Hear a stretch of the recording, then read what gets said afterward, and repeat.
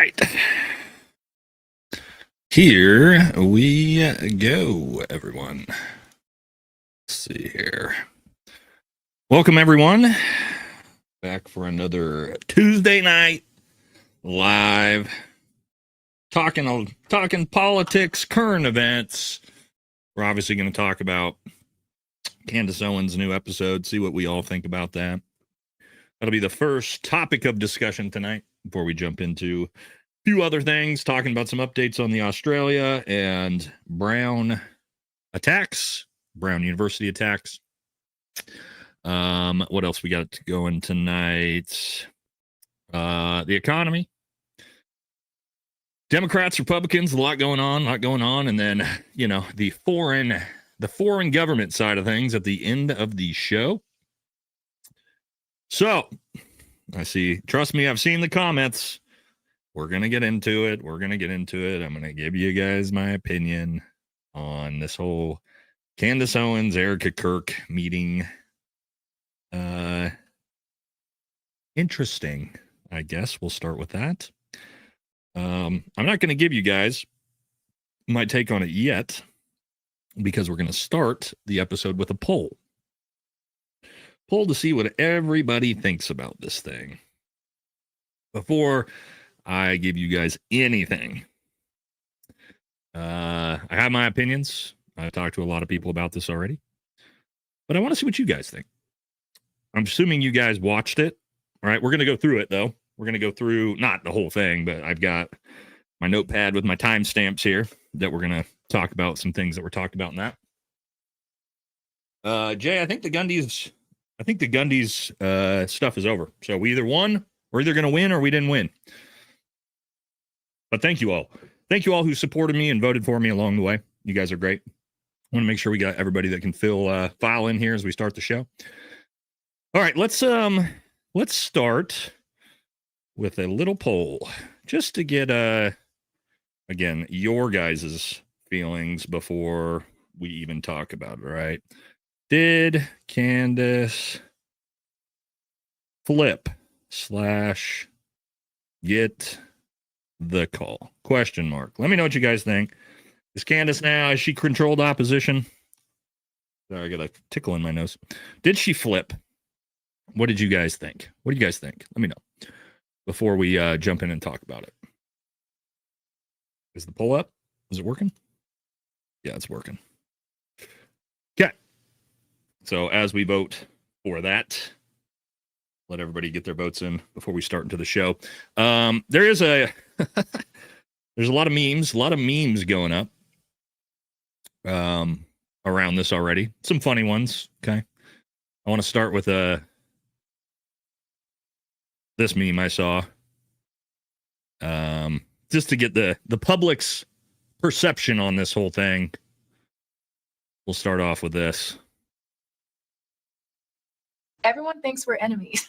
You're a fucking genius. We got this shit in the bag. It's funny how nobody realizes we work for the same people. I mean, how stupid can society be? They're so stupid. I think I'm going to hop on the podcast tomorrow and say you're a reptilian lizard person. It should spare us a couple days. That's perfect. You saw my Fox News interview, right? Everyone thinks my eyes changed and shit. So stupid.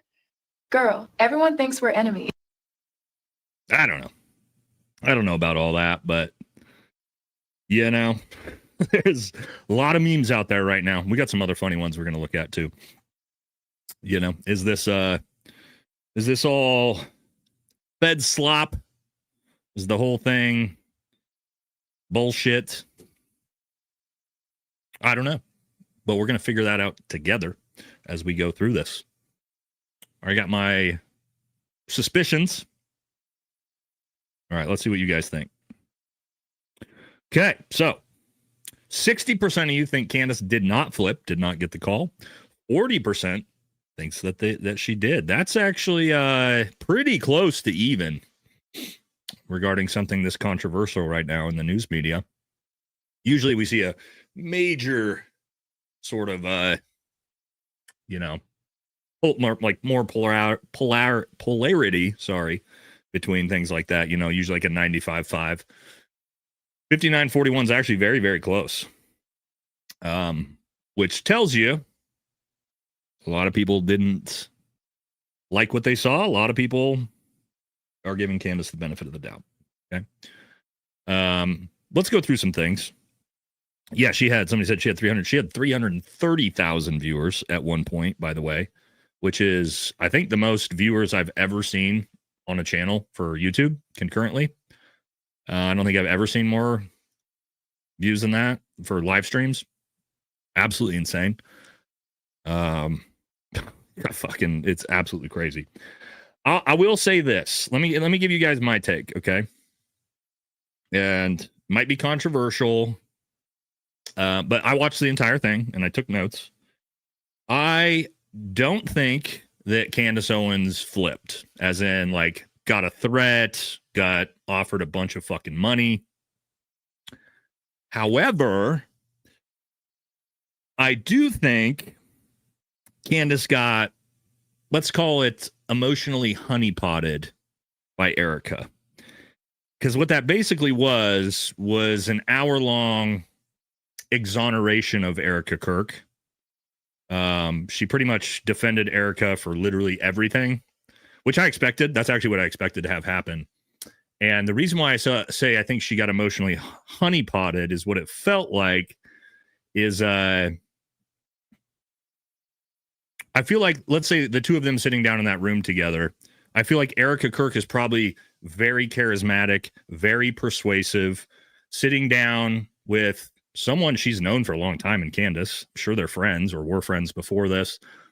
Charlie Kirk's best friend and Charlie Kirk's wife sitting down together discussing something. I think Candace could be very easily emotionally manipulated into taking Erika Kirk's side, while also then what it felt like was using throwaway blame on people in TPUSA. And we're going to go over those clips, right? There was a lot of throwaway blame on Dan Flood, a lot of throwaway blame on Brian Harpool, a lot of throwaway blame on Andrew Colvett. And so to me, Candace went pretty hard, harder than I think I've ever seen her go on some of the Israel stuff and stuff like that. So I don't think she got the Netanyahu call at all. But I do think she got hoodwinked by Erika. Okay. Into not that she's going to be done with the investigation or anything like that, but there was zero talk about all of the weird shit Erika has been doing. And we have it here. We're going to look at it. We all know, and it's not just me. We all know Erika just did an interview with Barry fucking Weiss. Literally Netanyahu's little Hasbro mouthpiece. All she's been doing is going on Fox News saying Shabbat Shalom and talking about how much we need to support our greatest ally. That's all she's done, Erika, in the last week. And the fact Candace said nothing about any of that, that was a little concerning. So let's jump into it. Let's go through it and we'll talk about it, okay? Because I'm not in the camp of, oh my God, Candace is a Fed and Candace flipped. I don't think that. But I do think, I feel like it was like two friends sitting down together and maybe one of them getting manipulated. But I don't know how you guys feel about that. I don't know if I'm way off. And again, even the Barry Weiss Erika interview, like Candace blamed all of that on Barry Weiss for the questions that were asked, not Erika Kirk's insane fucking responses. Like Barry Weiss didn't force Erika to, say any of that shit. So again, very, very odd. So is everything fake and gay? I don't know. A lot of people were not happy with that episode. Looking at the chat, oh my God. But we'll see. So we're going to go through that first, okay? I do like the way Candace opened the show. I thought it was actually pretty hilarious. We're going to just start jumping into it here. The way she opened the show was super funny. Let's jump into it. Okay, everybody, Shabbat Shalom. Just want to say Shabbat Shalom to everybody back at home. Happy Hanukkah to our greatest friends and allies. And, this is a good time to mention that Israel does have a right to defend itself. So obviously trolling, we get that, because Candace is aware of how much backlash she was sort of getting before she even did the episode. Tucker Carlson is Adolf Hitler, and TikTok does need to be purchased by the Mossad. It's just how I'm feeling today. I am not different. Maybe you are different. Welcome back to Candace. All right, we're going to skip forward. Yeah, this was music was actually perfect. Well done to Candace. However, if you're going to do this, you got to carry through. Okay? You can't just do this intro and then defend Erika Kirk for 45 minutes, in my opinion. But let's jump into a couple of parts of this that we're going to work our way through. Charlie never texted anybody the night before saying that he thought that they were going to kill him. And that obviously reflected poorly on me, because I was the one who said that he did, in fact, text multiple people the night before. And then I went on Jimmy Dore on Friday, Jimmy Dore's show, and I clarified. I said, Andrew Colvett told me specifically that he was one of the people that received this text message. So I got that first person. I didn't get that from a source. I got that directly from Andrew Colvett. And to my point, or to our point here, as Candace is acknowledging, and TPUSA is have to admitting that, yes, that did happen. Candace was right. Why was Erika Kirk lying about this? Candace just didn't even mention the fact that Erika Kirk literally went on a podcast and lied on Candace's name about this. So that's weird. And then somebody who had access to Dan Flood's communications said that Dan Flood similarly received a text message. They owned that right away and explained. Erika said that she has Charlie's phone. She's looking at his iMessages. And it turns out that he, like everybody else, communicates on Signal. Okay, let's stop here. So Erika, and again, we're going to break this down. Okay. So Erika, her excuse for why she lied about this was that, oh, well, it wasn't in Charlie Kirk's iMessages. So are we really trying to pretend like both Andrew Colvett and Dan Flood, who's the head of risk management for TPUSA, both were told by Charlie Kirk the day before he was shot, and neither of them mentioned this to Erika? Really? Neither of them mentioned that to Erika? And so here's my point here, is this all feels like a big exoneration of Erika Kirk, of things she very clearly knew about, including these text messages. Okay? I don't buy for a second that Erika Kirk, and we're not attacking Candace, I'm just saying there's some things I feel like Candace is getting hoodwinked on here by Erika Kirk and TPUSA. Because again, how is Erika going to try to say that, oh, I never heard that from my head of risk management, my head of security, and literally Charlie Kirk's best friend, Andrew Colvett? I don't know. Tough sell for me that Erika wasn't well aware and decided to lie about it anyway. All right.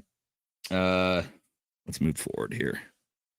A lot of timestamps we got to get through. questions, they were not random, like I told you.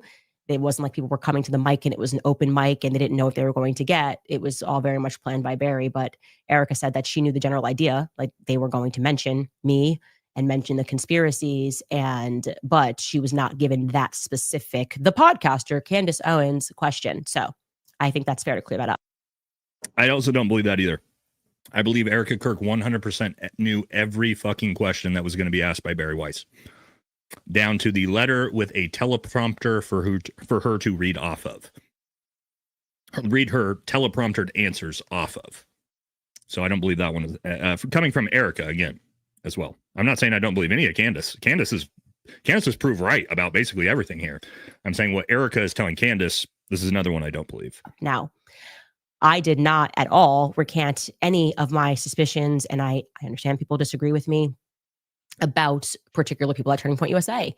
I communicated what I communicated in front of the whole world. I my skin crawled after I spoke to Terrell Farnsworth, the person who took the cameras down. He lied to me several times. I explained to them, which felt good to have that. This guy is real fucking sketchy, by the way. So to Candace's point here, I agree with Candace on that. This guy, yeah, we all know this guy, right? The guy who the second Charlie was shot, immediately sprinted around the corner, pulled his phone out and started filming about how they killed Charlie, and then was actually watching and filming everything happening.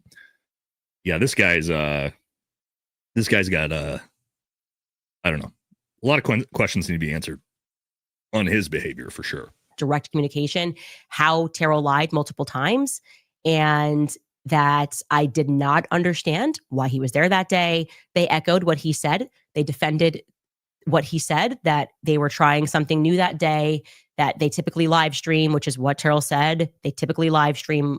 And I said, every college event. Well, they said, well, yeah, they live stream the events that are tour stops, but they don't live stream like the outside prove me wrong type events. And that was something that was new and it required Terrell. And I said, even if that was all real, if that was all true, I still didn't feel good about the conversation that I had with Terrell. And I can't ignore my gut about the many little lies that he told. I thought the video. Yeah. And we can literally, to Candace's point, we can literally watch him on video do some shit that I promise you, not a single person watching this live stream in this chat right now, not a single one of you, if you started coming under gunfire, and I know because I've been in situations under gunfire, nobody's going to immediately run around the corner, pull their phone out, and start filming themselves. Oh, sick, bro. Oh, shit. Charlie just got killed. It's crazy out here. Like, that's not how human beings react to being shot at. So, very, very bizarre from this guy. So, I'm with Candace on that one. Let's keep moving here. As you're investigating, you're going to say, who's got the footage? You know, let's lock it down. But it didn't make sense to me that Tyler Boyer lied about it. And I don't trust Tyler Boyer. And that is never going to change. Similarly with Rob McCoy, he makes my skin crawl. I can't explain it. I look at him and he's a bad person. And okay, so let me make a point here, because I actually agree with Candace. I agree with Candace on all this stuff, on the dude we were just talking about being sketchy. Pastor Rob McCoy, 1000% sketchy with all his lies about the amazing Mikey McCoy and blood all over him and directing traffic, my son, the hero. And Mikey McCoy and Andrew Colvett and all of the security. All of those people are super sketchy, and we know that.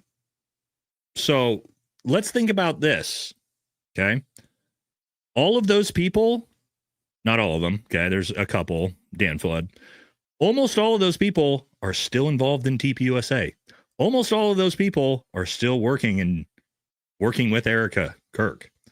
So when you start to think about Erika Kirk being surrounded by all of these sketchy people lying about everything, at some point you have to ask yourself, well, why is Erika Kirk allowing this?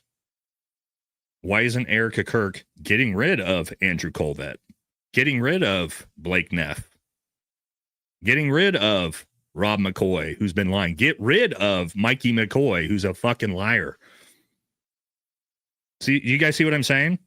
So it's great that Erika is placing, and this is what Erika supposedly did to Candace, she placed blame on everybody else in TPUSA the entire interview, right? But didn't get rid of any of them. They're all still working with them. They're all still part of she loves her TPUSA family. You guys remember that? Stop attacking. Stop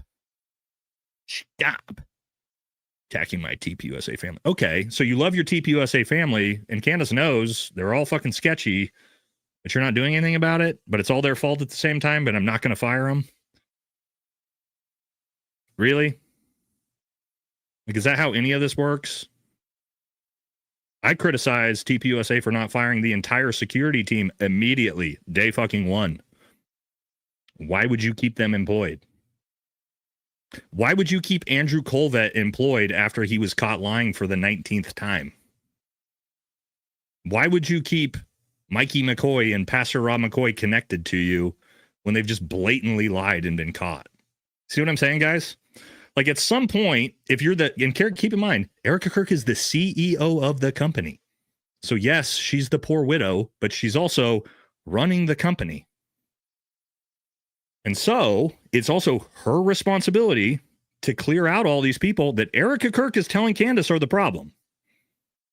And so it's very hard for me to take any of this seriously from Erika of what Candace is telling us when nothing's been done about it. You know what I mean? But I digress a little bit. Let's get back to it. Nobody can make me feel one way or the other about that. I was surprised to learn, and this is kind of gets into, I guess, us not knowing the inner workings at Turning Point USA, that Rob McCoy actually does not work with Turning Point USA in any capacity whatsoever. Oh. And so him communicating as he has done, like, I'm the pastor, I'm this, I'm that, it's just not real. Like, that is not real. And why is it not real? Because Erika Kirk told Candace it's not real, and we just immediately believe Erika Kirk. This is my thing. It's just everything Candace was told came out of Erika Kirk's mouth. And I'm really just kind of confused why Candace is regurgitating it as if like, oh, well, Erika said it, so it's fact. Like, when did Erika Kirk become the pillar of trustworthiness? Now, I'm not saying that Erika Kirk had anything to do with Charlie Kirk's murder. I don't believe that for a second. But I do believe she and TPUSA has absolutely disgustingly taken advantage of the murder of her husband for financial gain. I do believe that. And so, and it's not just me. I'm pretty sure the entire world does not trust Erika Kirk, including evangelicals at this point. So the fact that Candace has just been like, well, Erika said it, so it's true. I don't know. That's a tough pill to swallow, I think, for everybody. So it's bizarre. There's no way it's not bizarre. Okay, we did that one with Pastor Rob McCoy being let off the hook. Oh, the magic bullet theory. Let's do that. Convince people that this is real, and this is just a different time. Like I said, these TikTokers are out of control. They will check you in 4 seconds. Okay. Things that the biggest piece of this that I want to communicate, and that I did communicate to them, and I hope that they took me seriously on this, or that rather that they take my strong advice on this. I said one of the reasons why I really want to sit down is because I want to walk out of here and feel confident saying to my audience, hey, like, there's stuff going on behind the scenes, but Tyler Robinson shot Charlie Kirk. Like, that more will come out, but you can take it from me that this is what happened. I was looking to achieve that because there's been a lot of signaling from various people, some people who are experts, some people who have been involved in cases, that there's obviously going to be stuff that the public does not have access to. This is and super so interesting, it is actually. at least plausible that they have seen very clear footage that we've been asking for. And this is what we've been saying on this channel for a while, is that there either is a ton of footage and evidence that we haven't seen that's going to come forward in the trial, or we have everything that's been seen. And the fact that TPUSA and their lawyers told Candace what we're going to hear right now is actually crazy. Of Tyler Robinson getting up there and taking the shot. Like, they have access to UVU camera. So I was hoping to hear that. And I said that I want to hear why people feel so confident at Turning Point USA that Tyler Robinson is the guy. And at this point, they elected to call the lawyer, like, you know, their lawyer who is involved in this case, one of the lawyers that's involved in this case. There's always a team of lawyers, especially for something like this. And what I got from the lawyer did not make me feel that Tyler Robinson shot Charlie Kirk. It did not make me feel confident that he didn't or did shoot Charlie Kirk. I was very surprised by this. He spoke a very long time. I asked, you know, can you share with me what it is? And I said, when you share this with me, I will not say what that thing is. If we want to protect the integrity of the case, I'm not gonna. If you say we've got the footage of him taking a shot, I promise I won't say that to the audience. But I will communicate to them that you have something that is solid. And no. To the exact contrary, That's crazy. This guy effectively said, not effectively, he said that they have nothing but the affidavit. Okay. So what we have seen is what they have. What is being discussed publicly, this whole like non-expert problem with like, well, you don't know. It's like what you read, his messages that don't have any dates on it, Tyler Robinson writing out everything and the clean alibi. That's what they have. So This is actually super, super important to understanding what's going on. TPUSA's lawyer, and I'm sure Candace isn't making this up, right? Because TPUSA could literally just come out and be like, she's lying about that. TPUSA's lawyer told Candace they do not have any more footage, any more evidence that ties Tyler Robinson to the shooting than what we have. And we've all been sitting here going, there's got to be more footage. There's got to be more evidence. We know Stephen Gardner and Gary from Paramount Tactical went up to the roof and showed there's a camera right there that can see direct line of sight where Tyler would have taken the shot from. So why doesn't that footage exist? That's super sketchy. And what this also then says is TPUSA, Fox News, everybody connected to Erika Kirk, their organization, has no more information than we do, yet they all want that, and they've all come out and said it. Erika, TPUSA, Andrew Colvett, everybody has come out and said, we believe 100% that Tyler Robinson acted as a lone shooter, and the case closed. Think about that. Now that we know TPUSA doesn't have any other evidence than we have, the fact that they have been doing this with no evidence at all that Tyler Robinson is the shooter at this point, basically other than DNA that matches a gun that we have no idea and haven't ever seen connected to the crime scene yet, and a weird text message to Lance Twiggs that nobody believes is real. That's it. That's the case. So TPUSA, Erika Kirk, everyone involved has been pushing this as like, nope, case closed. The most evidence you've ever seen. What? That makes me 1,000 times more suspicious of TPUSA than when I started. Because for me, I was like Candace. I figured they have to have access to a bunch of fucking evidence, video footage, things we haven't seen, and that's why they're so confident. But now the fact that we know they don't have anything more than us, holy shit. That means, what does that also probably mean? And I've said this before, we're going to get one of two things in the trial. We're going to get a ton of new evidence, camera footage. We're going to see Tyler Robinson take the shot. It's all going to be there, or we're going to get nothing new. And it's starting to look like we're going to get nothing new from the feds. And they're just going to prosecute him based off of what we've seen. That's fucking crazy, guys. And the fact that TPUSA's lawyer admitted to that, to Candace, whoa. If I was Candace, when that lawyer would have told me that, holy shit, I would have been a dog with a bone at that point of like, oh, so now you look 1,000 times more guilty, TPUSA, because you would think if you guys didn't have any better information than us, you would be TPUSA. You'd be just like all of us. You'd be trying to figure out what the hell happened to Charlie. But that's not what you've done since day one. Since day one, TPUSA has been trying to shovel Fed slop down your throat. Since day one. And they've had no better information than we've had. That's fucking sketchy. So Candace, I think, missed. Great job by Candace on getting that information out there, but I think that one she missed of how massive that actually is. Because that just makes everything look more suspicious. All the people that are trying to shovel that narrative down your throat, knowing now that they have nothing new, nothing more than we do. Ooh, that ain't good, ladies and gentlemen. And to me, that means anybody that's coming out and yapping and doing Fed slop with TPUSA, now I'm suspicious. Now I'm suspicious of you. Because you don't have the information you were claiming to have. And I don't like that. I don't like that one bit. And I know you guys don't either. All right, let's keep moving. So this is my point, guys. When I said earlier, do I think Candace flipped? Absolutely not. The fact that Candace put that information out, if Candace had flipped, that shit would have never fucking come out.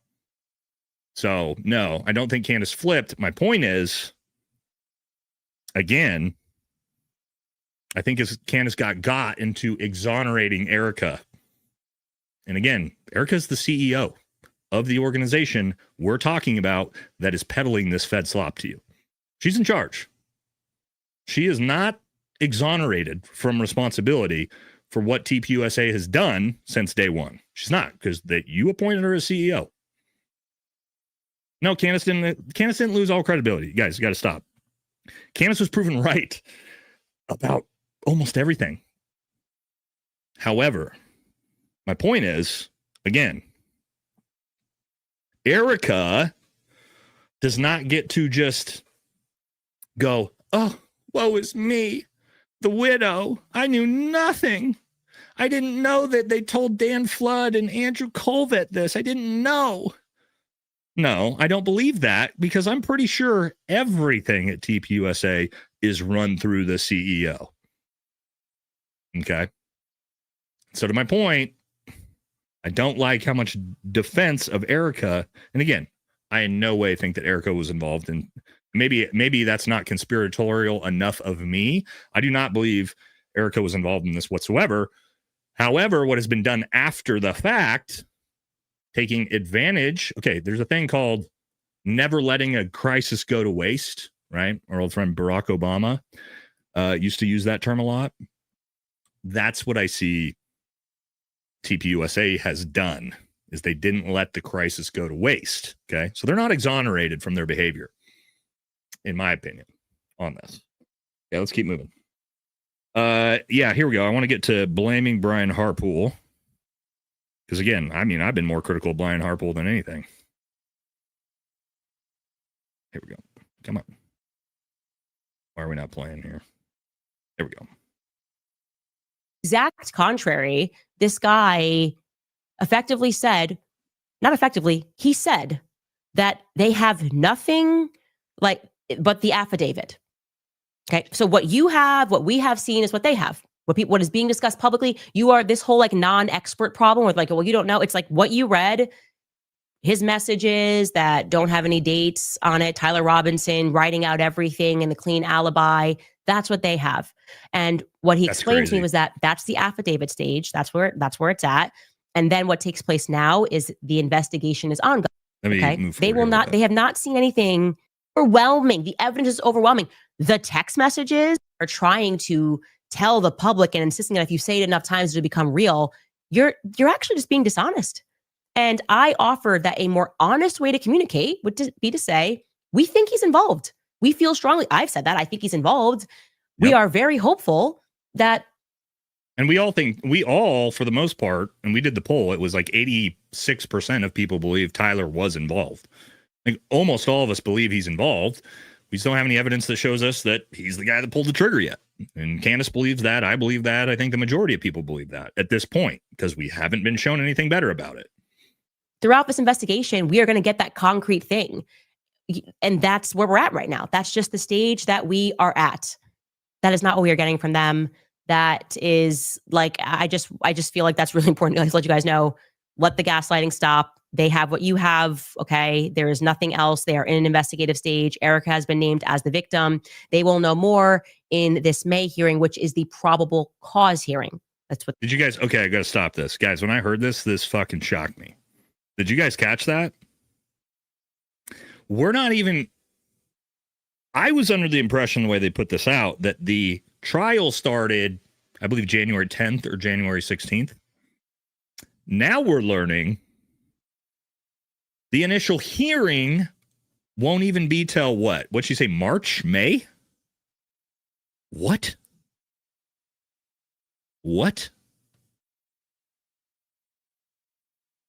Again, let's back that up just a tiny bit. Have what you have. Okay. There is nothing else. They are in an investigative stage. Erika has been named as the victim. They will know more in this May hearing, which is the probable cause hearing. They're not even doing the probable cause hearing to decide if they even are going to go to trial until May. What that means is the probable cause hearing, right, is that the prosecution brings the evidence before the judge and says, we have probable cause to convict Tyler Robinson. And if the judge says, hey, sorry, like this is bullshit, you don't have anything, I'm throwing the case out, there's no case. So we're not even going to get the probable cause hearing, the initial probable cause hearing, until May? What? Why? Why? How is that right to a speedy trial? That's insane. Is the goal for us to all forget about this story? Because the news cycle moves so fast. We're probably going to invade Venezuela tomorrow. You guys didn't know that's probably what's going to happen, is Trump's going to announce that we're invading in Venezuela tomorrow, the day before, 2 days before the Epstein file drops, right? We'll talk about that here in the rest of the episode when we get to the politics, current events. But it just feels like we're trying to kind of just bury it under the time gate, right? If we can just push it out long enough, everybody will forget about it. We'll probably get a big war going, start a war with Venezuela. Mike. We're seeing Mike. What happened to it? All right, I have to reset. When this happens, I have to reset.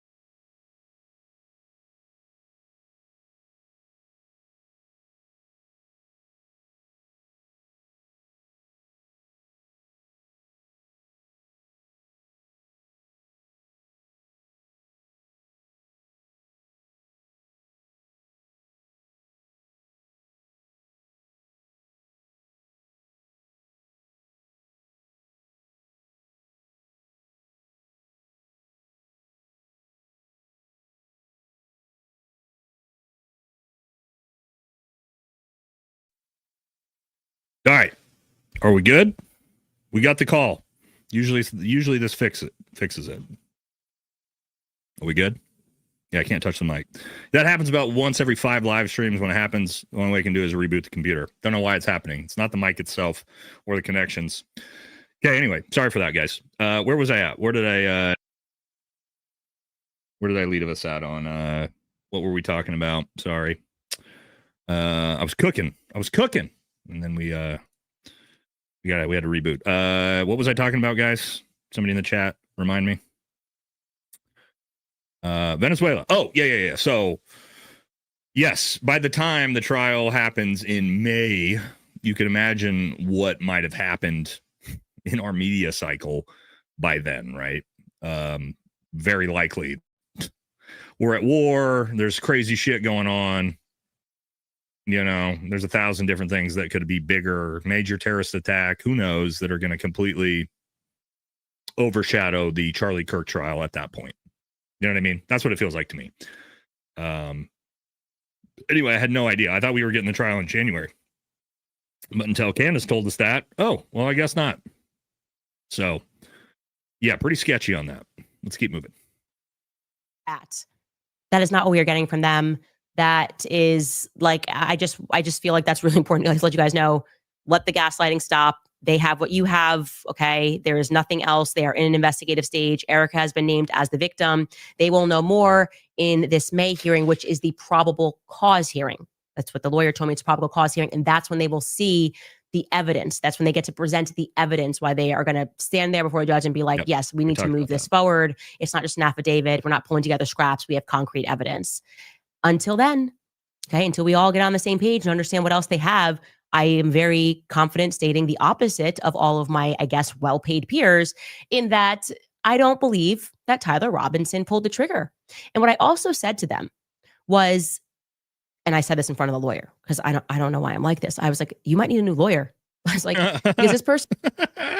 Candace is pretty based. I guarantee she probably did say that right in front of the lawyer to Erika's face. Trying to sell to you that this is solid. One of the rules that me and my husband have is that if you have a lawyer that tells you like you're 100% going to win, it's very clear that you're going to win. You need a new lawyer. Okay, that's a cheerleader. That's not a lawyer. A lawyer, even if you should 100% win, should be telling you the risks here. You know, I feel good about this case. Like, let me talk real to you. I feel good about this case, but here's where things could go wrong. I want you to understand those risks that are involved. We don't have this yet. We don't have that yet. And especially given what I told them, which is your lawyers, or the investigators rather, not their lawyers, because they're not the ones investigating. It's the state of Utah that's investigating. They have not called the one solitary person, as I told you guys, who filmed as he was on the roof. Remember the guy that's like, oh, there's somebody on the roof, and he sees him crouched down. I said, I spoke to that person, and his testimony would be devastating to your prosecution. He saw the person on the roof. He filmed the person on the roof at 12:23 p.m. and he did not see that person take the shot. And this is not some random student. This is a guy who trains people to shoot guns at a range. He knows guns. Okay. He said what he saw was a smaller gun. He said that this person was dressed in black tactical gear and there was no recoil. So just looking at this from here, I'm kind of interested because you can see the full silhouette of his body. I don't know if we'd be able to see the rifle here, but if the rifle, you'd have it on a tripod or you'd have it on a backpack, you'd have it on something, okay? And the reason why, let me explain something, the way firearms work, okay? You can't just put the barrel of a rifle on concrete, right, and fire it. It'll have a massive effect on the actual trajectory of the round.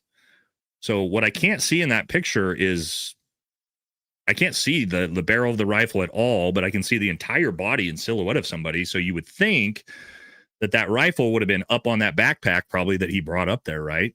Maybe 6 to 8 inches off the ground, because you have to have a sandbag or whatever. He's not going to have a sandbag up there. But you can't just put a firearm barrel on like something solid like that and pull the trigger. The trajectory round is going to be all fucked up from that. You'd have to have it on a tripod, some type of front rest. You'd have to or take the shot where you're actually holding the rifle up off the ground. And so that picture is very, very concerning to me, because if that rifle was actually up off the ground, and keep in mind, it would have had to been in the prone position where he's laying down, the barrel of the rifle would have had to been at least equal with the edge of that roof or beyond it, because he's shooting at a downward slope. So he can't be too far retracted off that roof and have the rifle angled down, or he's just going to shoot into the roof. So how come I can't see the barrel of the rifle? I can't see a backpack that it's on. I can't see anything. All I can see is a guy laying, and I can see his entire body in the prone up there. Right? Maybe, somebody said maybe rest the barrel in your hand. Maybe you could do that. Again, you could probably be in the prone with the rifle cocked in your own hand or something like that, which makes the shot a lot harder, by the way. But from this picture here, let me pull it back up. It's hard to see, but like we can see his entire silhouette, and I don't see anything from what you would expect, because we can see his whole head. And what I mean by that is, if I can see his entire head, well, I can see that's where the scope would be. Scope's going to be over his eye. I mean, I'm probably going to see the rifle. Who knows, though, right? But a good catch by Candace on this one. Because, you're not just going to... Somebody said that's not a body. You don't think that's the person on the roof?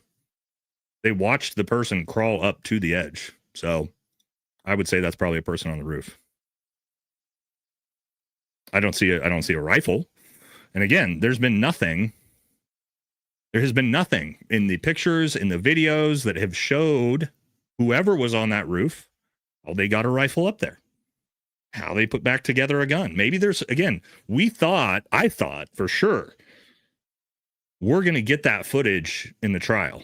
The prosecution is going to have all that footage. They're going to have Tyler going to the roof, the gun disassembled in his backpack, even though it wouldn't fit. They're going to have him putting it together with the screwdriver, because this is part of the official narrative, putting it back together with the screwdriver on the roof, taking the shot, apparently breaking it down because we can watch him run off and he doesn't have a rifle with him. But apparently, according to Candace, the lawyers say they don't have that footage. They haven't seen that footage. That's bizarre. Okay. Again, we'll have to wait and see, but again, this is coming from Erika Kirk's lawyer. And yes, maybe the prosecution hasn't shared that with them. Maybe. I don't know. But the fact that they have nothing beyond what all of us have, it's kind of concerning. Let's keep moving. Things also, which was, I thought, actually kind of sweet, that I guess I did on the previous show. I was like kind of looking at things into Mikey and I couldn't find him. And someone said, I think Mikey's not his real name.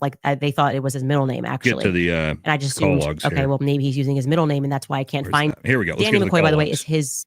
And this is the amazing Mikey McCoy. We all have seen him, right? Within 0.8 seconds of the shot being fired, he's on the phone and he's casually walking away into the abyss. Let's hear what their timeline, their call log said. In those 10 minutes, he three-wayed Erika 3 minutes after the shot went off. And then he three-ways his father. And then he three-ways a third person who I am not interested in mentioning because it's not relevant. This is Danny McCoy, by the way, is his brother that's in the military, but that's before the shot goes off.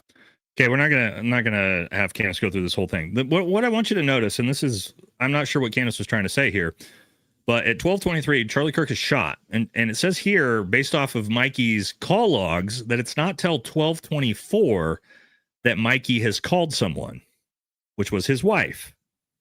They stay on the phone for 10 minutes.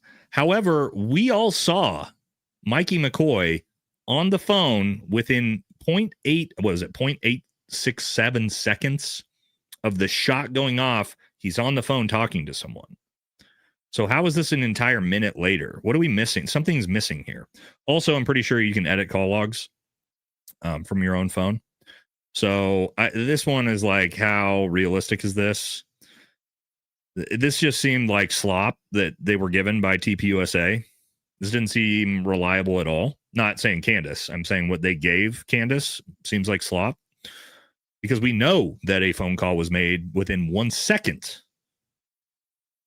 Within 1 second of Charlie being shot, a call was made. So why wouldn't it be at 12:23 the phone call was made?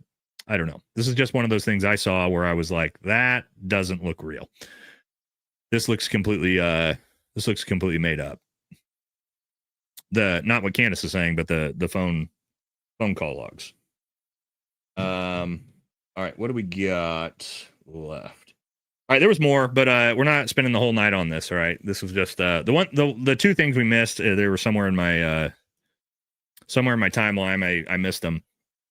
Was the blame on Dan Flood and Brian Harpool? Okay, so a lot of blame was placed on Dan Flood, which deservingly it should be placed on Dan Flood. However, Dan Flood was fired from TPUSA, as far as I know, recently.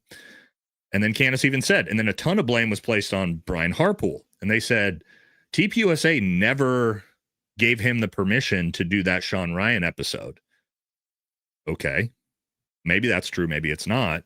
So basically they're throwing Brian Harpool under the bus, who, again, if I was TPUSA, I would have thrown them under the bus immediately because they were the people in charge of keeping my fucking husband alive. So I'm not blaming them for throwing them under the bus, but I think it's a little sketchy that now 3 months later, we all of a sudden fire Dan Flood and Brian Harpool once, I don't know, people like me do entire exposés on showing how much they fucked up, and then they get fired.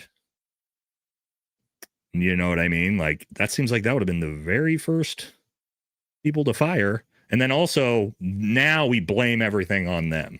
It's like, oh, it wasn't TPUSA. It was these people, we fired them. Yeah, but you kept them on staff for 3 months. And you only got rid of them once everybody realized how much bad press there was to have them around. You know, so it's kind of like, And again, to my point, so much of this just felt like an attempt to exonerate Erika. You guys, am I being crazy? Did it not feel like that way to you? It was like, what Candace can't do is be like, nope, just kidding. Tyler's the shooter, and I believe the FBI narrative. That would be like the Fed slop pivot. But it's almost like Candace was proven right about everything, but TPUSA said, Candace, you're right about everything, which they literally said. However, it's not our fault. It's Brian Harpool's fault. It's Dan Flood's fault. It's Andrew Colvet's fault, who I would not be shocked to see Andrew Colvet get fired very, very soon. Yeah, hey, you got to go because you lied too much. And so that way TPUSA can say, and Erika Kirk can say, it wasn't us.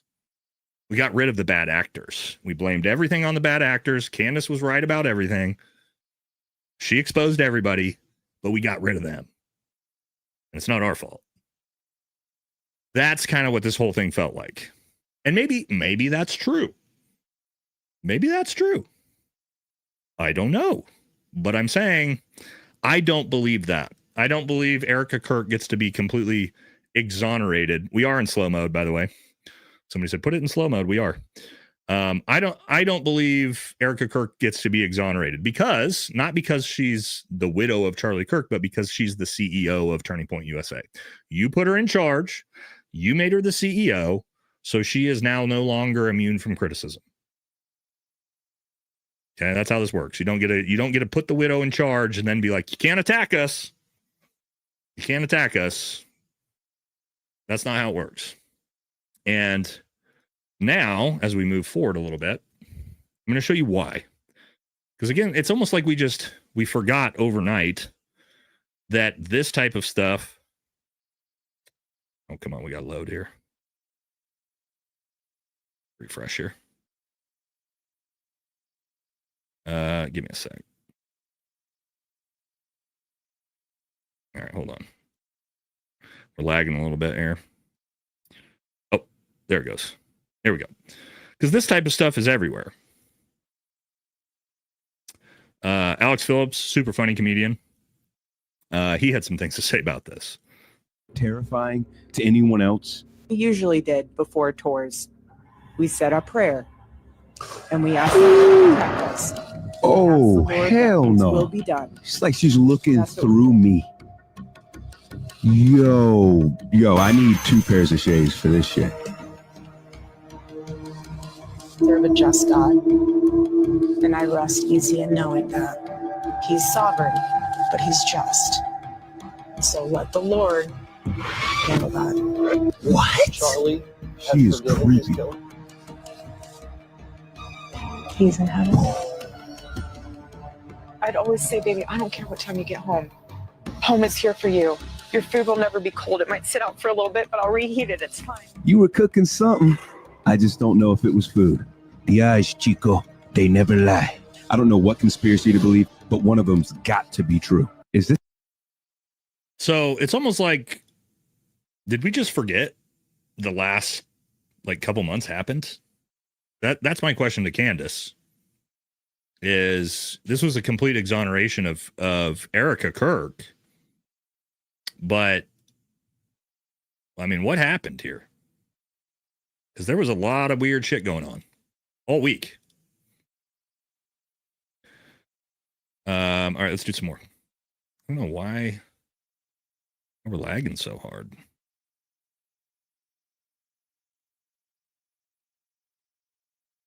Stand by 1 second. Here we go. Like, it's like we just forgot that this just happened. You know, this interview with Barry Weiss, like I said, the literal mouthpiece for Benjamin Netanyahu and Larry Ellison. Like, she's a literal, allegedly, let me quote that, like, Israeli spy, basically. And you're doing these sit-down interviews with Barry Weiss. This the hours and days after your husband was murdered. Yes. You got up Just watch her. in his podcast studio where he broadcasted from for many hours every day. Yeah. And you said this. I mean, we're going to pretend this is normal. I'm just not going to I'm not pretending that none of this is normal. I'm just not pretending that anymore. I'm done with that. You said you have no idea what you have just unleashed. Look at this. What are we talking about here? What did you mean by that? Let me give you a little background of that day. We get home. The team goes to dinner. I'm laying in my daughter's bed and I can't sleep. It took me months to even walk into my bedroom. I believe that's probably true. But I mean, you're freaking me out with your mannerisms and your eyes. It all feels like performative theatrics. I don't know how you guys feel. I'm laying in my daughter's bed. I can't sleep. I grab my phone and I start typing out it. And those are my words. That morning, the team reached out to me and said, they think they got the guy. You should probably say thank you to the authorities and just make a statement. Okay, so this is very important. What this tells me, listen to what she said there. This is the day after Charlie's killed. And what do the guys who are the people I'm assuming are actually running TPUSA, Andrew Colvett, Blake Neff, what do they tell her? You should probably get on Charlie Kirk's YouTube channel and make a statement. Really?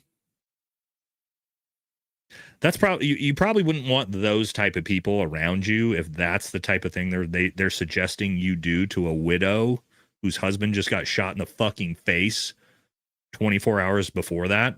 Hey, how about maybe don't have her go make a public statement because it's been 24 hours since his husband was assassinated on live TV.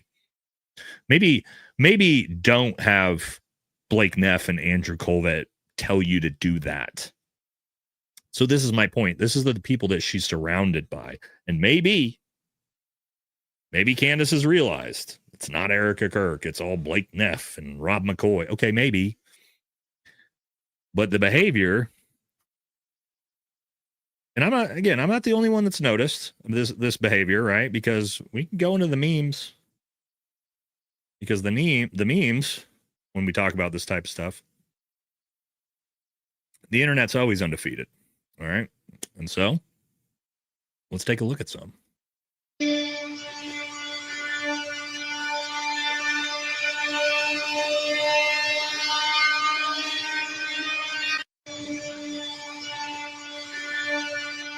It's fairly accurate. And it's not just me. It's everybody. They're going to run her for president with Vance. That is what they're going to do. Okay. They are building her up into the new leader of the Republican youth to run her with Vance. So they have some sort of female running with Vance. And if you can't attack her now, you're definitely going to be able to attack her later. And dude, there's all these text messages that have Charlie saying, hey man, I'm really starting to have my doubts about, what's going on with this Israel situation. They want me to do this and that. I'm not going to do those things. And then all of a sudden he's gone and she's in. And to find out, when we started digging into these airplane things, these airplanes were following Charlie. They're following her. Right. So, I'm sorry if that upsets people, but dude, these are the fucking facts, bro. Take this up. And then one more before we move on. Okay. I want to show you guys, if you haven't seen this response, regardless of what we think about Nick, you like him or you hate him, this was actually epic in his response to Erika Kirk's Barry Weiss performance. Erika said, "You're never going to believe what happened." So now Erika got on the show with Barry Weiss, and she said, it's so crazy. So Erika Kirk does a show with Barry Weiss on CBS. It's like a town hall. It's going to air this weekend. They published the clip. And Barry Weiss says to Erika, she goes, "What do you have to say to Candace Owens and these people that are pushing conspiracy theories?" And Erika, like, dude, oh my. And the Oscar goes to Erika. Her face, her expression hardens, and she goes, "Stop." And we're supposed to be like, oh, whoa, she means business. No, you stop. No. You need to stop. Yeah. Did you guys see the clip? So she's on with the Israeli spy, Barry Weiss, after she's grabbing J.D. Vance's ass. And Barry Weiss goes, "So what do you have to say to Candace Owens, who built her business lying about blah, blah?" And Erika Kirk makes this like face. She goes, "Stop. That's it." And we're supposed to be like, Saint Olga in the flesh. The battle cry of the cries of the widow. Like, come on now. It's enough already. It's enough. It's really bad at this point. Like, you're not a good actress. This is not a compelling performance. Nobody is buying this. And look, I am not a Candace Owens fan at all, as you know. That doesn't mean that this does not stink. Like, this performance does not stink. Just drop it. Can you just be fucking normal? Yes. Because it's obvious that you're acting. It's obvious that you are putting on a facade. And that is hurting your credibility. Yep. And it's hard for anyone to be able to take their side when that is what they are offering. You know, the first week, nobody could say anything because you can't. When she did her speech on the Charlie Kirk show, and then she did the memorial, and then she was on the show again, and nobody could say anything. But now, here we are on the second wave, second leg of the tour. Oh, this is great. The handkerchief is back and better than ever. The handkerchief is actually sort of disappointed. Erika Kirk's handkerchief was recently beaten out by the artificial intelligence founders for Time Person of the Year. Should have gotten it. The handkerchief was the runner-up, so it was a little bit disappointing, kind of crushing. You know, they thought they had it, but didn't get it. The handkerchief is back and bigger and better than ever. It is making an appearance. We are on the second leg. We are on the 67th leg of the Erika Kirk tour. And honestly, though, it's just like, who's buying that? Yep. You remember when she gave the speech and everybody said, "I've seen that expression before. It's like Saint Olga. Don't mess with the..." Come on. What is this now? What is this? It's like a Disney movie. Yep. Now what? She's the badass chick. She's going to be doing acrobatics and she's going to be flipping guys over her head. They think it's like a movie. It's one of these like girl power movies. She's with Barry Weiss. She goes, "Stop." And we're supposed to say, "Shiver me timbers. This is terrifying. Oh my gosh." Okay. Scary. It's not scary. You're not. Okay, enough. I'm sorry if you don't like Nick Fuentes, that's fine. But that clip's fucking hilarious. That clip's absolutely hilarious. And he's 100% spot on. That's how everybody feels. That's literally how everyone feels. And Nick actually believes the official Fed narrative. And even he is like, okay, enough is a fucking enough. Shiver me timbers. Yeah, I know. Pretty sure we're pretty much we're all at that point of like, just just stop it. Go be with your kids. Like, this isn't working. However, my point is, apparently Candace is now on board with that.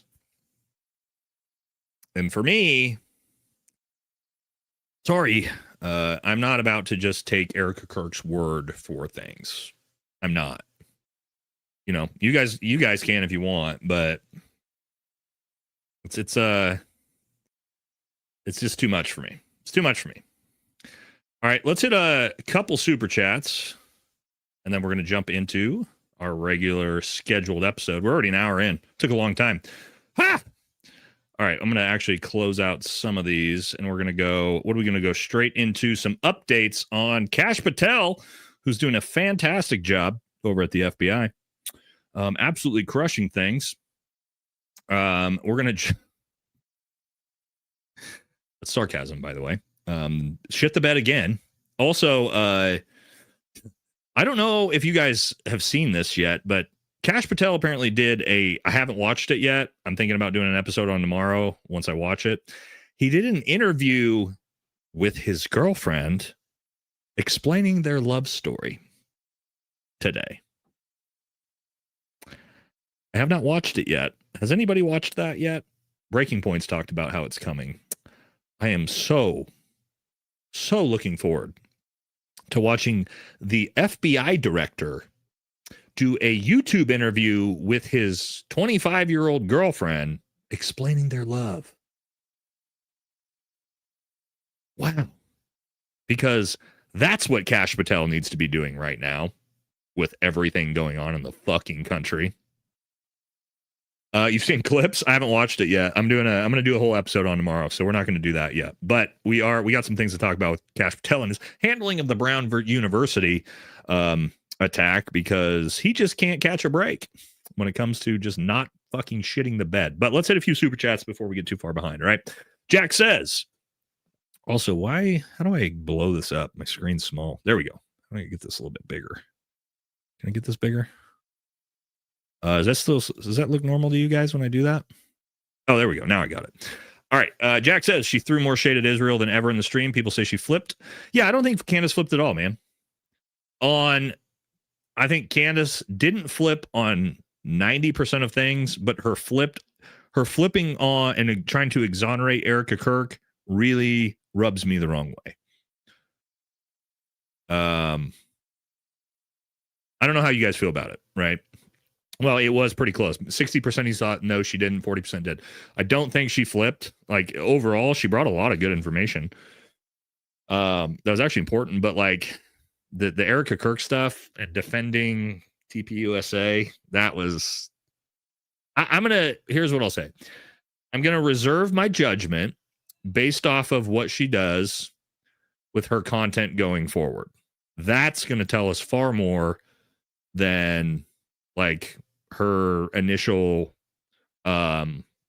response to that situation with Erika Kirk. So here's what I'll say. Watch what she does with her content. If her content all of a sudden completely exonerates TPUSA and Erika, and like there's no more conversation about any of that, that'll be very telling. But if she continues like a dog with a bone, well, I would say obviously she didn't flip. So that's what we need to watch for, guys. Because I didn't see the flip in this personally, but I did with the Erika Kirk flip. There was an Erika Kirk flip. She did 100% flip with exonerating Erika Kirk, which I do not think is justified. That is not justified, personally. But other than everything else, no, I don't think she flipped. But we'll have to wait and see. Again, if she continues with like a dog with a bone, then we'll know. And if she doesn't, we'll also probably know. You know what I mean? So give her a chance is what I would say. You know what I mean? I'm not going to write Candace off already just based off of that. There wasn't enough there that told me that she's flipped personally, but you guys can believe what you want. I'm just here to give you guys my perspective. I'm not here to tell you what to think. Okay. Oops, we're not going to those yet. We're still getting hit more a couple of these. Mr. Bruce Lee, what's up, everybody? People are being way too emotional about this whole thing. Emotions will cloud your logic, so people need to get away from their screens every once in a while. Yeah, great point. Like I said, everybody's freaking out, screaming, Candace flip. They paid her. They got her. Here's the other thing, guys. Let me explain this to you. Because you guys don't understand. And this is not me talking down to you at all. I promise you. But you guys that aren't on YouTube don't understand the amount of money that Candace is making off of her YouTube channel, and not just the Charlie Kirk case, but in general. Okay. So I can promise you the amount of fucking money TPUSA would have to pay Candace to get her to abandon her integrity and completely flip if it was a money thing. Trust me, it's way fucking more money than you guys realize. Way more money. It would have to, of course, outweigh what she would make just off her regular content by a lot. And I don't think TPUSA is offering that type of money. Yeah, somebody said she had 330,000 fucking people watching her live stream tomorrow. Or watching her live stream. How much money is that? I would have to do math. I'm not trying to expose anything. But again, people were YouTube creators. Let's just say, let me give some like low. You guys want like a low bald number? This is like literally low bald.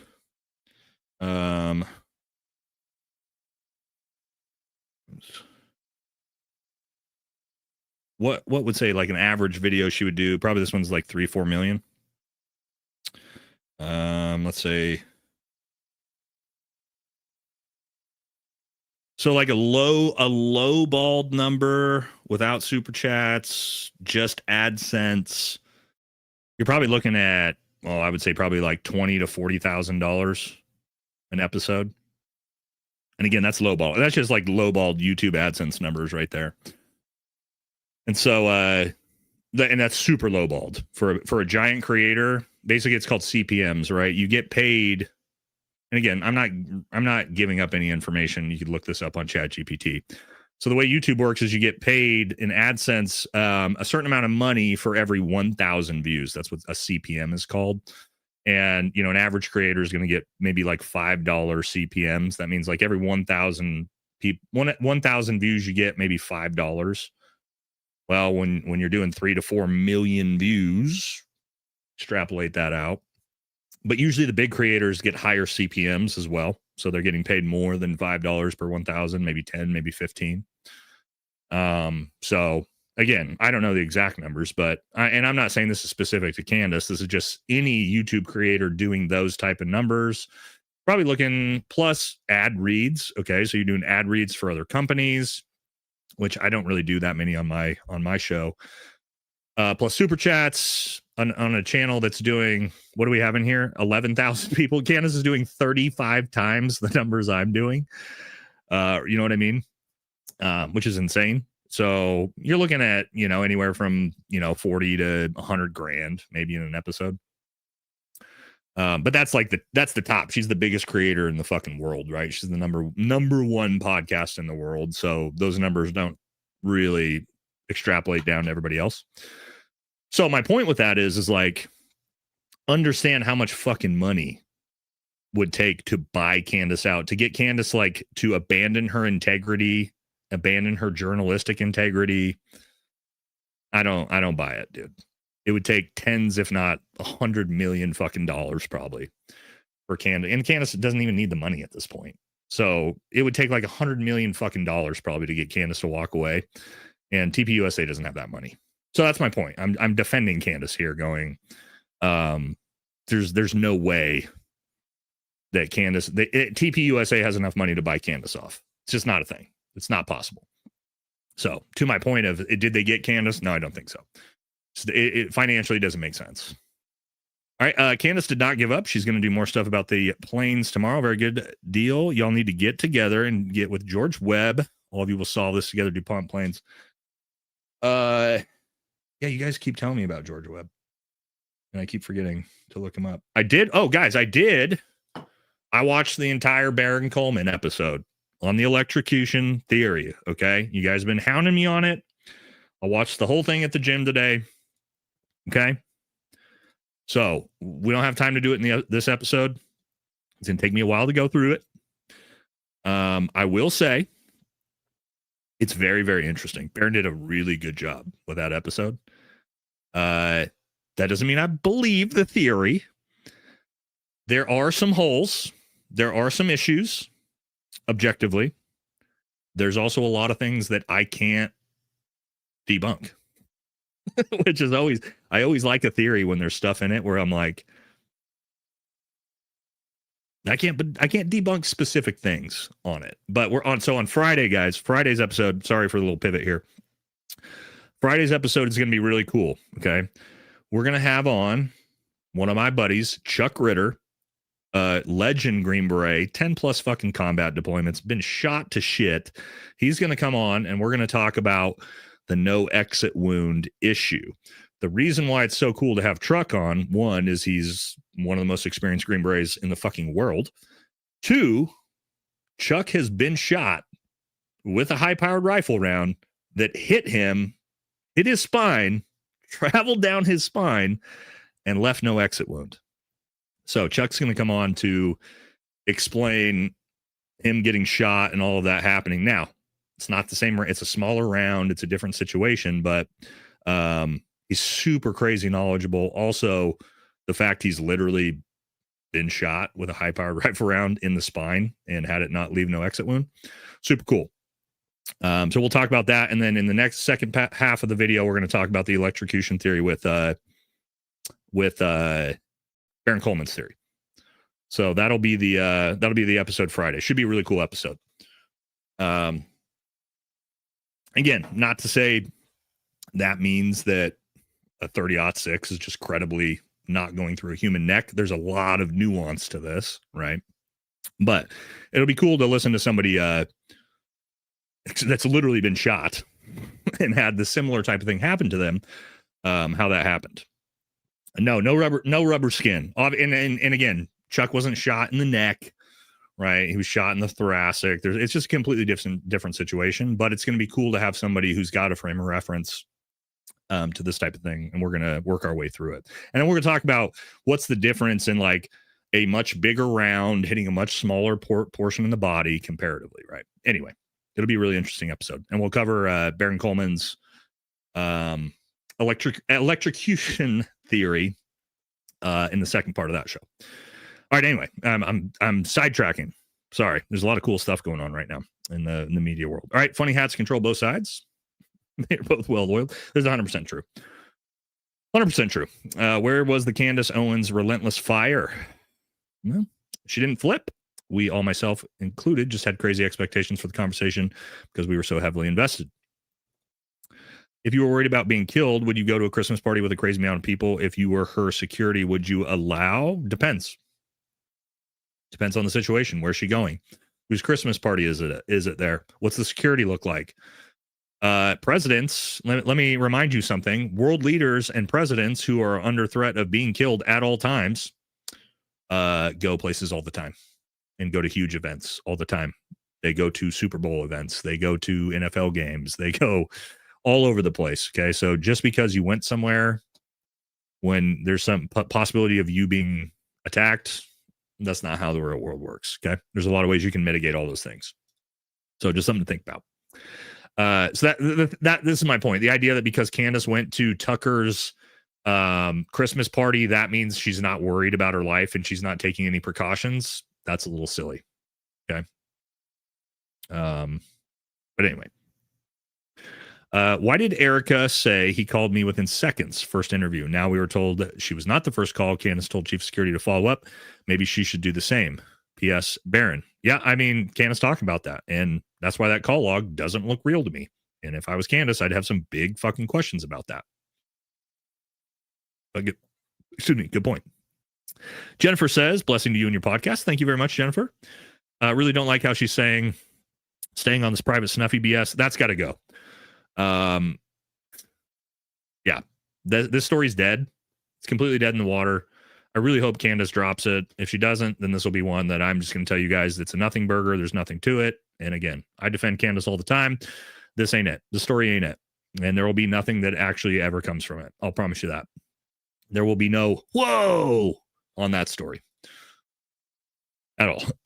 Again, and that's the military story, okay? The military side of things, I'm going to have my own opinions. I don't believe it's a credible story. I'm going to leave it at that.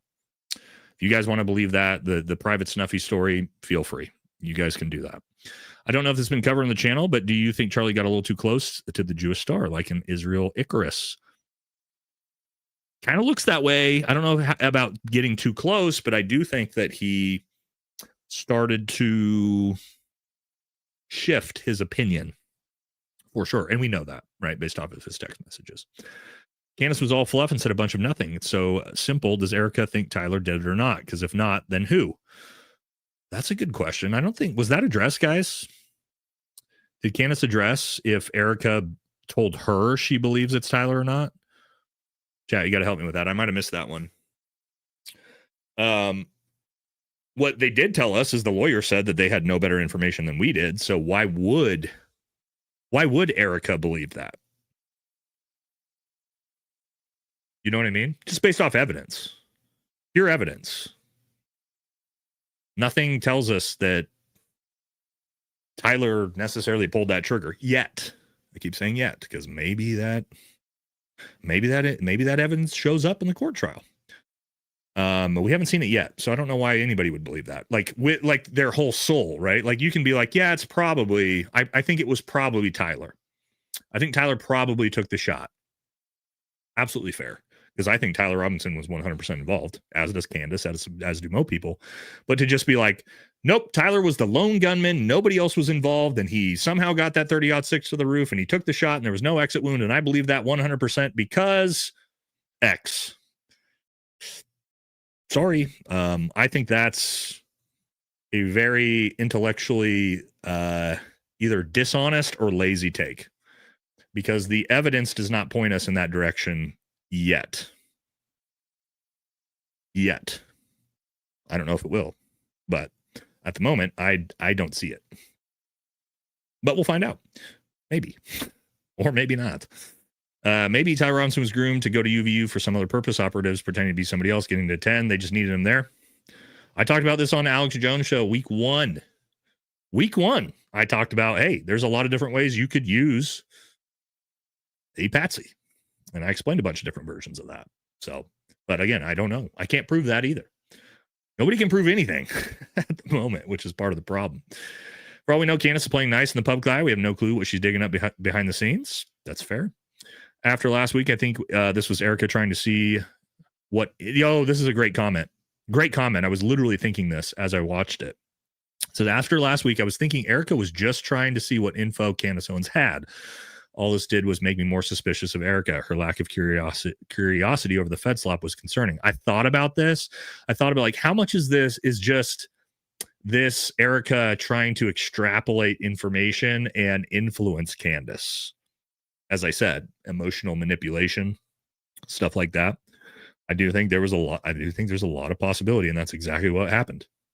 Because I do not trust Erika Kirk as far as I could throw her. Actually, I trust Erika Kirk less than how far I could throw her. Okay.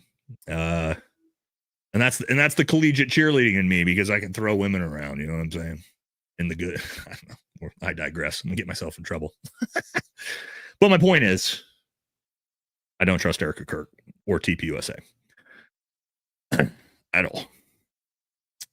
Candace was also Erika's friend. True.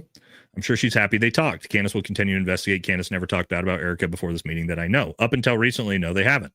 And this is a very good point. To my point, they're very good friends. It's Charlie's best friend and Charlie's widow. You would expect they would want to get along and they would want to come back together. But does that mean Erika has the best intentions for that? That I don't know.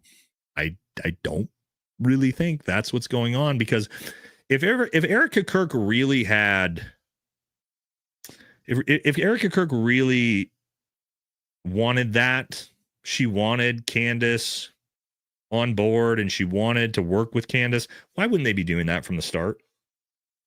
Why did it take 3 months and TPUSA like trying to call Candace out for lying about a bunch of shit she wasn't lying about? You know what I mean?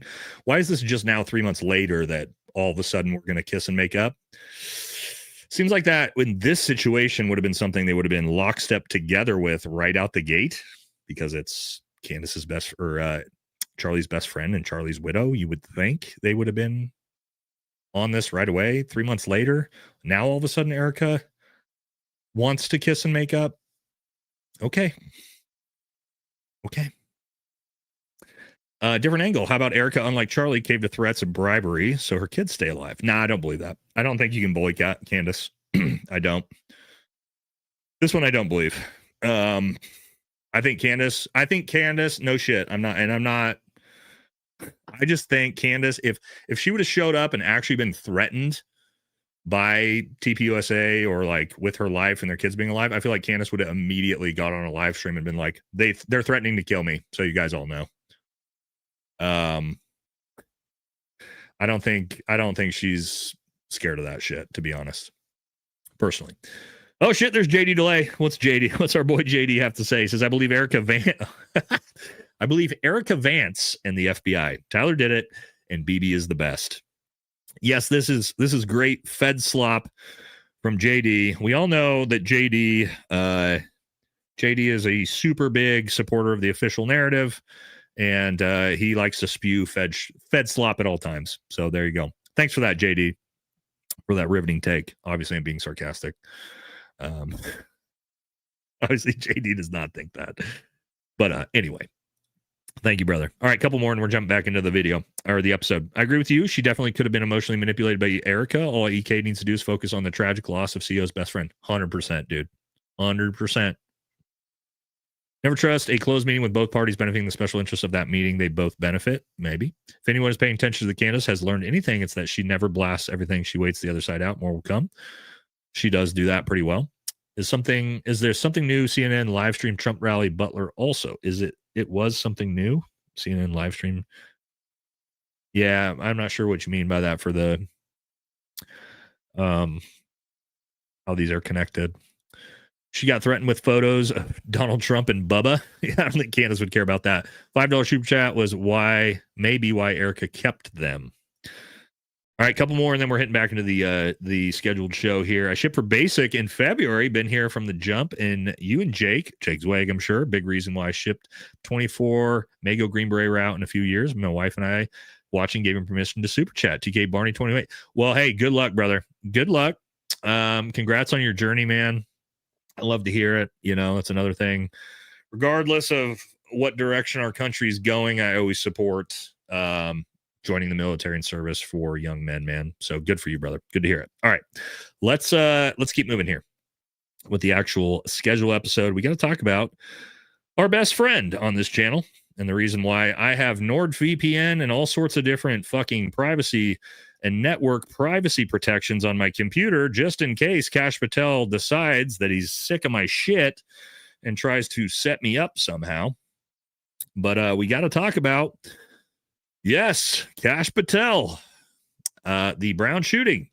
So FBI identified and arrested an innocent veteran for Brown University shooting. He also plastered that veteran's name all over the internet as if he was the killer. The FBI drug up all of his back history, put it out for everybody to see. I hope that he sues the absolute fuck out of the FBI for this fucking shit. I'm also not shocked. Guess what? The exact same thing that Kash Patel did in the Charlie Kirk shooting. You know what's crazy, guys? Think about this. Think about the big three that have happened recently. You had Charlie Kirk, you had the Washington, D.C. attack, and you had now the Brown attack. The FBI was involved in all three of those. The Charlie Kirk attack, what did the FBI do under Kash Patel? Misreported that they had the guy twice, had to walk it back, and came out and apologized that they didn't actually have him. The D.C. shooter, Kash Patel comes out and goes, hey, we don't have the shooter, but we've rallied up the entire force of the FBI to make sure we find him, when they did have the fucking shooter. They had him in They had him in custody. So he's 0 for 2. Then the Brown shooting comes. And what's he do? The same fucking thing as the Charlie Kirk shooting. He puts out that they got the shooter, puts the wrong person out, puts out all his personal information out, and then has to walk it back overnight that it turns out that's not the shooter. And we have nobody in custody. 0 for 3. Isn't that amazing that the 2 times where they didn't have the shooter, Kash Patel reports they do have the shooter, and the 1 time they did have the shooter, Kash Patel reports that they don't have the shooter. It's almost like he's doing this shit on purpose. Like he's purposefully fucking this up. I don't even understand how he's so bad. But at the same time, look what they've put out. Look at this. Did you guys see this? They're trying to push this everywhere right now. The FBI thwarts anti-house. Look at the headline. Look at the headline. They got everything in it, right? FBI thwarts anti-ICE pro-Palestine group accused of planning New Year's Eve bombings in Los Angeles. Yes, a leftist extreme group was allegedly building bombs, choosing targets. Thank God, Kash Patel's FBI has solved the case. We, of course, have no information who these people were, what they were doing. But Kash Patel's FBI just happened to spoil this plot from a bunch of pro-Palestine, anti-ICE terrorists. Sure, Kash. It's like we're at the point where like the FBI is so desperate to get a win that they're just going to make something up. They're just going to make up that they stopped a bomb threat and put the most fed slop shit you've ever seen in your fucking life up as the headline. Of course, it was a pro-Palestine, anti-ICE terrorist group. Yeah. Okay, Kash. Everybody's definitely believes you that happened, even though you're giving us no information, no context, nobody involved. and we got to keep moving though, because it's just, this guy is just,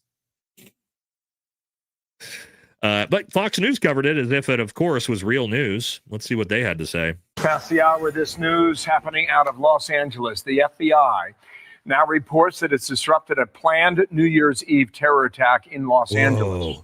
4 suspects in custody. The FBI identifying them as members of a pro-Palestine extremist group. They're suspected of planning coordinated IED attacks targeting 5 different locations in Los Angeles. But based on the reporting now, that plot has been foiled. We will wait for more. There you go. Yeah. The FBI, they caught all those Palestinians getting ready to set IEDs on the New Year's parade. Of course, we got no pictures of who these people are. Nothing other than, trust us, bro. We seriously, we promise we foiled this attack. We promise, guys. Yeah. Yeah, sure you did, Kash. In between, doing podcasts with your girlfriend, talking about how much you guys are in love. But I think Tim Dillon, we always love Tim Dillon clips in here. He explained this, I think, better than anyone. So let's take a look at that. I mean, if I had a dispute with DoorDash and Kash Patel was investigating it, would I get the credit? Would I get the DoorDash credit if Kash Patel was tasked with an investigation? Would I get the DoorDash credit or would I not? I imagine I would not. I imagine if there was a discrepancy on a DoorDash order, the head of the Federal Bureau of Investigation, Kash Patel, would not be able to secure my credit of $11.90. What is this guy doing? I mean, the guy that did this to Charlie's, his parents turned him in. I mean, what could Kash Patel run? This is kind of an interesting question. What organization could Kash Patel run? credibly. I don't know. Anyway. Okay, I'm sorry. Maybe a Chuck E. Cheese. I don't know, dude. It's hard to, it's at this point, guys, think about Donald Trump's first term. Donald Trump fired everyone for anything. You guys remember that? Trump fired anybody that fucked up. You fucked up, fucking fired. That was his whole thing on the Impressions. You're fired, right? And then now you've got Kash Patel, just the biggest embarrassment in maybe government history. And he's just free to just keep doing this shit. Now he's just doing podcasts talking about his love with his 25-year-old girlfriend. It's fucking crazy, dude. But don't worry, Trump's out there defending him. Look at this. This is Trump blaming the school on not finding the shooter, not the FBI who was there investigating. Patel told you why it's been so difficult for the FBI to identify who the shooter is? Well, it's always difficult. So far, we've done a very good job of doing it with Charlie, with, the No, not with Charlie. You've done a horrible job with Charlie, first of all. various times this has happened. They've done it in pretty much record time. But you really have to ask the school a little bit more about that because this was a school problem. They had their own guards, they had their own police, they had their own everything. But you'd have to ask that question really to the school, not to the FBI. Could you imagine the president gets up before America to talk about a massive shooting at Brown University, and he says, you need to talk to the school about this, not the FBI, even though the FBI is the ones there. The Federal Bureau of Investigation is the agency's name, by the way, who is there investigating. This is their job. It's their only job. It's a multi-billion-dollar fucking agency. And the response to why the FBI fucked up, by the way, which they did, is the college isn't investigating this properly. Yeah. Usually colleges aren't bureaus of investigation. It's not their fucking job. What are you talking about? So he's out here defending Kash for just some of the dumbest shit you've ever seen in your life. All right. We're going to jump next into the Australia shooting because this one's just as bizarre. If you guys didn't see, and the little meme here, which is, if you don't understand the joke, I'll explain it here in a second. So you got the Mossad false flag at Bondi Beach, and then you got Ahmed Al-Ahmad, who the person behind here, Ahmed Al-Ahmad, is the person that actually stopped the shooting, the hero of the day. And the reason why this is funny is because Ahmed Al-Ahmad is a Muslim.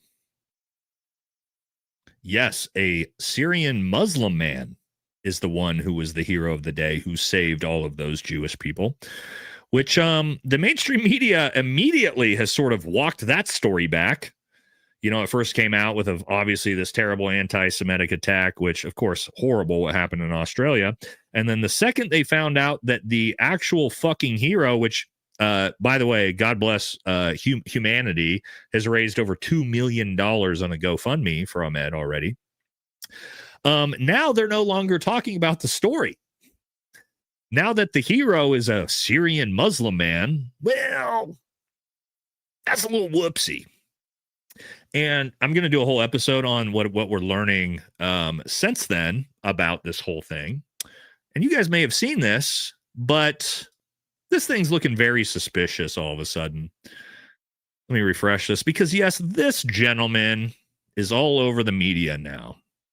As, yes, you see him here laying in the ground, bloody, taking pictures of himself during that shooting.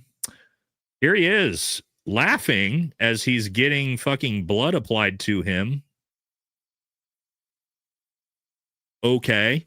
This is called a crisis actor. And he was at the Australia shooting. He was also supposedly survived October 7th. And this is him. Yeah, and you're going to see this everywhere. Oh, Kenny KO has a good video on this too. So let's watch this because here's him actually with a reporter. Survived October 7th. I lived in Israel the last 13 years. We came here only 2 weeks ago to work with the Jewish community to fight anti-Semitism. Did you just pause to fight because you this forgot the script? bloodthirsty, ravaging hatred. That's why you're here. That's why I'm here. And you don't know how you got shot or hurt? I First of all, let me tell you something. See this stupid bandage over this fake blood? This isn't what it looks like when someone gets shot with a high-powered bolt-action rifle in the fucking head, by the way. You don't just wrap it up in a little bandage and be like, yeah, I got shot in the head earlier. It was crazy. I'm good now with this little bandage on my head. No, that's all fucking fake. It's all fake. That's fake. So that dude, we know immediately if you have crisis actors at the shooting, and I have some crazy clips. I don't want to give it all away because there's a bunch of stuff coming out. There's other crazy clips of just like 3 or 4 dudes just like standing 20 feet away, just watching the shooter as he doesn't shoot them. They're just like watching, just like filming it with their cameras. And he's like, they're like right in front of the shooter. And he's just not shooting them, but he's shooting other people. Again, shit's not real. Now, it's real what happened there, but when you have crisis actors there that are proven to be crisis actors, that's not good. It's not a good look for whatever you're trying to pull, especially when they're from our greatest allies country. Now, I want to show you guys this too, because this was Fox News talking about the hero of the day.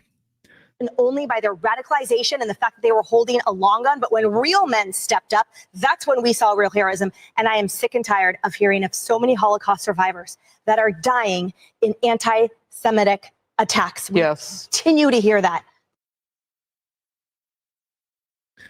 There's Holocaust survivors, 90-year-olds that are being killed in anti-Semitic attacks. Where? Also, Fox News, they will not say the hero, Ahmed. They will not say his name, nor will they acknowledge that he's a Muslim from Syria. And I promise, go look at any Fox News clip, anything they're posting, when they talk about it, they'll refuse to say his name because they don't want anybody to realize a Muslim's the hero of the day, and they refuse to say who he is. It's so fucking obvious. And this story, I promise you, this Australia story is going to get buried in the news cycle. Buried. Because, whoops, that's not how we meant that to go. We didn't mean for a Syrian Muslim to be the hero of the day. Now, there is a lot of this going around, which I don't know if this is true or not yet. Okay, this is completely outside my wheelhouse at the moment. I'm trying to investigate more on it. A lot of people are saying that the shooter was served in the IDF. This is all over the internet, as well as, just like we've seen, huge Google search stuff on, we've seen how they do this on Charlie Kirk and everything, guys. This is not my realm of expertise, but the same type of stuff that happened before the DC attacks and Charlie Kirk, the shooter's name being Googled in our greatest allies country right before it happened. Here's another one talking about Naveed Akram is an IDF soldier that served in Gaza and returned to Australia. Again, I don't know if these are true. This, I think, is not true. Okay, this is David Cohen. Here's a picture of him. Reason why I don't believe this one.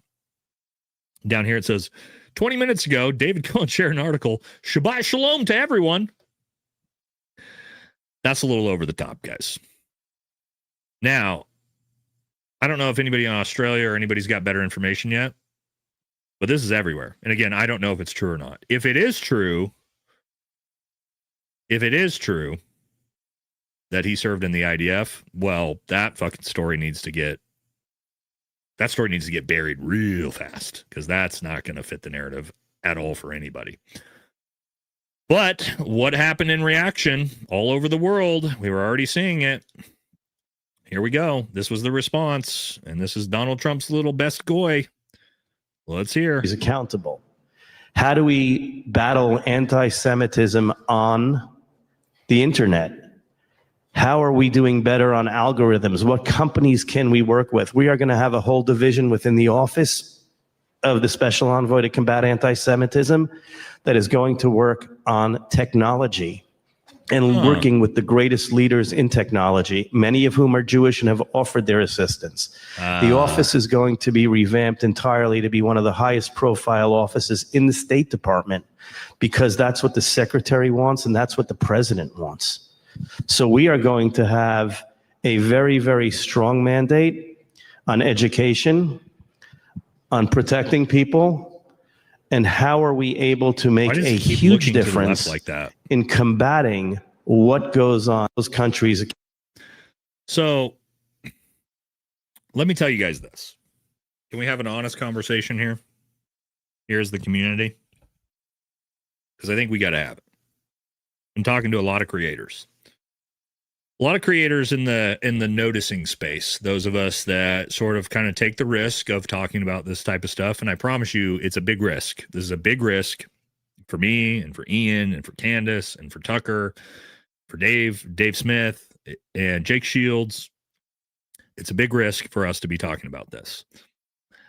I'm going to be paying very, very, very close attention. And the reason why, and I'll explain it here in a second, very close attention to what happens in the next month or two with legislation and what's going on at the State Department, the DOD, when it comes to monitoring what is happening online with anti-Semitism. Coach Collins, another one. Because what I do think is very, very likely to happen in 2026 is we're going to get a massive blanket ban wave. I think they're going to say, fuck it. We lost the narrative. We lost the speech argument here. We have to, as he's saying, they're literally saying it out loud. We have to shut all this shit down. And if that happens, we're all fucking cooked. All of us are cooked in this space. And so the question is, what do we do from that? So what I'm going to do is I'm going to be starting our Rumble channel. I would have never done this, but I'm going to be starting our Rumble channel. And the reason for that is I do think it's a realistic chance that all the big creators get axed in the next year in 2026. I think it's very, very likely. And you know, this is, and I need to start an X account. Yeah, I know I need to get on Twitter. I know those two both. But this is my livelihood, guys. This is my full-time job. I've dedicated everything to it. As you can see, like I spend a ton of time putting these shows together, doing the research, doing the journalism. And so I gotta take care of my family, right? I gotta work. I gotta do things. And so we have to start taking this seriously because there's a very high likelihood we're going to get nuked from orbit in the next year. So hopefully you guys will all support us as we build some separate platforms here. Because you know, I'm never going to lose my integrity or stop talking about things that I care about, but we may have to get really deep in code words, really deep in, flag protections and things like that. Because as much as it's cool to be like, I'm a fucking rebel, it's cool to be a rebel until they delete my channel and then we're fucking cooked. You know what I mean? So we got to be strategic about it. So that's what we're going to be doing the next week or two. We're going to be leaning forward a little bit because I kind of see the writing on the wall, which is scary. Very, very scary, guys. And it's not going to be just me. When it happens, It ain't going to be just Valhalla VFT. It's going to be all of us are going to get fucking, it's going to be like a tsunami where they just wipe us all out at once. And I think it's very, very likely that that's going to happen. So anyway, just so you guys know, I do think that's coming. And so we're going to start preparing a little bit, because I think that's the strategic thing to do. And I can promise you I would not be doing it if I didn't think that it would be necessary. Okay. Now, let's move into a little bit on the economy before we jump into Democrats, Republicans, a couple super chats before we keep it moving. Because we got some very interesting stuff still to talk about here tonight. All right. Candace clearly trusts Erika, which means I can't trust Candace. This is fair. I'm not going to even push back on you at all on this one. The fact that Candace has yet to address Erika's background and questionable actions since September 10th shows me that Candace is either really naive or in on it. I don't think that, but I mean, you got a fair point in the trusting Erika thing. That's very bizarre to me, because I don't. But she never said she trusts Erika, did she? She defended Erika for 45 minutes straight. Objectively, she did. So I don't know, but we'll have to wait and see. It's necessary to remain anchored in your principles when deciding what to advocate for in times of widespread confusions like these. Yeah, and I try to do that. You know, and I try to do that no matter what, even if it's, you know, people put out content that I like and I'm friends with and I'm supportive. You know, I still call balls and strikes, and I want people to do it to me too. Like if I get something objectively wrong and somebody knows more than me and has more expertise than me and they want to say, hey, Nate, this is wrong, and here's why, I'll walk my shit back. I think that's what's different about me and almost all other creators, is that I'll just literally tell you guys I was wrong. Do an episode, you know, correcting the record. I don't see why that's so hard for people to do on YouTube. For me, it's really easy. It's like, I don't want to be wrong. And when I am wrong, I want to make sure my viewers know that, like, hey, I fucked this up. You know what I mean? That's just me personally. That's the way I've always been. So, and I'm sure you guys have seen that. Anytime I get something, I fuck something up, or hey, this take was wrong, I'll always correct it. Or at least try to. All right. So thank you, Joe, for the big dono here. Also, that's a beautiful looking dog. What is that? A mix between like a blue heeler and a corgi. Anyway, so Charlie was telling the people the day before that they were going to unalive him. His security massively failed at protecting him, even after Charlie was scared of that happening, but Erika still uses the same security. Make that make sense. Great point. And I was critical about this before in the episode we did on TPUSA security was, hey, Dan Flood, Charlie told you the day before he got shot in the face, he thought they were going to kill him. Hey, Brian Harpool, Charlie told you the day before he got shot in the face, he thought somebody was going to kill him. Why did you allow him to go out in that environment? Why'd you even allow it? You're the head of security. You're the head of risk management. You shut that shit down. Sometimes you make an executive decision to the people you're protecting. If you're doing executive protection, you tell that person, hey, you hired me to fucking protect you. And sir, I don't think this is a good idea. We need to not do this event because of XYZ. That's the appropriate way to do it. Or you go over the top with your protections. And what that doesn't mean is getting a thumbs up and a text from a random police officer that, yeah, bro, we got you covered. And then you're just good. Like that's not how any of this shit works. So to your point, and I was critical of this before when right after the shooting, I saw Dan Flood was still protecting Erika. And I was like, what the fuck is that? Why is he there? So I've been critical of that the whole way. So I agree with you on that. Candace is using honey instead of vinegar on Erika. Okay, well, here's another thing. We don't know. This is true. It could be that Candace is using the same type of approach that I'm saying Erika is using on her. Candace is smart. She may 100% be doing that. Candace is just saying what Erika said. Fair enough.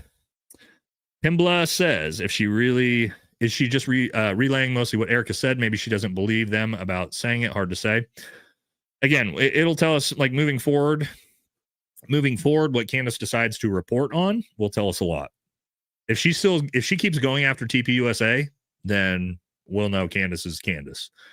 But if she all of a sudden is like, oh, I'm not touching any of the TPUSA stuff, then that'll be a little bit suspicious for me. The Trayvon hoax by Joel Gilbert here on YouTube perfectly sums up the many similarities in how people exploit highly publicized homicides. Interesting. Nate, who's tending to Charlie's children? Celtic, I don't know. That's a great question because it's not Erika.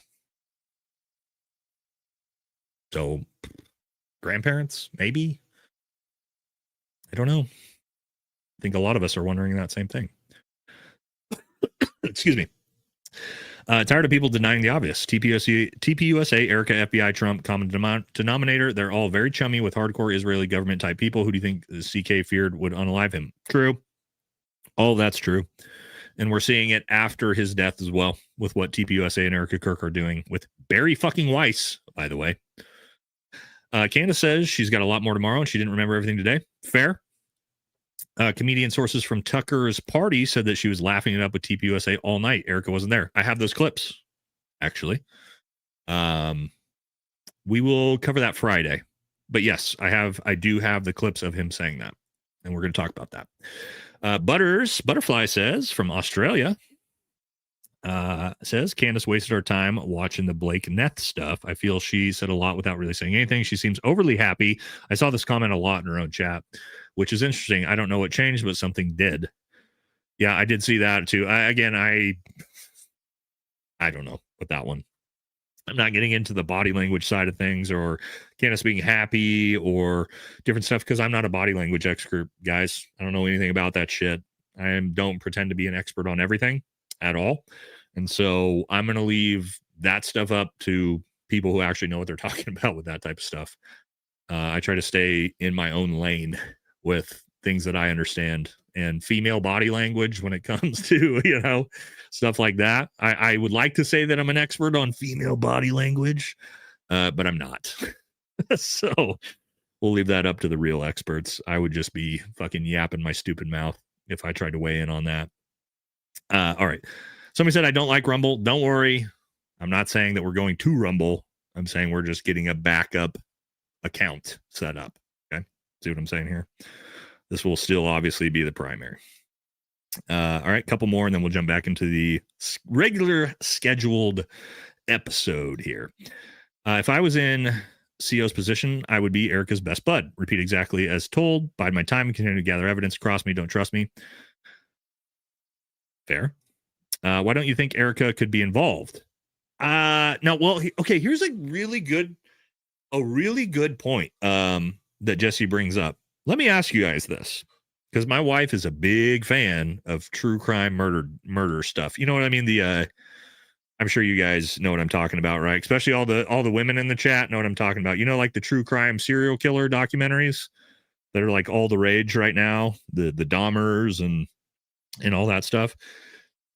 I don't watch them because it's not my thing. My wife fucking loves them because if I ever get schwacked, my wife is the first person to look at. Not because she's sketchy. Hopefully she doesn't hear me. Hopefully she's not watching.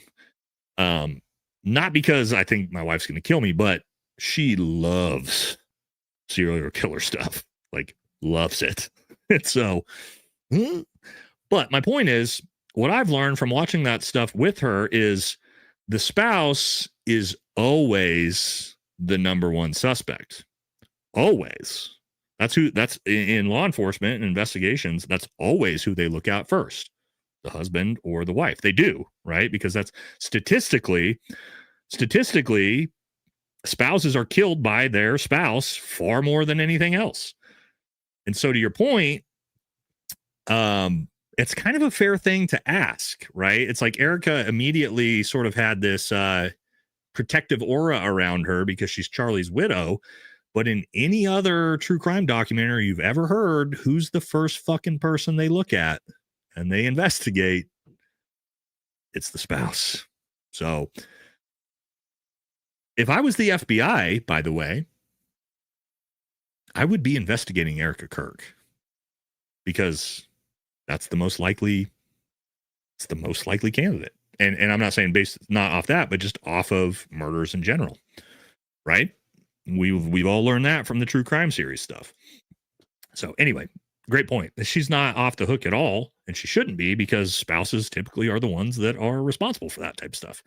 Not to say she is, but To your point there. All right, devil's advocate. There are low energy rounds for, what do you mean by low energy? Low energy? What are they? They battery charged, bro? Battery charged 30-06 rounds? If you're going to fucking come in here and talk ballistics, don't say stupid shit.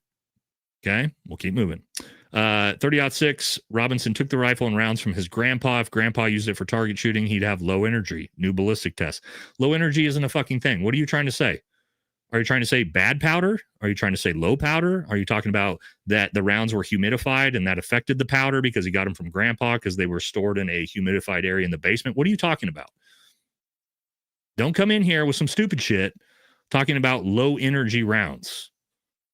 Like, you know, like you're the expert here. I'm not trying to beat you up, but what do you mean? Are you talking about low grain?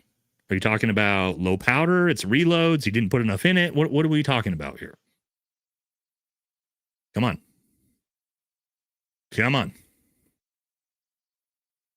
Then this guy says he doesn't know shit. Yeah, I don't know anything. I don't know anything about fucking anything, right?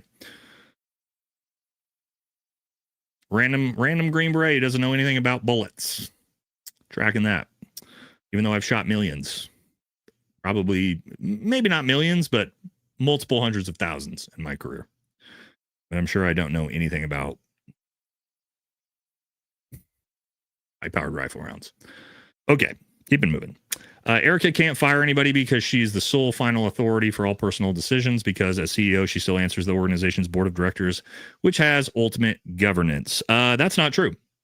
The board of directors for any company doesn't have to decide who gets fired. False. 100% false. What are you talking about? Now, to remove the CEO from a corporation, yes, typically the board will do that. But for random employees at the base level, that doesn't require the board to make those decisions. That's why you appoint a CEO, a chief executive officer, because you delineate that authority down the chain. You know, like the executive branch, like the president of the United States. That's the fucking CEO's job, is to make those decisions. So, again, not trying to beat you up, but that's just objective shit. That's just not true for any corporation. It's not how the business world works at all. CEO 100% can fire whoever the fuck they want, for the most part. Okay, keeping it moving. Candace is going to stand back and watch them implode. CK was the only person with a high IQ at TPUSA. We have watched them all lie. They are not intelligent and can't even speak without reading a script. Well, Blake Neff definitely can't read without fucking reading a script, unless he's making racist comments on Reddit pages. Obviously, then he can. No talking point USA is nothing without Charlie Kirk. I agree with that. I think Turning Point USA is 100% going to burn in as a company without Charlie. Charlie was TPUSA. And we want to do a poll for that. See what you guys think. I think they have TPUSA has zero chance to survive in the long run, because again, Charlie was TPUSA. So I want to get a poll. Does TPUSA survive without Charlie? And this isn't in the next 30 days. This is in, the next 5 years, let's say. Let's see what you guys think. Because I don't think they do. I don't think they have any chance of making it. All right, a couple more, and then we're jumping back in. Grand Bear, what's up, brother? This is all Warren Commission level BS on CK shwacking. Yeah, we'll see. And then Cutie says, Candace Owens did tell them they think TP needs a new lawyer. She didn't totally let them off the hook. Love your show, fellow Oregonian and first-time super. Well, thank you very much. Yeah, she did. Candace, again, we got a lot of really good information. That section I thought was like the best part of the entire show, was literally learning that the lawyer has told them they have no better access to information than we do. Very, very, very interesting. All right, two more. Candace didn't flip. Candace flopped. All right. Candace discovered this goes beyond TPUSA asymmetric. Maybe. All right, let's jump into the economy, everybody, because surprise, surprise, it's not doing well. If you didn't know that. And this was interesting. I saw this. And this did happen, by the way. So as we were all super distracted by the Erika, Kirk, Candace Owens drama, Shipwreck here said the Senate is set to push forward a foreign aid bill tomorrow, which passed. The bill that gives Ukraine $800 million more of your taxpayer dollars and another $600 million to Israel on top of the billions we've already giving them. So as we've all been distracted by all of the soap opera drama, our government has continued to hand all that money over to foreign countries. Nothing to see here, guys. Nothing to see here, I'm sure. Also, just in the world in general, I saw this was a crazy statistic, and this is across the entire world. There are now 2,900 billionaires. That's a crazy statistic. And they hold $15.8 trillion. The wealth of the bottom 50% of the entire global population, over 4 billion people, is 1/5 that. So that's probably not great. That's actually insane when you start to see numbers like that. Let's look at this. Hold on. What was this comment? Nate, WTF is wrong with you? Why are you butthurt that she sat down with Erika? What are you throwing a tantrum about? For real, you want to see Candace Owens come out and talk shit on her? Share every opinion?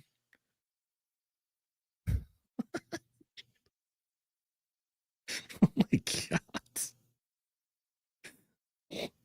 What is that drunk wine mom slop? Well, am I butthurt? Pretty sure I'm in a good mood. What tantrum am I throwing? What the fuck? Oh my God. Again, look, guys, let me make this very clear. We're big supporters of Candace on the show. We defend Candace all the time. Okay.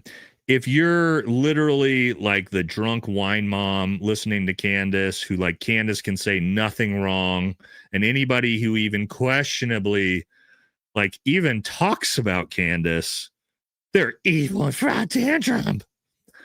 This ain't the channel for you. Okay. It's not. We have tons of Candace fans on the channel. We're very respectful to Candace. We've been respectful to Candace in this episode. What the fuck are you doing? Come on. That's not what we do here. We're not here for the days of our lives slop. Okay. If that's what you're here for, head back on over, turn on The Young and the Restless, get your wine out, and go back to that content. Nate's content's not for you. Okay. Let's all relax a little bit. Yeah. Okay. Anyway, Jesus. Okay, let's keep moving. Because my God. Okay, here we go. Yeah, so Donald Trump, this is from Bernie. Donald Trump says the economy is A++++++.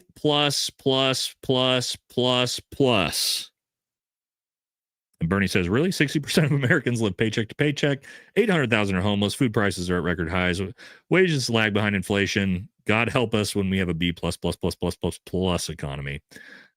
Let's continue to understand exactly what this looks like and what is necessary. The final thing I'll say 12 billion. Well, we're holding 1 billion back. So today we are announcing 11 billion. We are holding 1 billion back. That's just Trump's he wakes up mid-comment, it's 12. And she's like, no, sir, that's not correct. And, oh, okay. Well, yeah, I mean, I just woke up from my nap. Sorry about that. But yeah, I mean, A++++++++ economy. Are you guys feeling that? Everybody out there feeling the quadruple A7 pluses economy? Because we're not here in Oregon. I don't know if you guys are. But, just something to think about. Hold on, let me close some of these windows out. Lower the stress on the CPU. We got so much stuff pulled up. Okay, here we go. Trump gets asked. Again, this is economy. Yeah, it's some Trump stuff. We're going to do more Republican stuff here in a minute. But Trump gets asked about healthcare not being affordable. Oh, come on. Let's go. Hold on, guys. Sorry. Oh. There we go. Oh, my bad, guys. Sorry. Premiums go Well, up. don't make next it year. sound so bad. Let me restart that one. Our internet's not good here tonight. Don't know what's going on. Those 24 million Americans who will see their insurance premiums go Well, up. don't make in a it year. sound so bad. What's your message to One those more time. 24 million Americans who will see their insurance premiums go Well, up? don't make in a it year? sound so bad. I love Trump's response about healthcare premiums skyrocketing is to just tell the reporter, don't make it sound so bad. Like he's not making it sound so bad. That's the truth. Healthcare premiums are skyrocketing because ACA subsidies have ended and there is no plan for healthcare at all right now. Oh my God. What is this chat tonight? Oh boy. We're spiraling. We're spiraling tonight here, guys. Get it together, chat. Also, another one, guys. I love this. So Trump was quoted saying the other day, I was surprised when Jerome Powell was appointed because he attacks Jerome Powell all the time. And he just happened to forget he was the guy that appointed Jerome Powell in 2017. Said it's my honor to announce my nomination for Jerome Powell to be the next chairman of the Federal Reserve. It's just like, holy shit, dude. This guy can't even fucking remember who he's appointed to what positions. It's pretty wild out here, man. Pretty wild, you know. But the one thing he can remember to do is, yeah, like we said, another $650 million to Israel, which is on top of the $20 billion in under a year that's gone to Israel, plus another $4 billion a year that they're about to get. So we don't forget about that. We make sure that always happens. No doubt about that. But what did he have to say to struggling families out there? At a event, he got asked about, kids not even being able to afford, families not even being able to afford school supplies. And Trump's response was, let's see if we have the actual response. Oh, yeah, here we go. You can give up pencils. Every child can get 37 pencils. They only need one or two. They don't need that many. So the president's response for why you can't afford school supplies for your fucking kids is they only need 2 pencils. Yeah, that's going to win the midterms. That's exactly what's going to carry Republicans across the line in the midterms is that type of rhetoric. But we did pass this, guys. This just passed as well a couple days ago. House approves $901 billion, which is, I believe, the largest ever. Military defense bill, which includes pay increase for troops. I love to hear a pay increase for troops. However, troops pay is about $8 billion a month. This is $900 billion. So, where's all this money go? I don't know, even though I love the military guys. Just so you know, the Pentagon has never passed a financial audit ever. And all of us that have been in the military can tell you that, yeah, the money is unlimited and it definitely gets frivolously spent on a lot of different things. Most of that is just going to the military industrial complex, so we can drop bombs on people, the vast majority of it. But it's I believe the highest ever. So we got that going for us. All right. Do we want to take our halfway through the show break here before we jump into Democrats? There's a lot of cool. I shouldn't say cool. A lot of interesting stuff going on in the Democrat Party right now. So why don't we do that? Why don't we take our halfway through the show break? We've been going 2 hours. We'll refill our drinks, use the bathroom if you need it. It'll be about 90 seconds, and then we'll jump back into Gavin Newsom right out the gate with some insane fucking things that he's saying as we get back. All right, so quick break, refill your drinks, quick intermission, and we will get back to it. Stand by, everybody.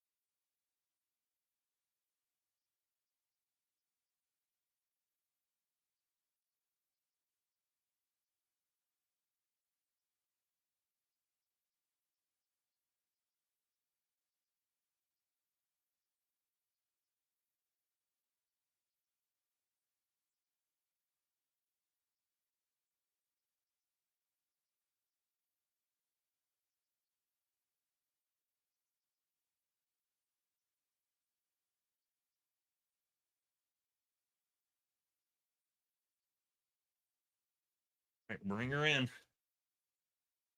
Minch. Little Munchkin. Munchkin. Oh yeah.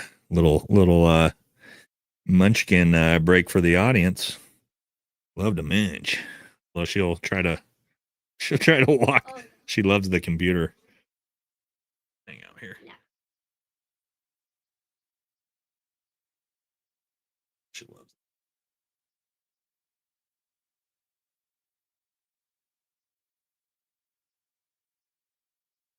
All right. You want to go back to sleep? All right. Munchkin made an appearance. Love Munchkin. She'd have hung out, but she's just a baby. Yeah, Munchkin was sleeping. We had to wake her up for that. She always appreciates that when we wake her up at the intermission to bring her out here. But, you know, it's fine. She'll go right back to sleep. She sleeps most of the day. Okay. Let's keep moving. We all back. We all ready. We're going to jump into Democrats right out the gate. If you guys haven't seen this, holy shit. Every time we think Republicans are doing crazy shit, we get reminded that these people exist. See trans kids. I have a trans godson. There's no governor that's signed more pro-trans legislation than I have, and no one has been a stronger advocate for the LGBTQ community. I want to see trans kids. I have a trans godson. There's no governor that's signed more pro-trans legislation than I have, and no one has been a stronger advocate for the LGBTQ community. Okay, so if you hear him say there, Gavin Newsom said, I want to see more trans kids. I want to see more trans kids. Why?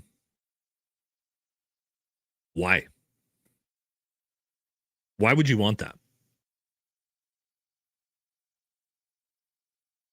Even if you're supportive of the, LGBTQ plus community, which I am for the most part, that side of things I'm really not, by the way. The back half of the letters, I'm not. Front half of the letters, I am. Why would you want to see more? More trans kids? You want more kids to have gender dysphoria? Why? Why would you want that? I feel like trans people wouldn't even want that. Am I crazy on this one to think like that? That's very, very creepy. That you and dangerous to want more of that. And he's getting a lot of backlash. Getting backlash from everywhere for that. Here's Nicki Minaj, who said, imagine being the guy running on "We want to see trans kids."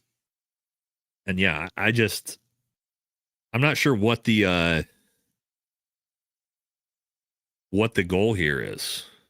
And Nicki Minaj going in on Gavin Newsom, but he's also getting attacked by a bunch of other people. He's getting attacked by Halle Berry, which is not good for a Democrat presidential candidate to be getting attacked by females in Hollywood.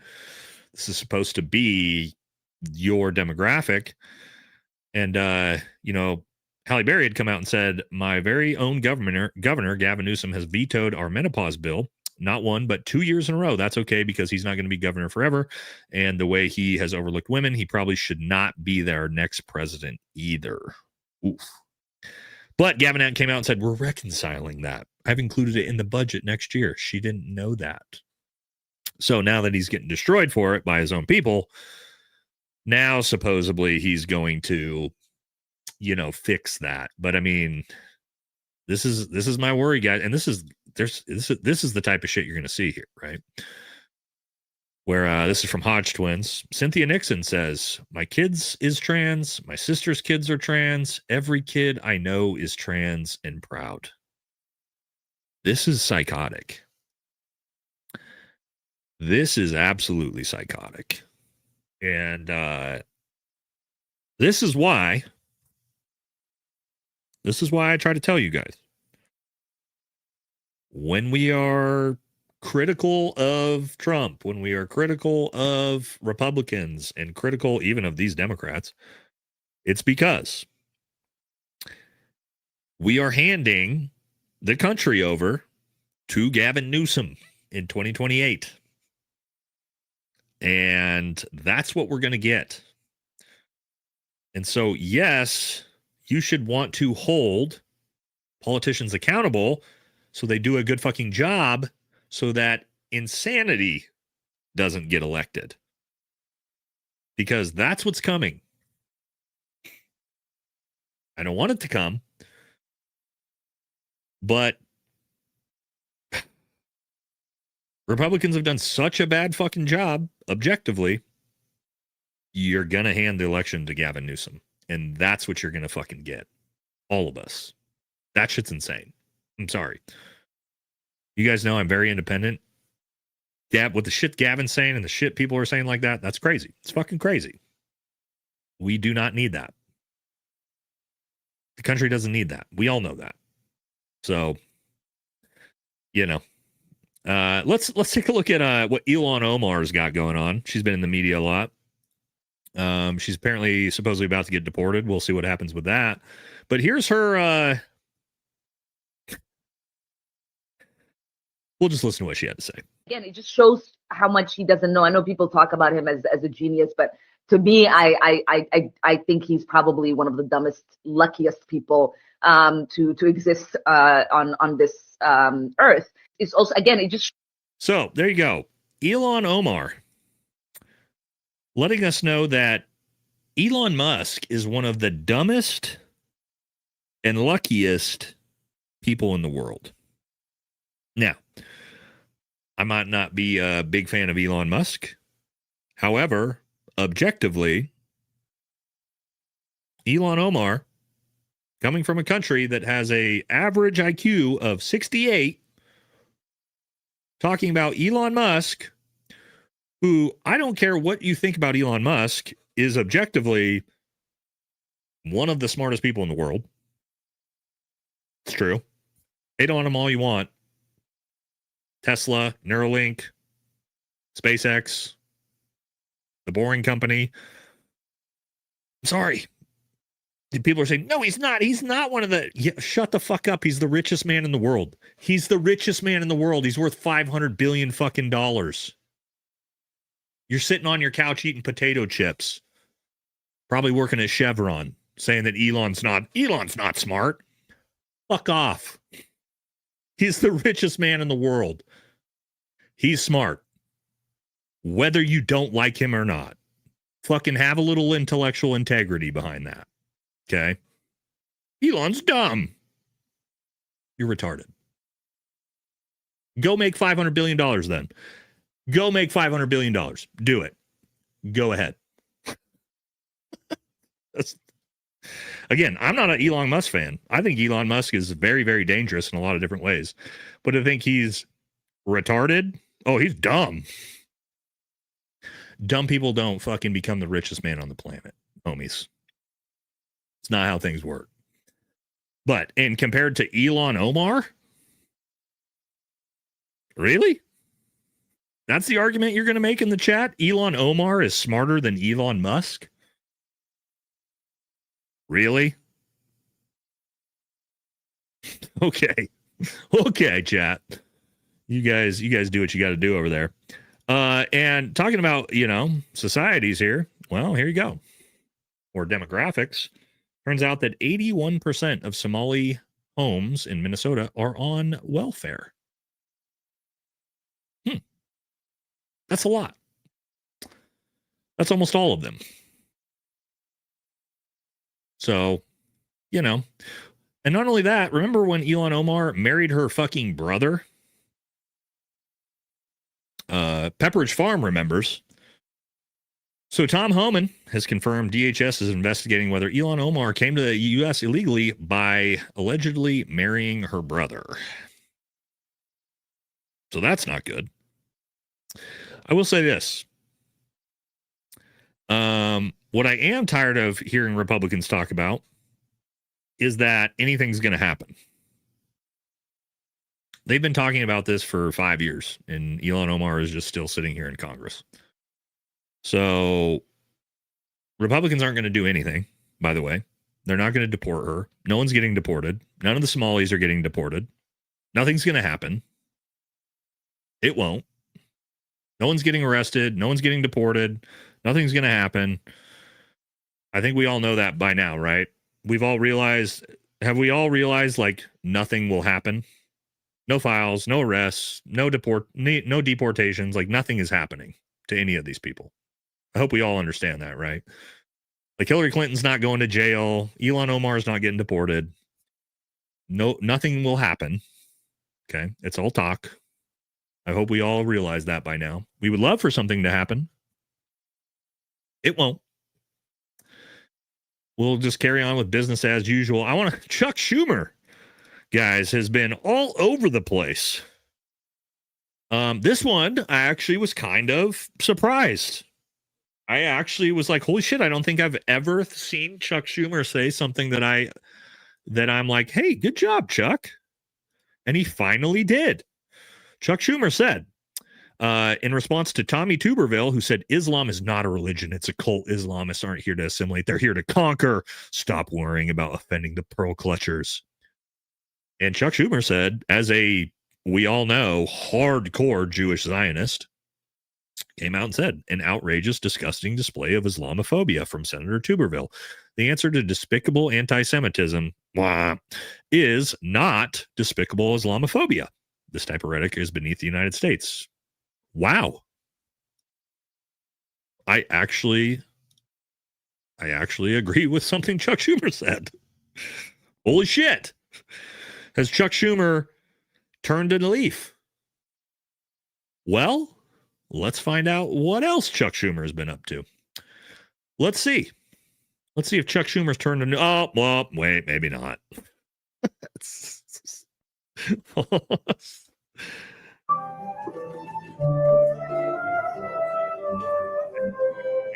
Here.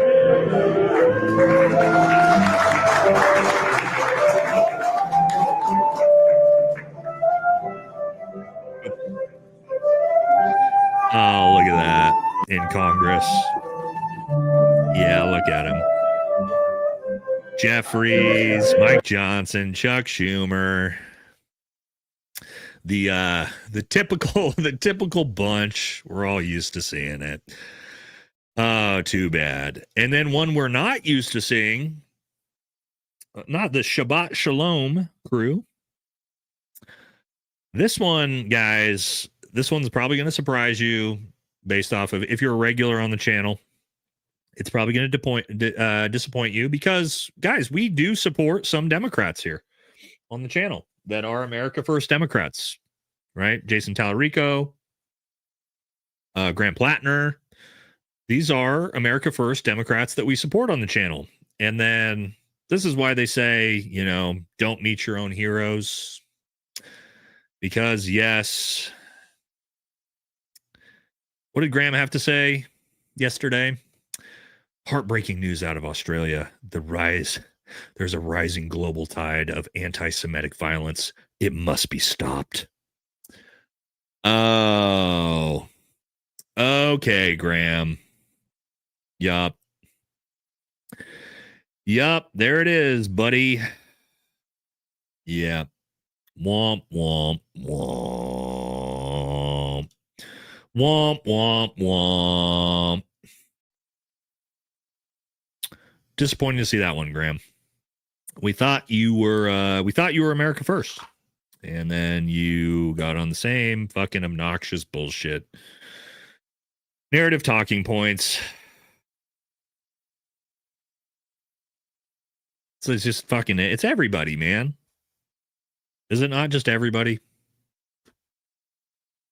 Disappointing to see, because we were actually pretty big fans of Graham on the channel. And then you see that and you're like, oh, jig's up. Jig's up. We know exactly how you're going to vote once you get in immediately with that comment, you know. And also more of Chuck Schumer from Democrats, because yes, they're, using their time wisely here. We talked about this before, but they actually put forward the resolution last week. Senator Chuck Schumer has introduced a resolution to formally condemn Nick Fuentes for questioning the Holocaust, noting the inauspicious influence of organized Jewry, praising Hitler as awesome, advocating for the imprisonment of blacks, and hosting Hitler Friday. So this is our Senate, by the way. The United States Senate is spending its time putting forth resolutions to disavow a 27-year-old podcaster.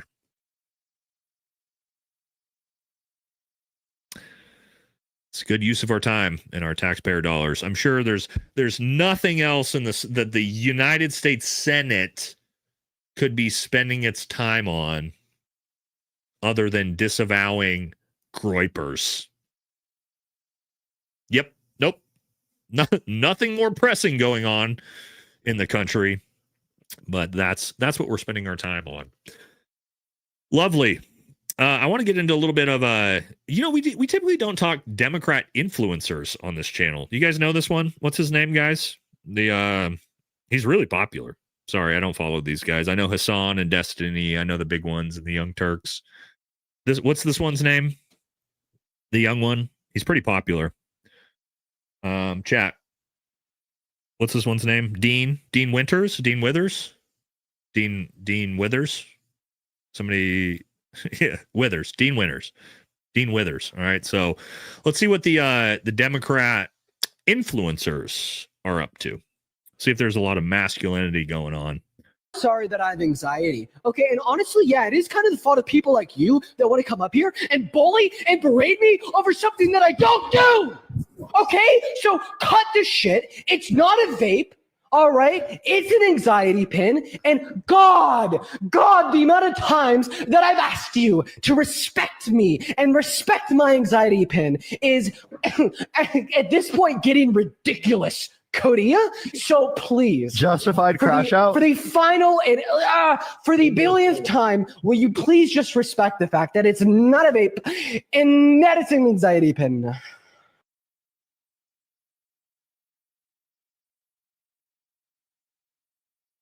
Well, I guess again, I don't watch a whole lot of Democrat influencers. That's why, I guess. It's a little bit different universe that they're living in over there than what my content and the type of stuff I'm doing. But anyway, I saw that and I thought, wow, this is what Democrats have going on with the young youth males. And you got to ask yourself, why is Nick Fuentes so popular with young men? Well, if that's the alternative, it's just that's a lot. That's a lot to unpack. Sorry. I want to get your take on this. Bernie had this to say. Thoughts on this? I thought this was interesting. Okay. Anytime we talk about taking rights away, I'm automatically a go fuck yourself. But for children, very, very different, right? Bernie said this. He said Australia banned social media for children under 16. Some say the ban will protect kids from dangerous material and improve their mental health and help them get better sleep. Others argue it will increase social isolation and impede young people's free speech. What do you think? I actually think this is kind of an interesting thing. Banning social media for minors. I hadn't really thought about this or what this would really mean, but I wanted to talk to you guys. Maybe we'll do a poll and see what you guys think about the removal of social media, and this is like TikTok and Instagram, from kids under 16.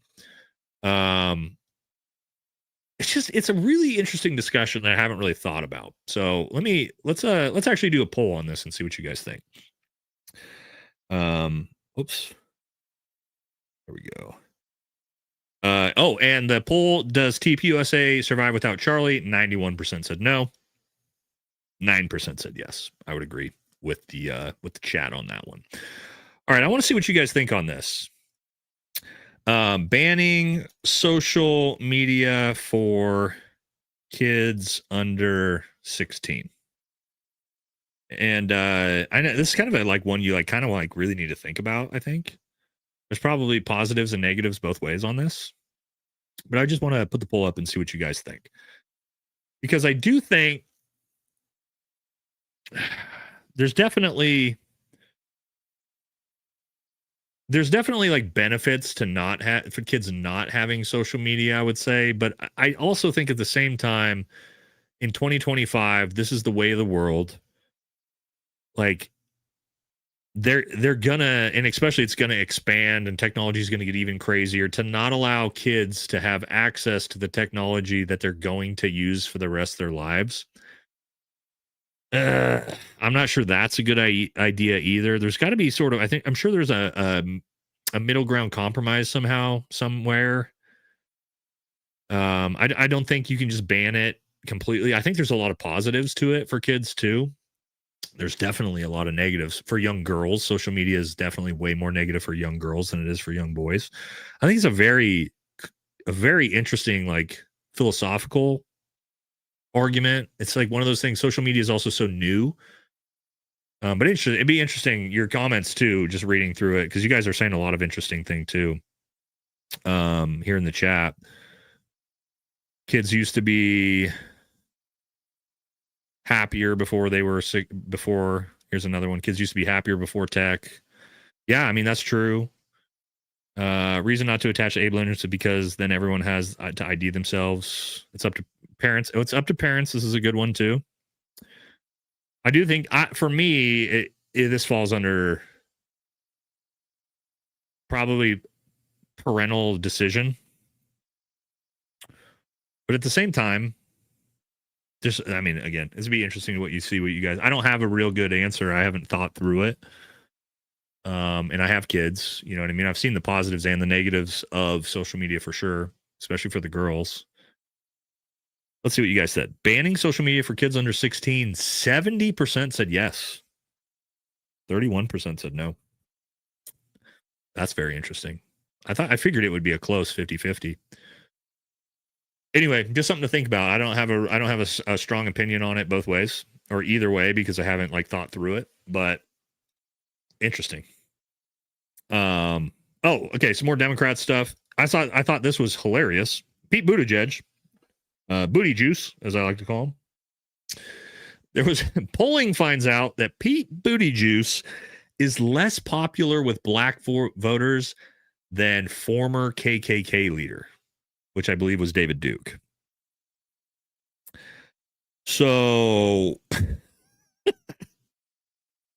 the fact that Pete Buttigieg is polling with the black community worse than David Duke is a testament to people, because people think that he's going to be, you know, the next Democrat candidate. But I mean, holy shit, dude. But I mean, the black community is based, dude. They are. Like, the black community doesn't fucking put up with any of that bullshit. You guys know that, right? And so it's actually not surprising that the black community is like, nah, dude, fuck Pete Booty Juice. Nah, it ain't happening. But anyway, the fact that David Duke is polling higher than Pete Buttigieg with the black community is like, holy fuck, dude. They really don't like Booty Juice. They really don't like him. But they don't. Like, the black community is based, dude. They are. They're based. And they don't put up with that bullshit, man.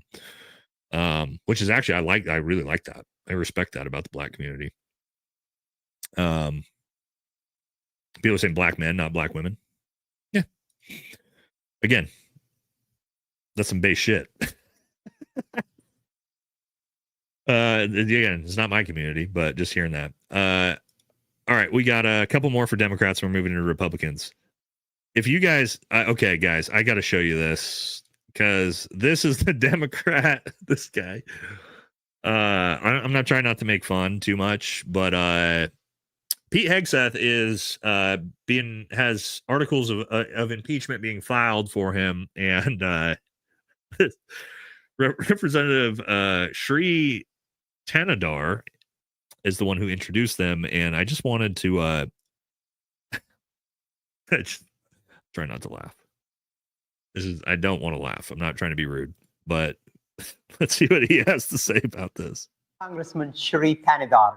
Today, I introduced articles to impeach Secretary Pete Hegseth for murder and conspiracy to murder and reckless and unlawful mishandling of classified information.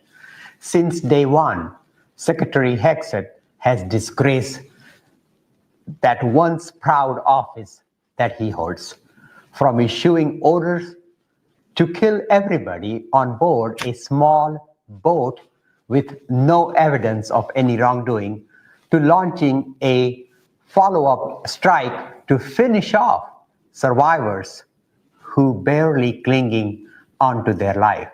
Okay. The chat, the comments are what really fucking get me. Somebody says, I thought this was a Dave Chappelle skit, which I don't know if you remember. Hold on, let me pull this up. I'll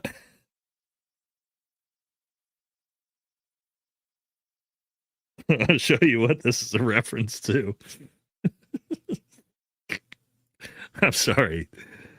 Okay, hold on. Where is it? Yeah, here it is. This is what this is a reference to.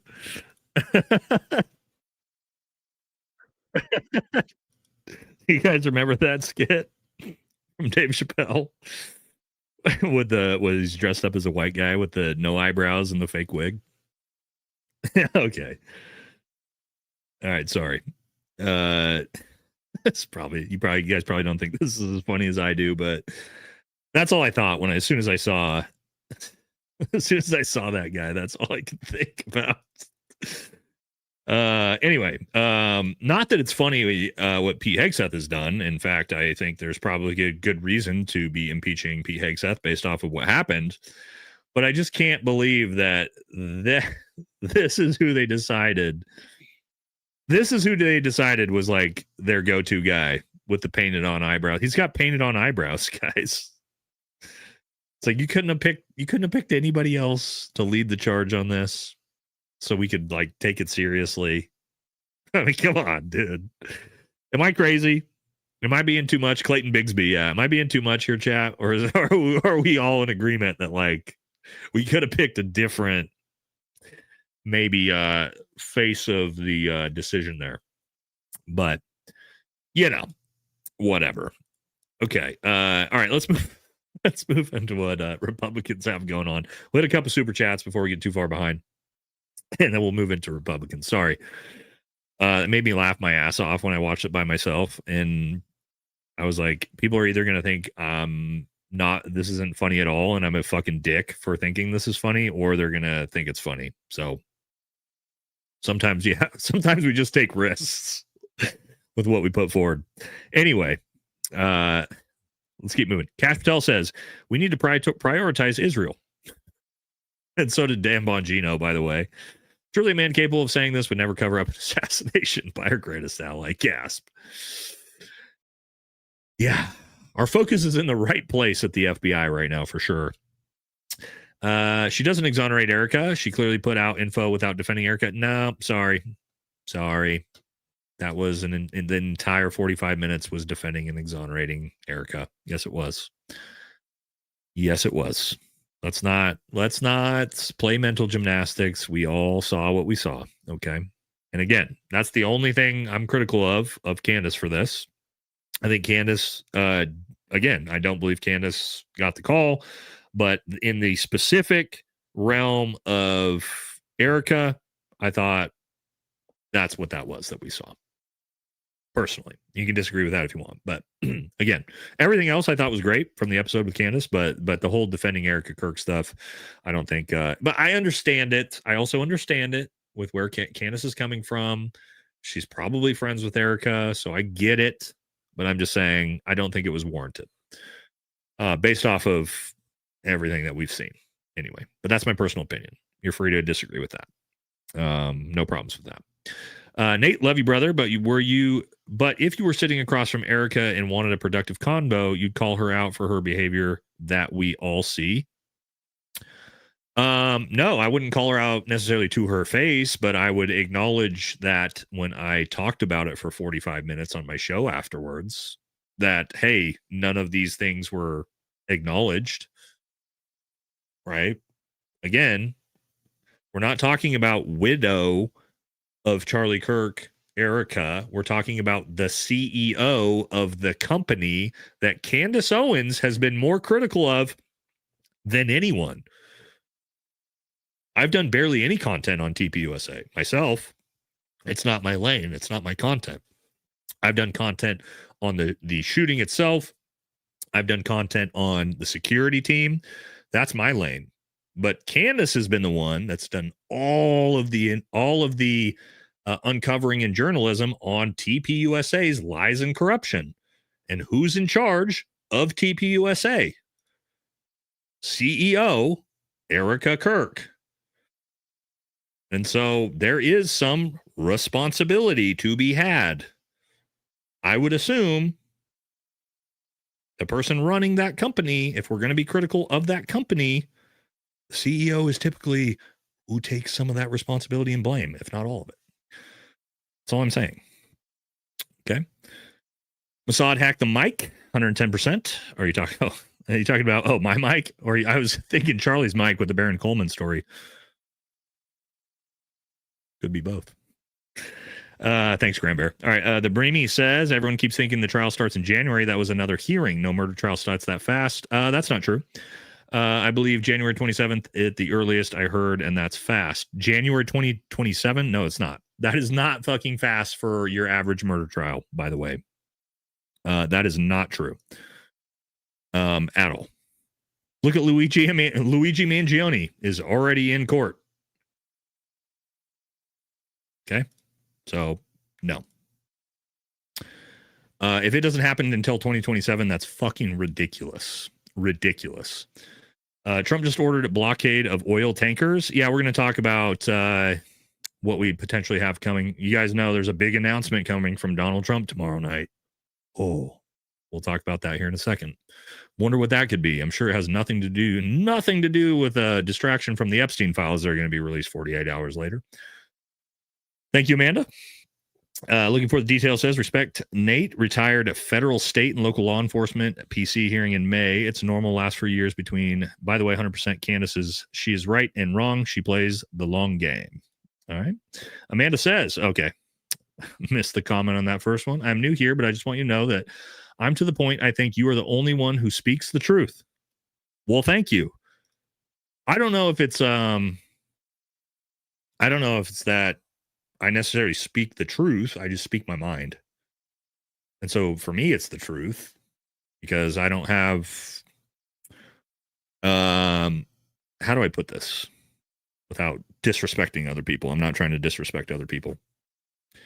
A lot of other big creators have donors and investors that they have to answer to. A lot of other big creators very clearly have agendas they have to adhere to. They're obviously paid money to adhere to some of those agendas. And if you've been following me for a long time, Nate built his channel with no help from anybody. And if you go back to my original content, you'll see how bad my cameras are, how bad my audio is. I have no background. And I've slowly built it up over time, and I've done it all by myself. And me and my wife. This is the production. This is the show, is me and my wife. So we don't have anybody that we adhere to. And so whatever Nate fucking says, it's because Nate thinks it in his brain. And even if it goes against what people I like or my friends, their takes are, I'm just going to keep giving you whatever. And I'm not always right. I'm definitely wrong. I think I'm right more than I'm wrong, maybe 60-40. But you never have to worry about, like, is Nate getting paid by fucking whoever to do this? Nah, dog. It's just Nate. It's just Nate in his house with his wife. So, you know, and it'll always be that way. That's why I don't do a whole lot of advertisements and things like that. You know what I mean? Because I'm just trying to provide you guys some entertainment and some value and be authentic while I do it. And if you like it, great. And if you don't, well, watch somebody else. All right, let's jump into Republicans. And we'll come back to Super Chats after Republicans, okay? Yeah, you guys want me to prove it? I can prove it right now. You guys want me to prove where this channel started? I'm not. Then there's some big channels that started and it was amazing and it's high production value. I'll prove it right now where Nate started from. I can prove it. All I got to do is do this. Okay. And it might take me a second to scroll back here. Show you guys this as I do it. This is pretty easy to prove, actually. Just scroll back. I haven't been on YouTube that long. I've only been retired for 2 years, by the way, which is also crazy that the level of growth we had, which is thanks to you guys. Look, we're already done. That's all I had. My entire YouTube channel. Let's watch this. All right. This is my first video 2 years ago, right? As you see, I just retired 2 years and like 2 months ago. This is my first video.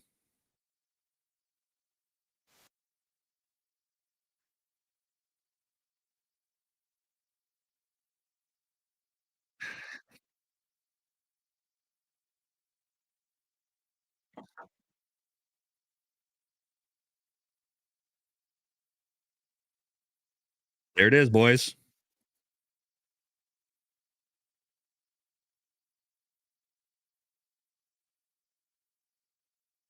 All right. It's only like 4 minutes, but to my point, guys, there was no sound? There had to be sound there, right? That's just me without a beard, by the way. I do look very young without a beard. Yeah, it's only 2 years ago, guys. I was in much better shape. No, I'm in much better shape now, actually. I'm in much better shape now than I was back then.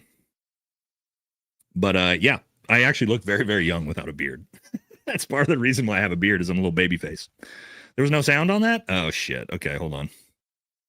I might have to reset. That's going to be an issue for the stream. Hold on. Let me reset this real quick.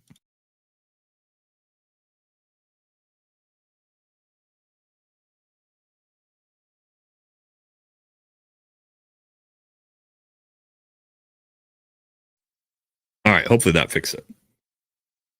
Yeah, the sound doesn't matter. It's just me yapping in my mouth. But again, my point is that's how I started. That was an iPhone.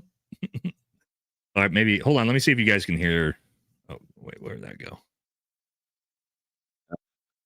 No, I closed. Can you guys hold on? Can you guys hear this? Let me pull this up.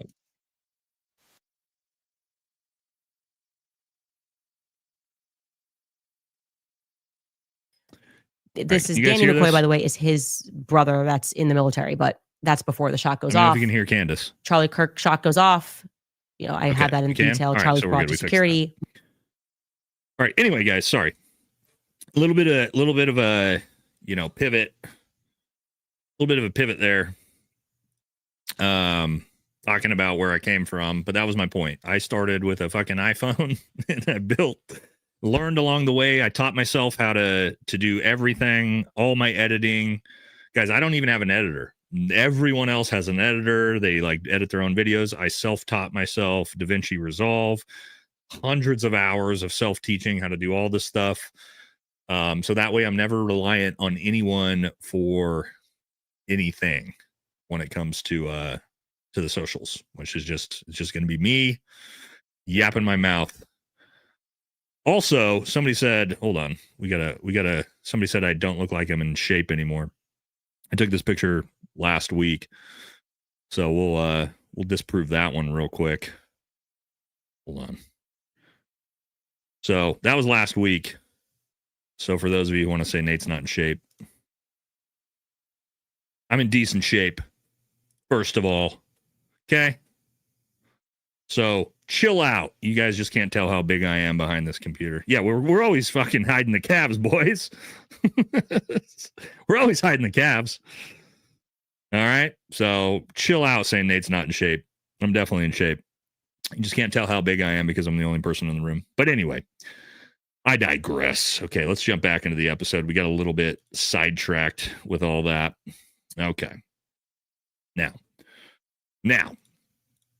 Oops, here we go. Now we're going. All right, let's jump into it. Let's get into Republicans. All right, I'm sure you guys saw some of these things. I love Benny Johnson, of course, who Benny Johnson is, the one thing we know about Benny Johnson is that he's 100% definitely not gay. For sure. But anyway, Benny Johnson posts this. The difference between the left's reaction to the death of Charlie Kirk and the right's reaction to Rob Reiner's tells you everything you need to know about the difference between the right and the left. It's simple. Oh, okay, Benny.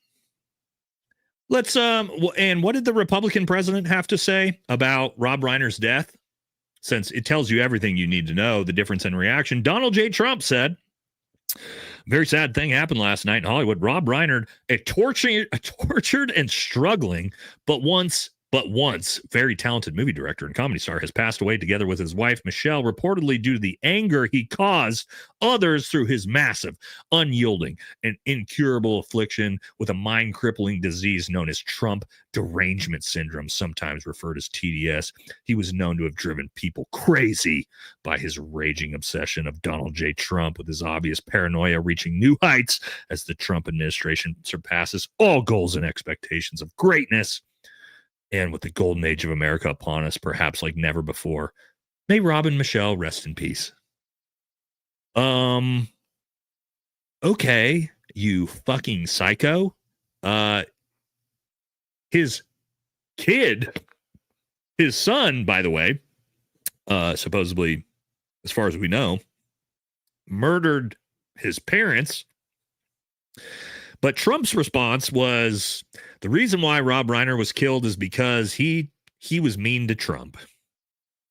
And so, Benny, let's come back to this one from old Benny Johnson. The difference between the left's reaction to the death of Charlie Kirk and the right's reaction to Rob Reiner tells you everything you need to know. Yeah, okay, Benny. Must have forgot about your fucking president, because he had some different things to say. You know, it's I'm just saying. And hold on, let me see. Do I have where's my next? I got another one on Benny here. Here we go. And of course, Benny, by the way, 100% not gay. Let's look at some photos here. Again, 100% not gay. I do not believe Benny Johnson is gay. He's not in the closet. I think that's terrible that anybody's saying this about him. There's no proof of that other than probably a lot of proof. Let's see what they're saying here. Milo says he has proof. Conservative influencer Benny Johnson is secretly gay. I see Benny's selfies like this. One in which I honestly like this is honestly all the proof that I need. What else we got here, Benny? Oh, sick man purse with your boyfriend here. Allegedly.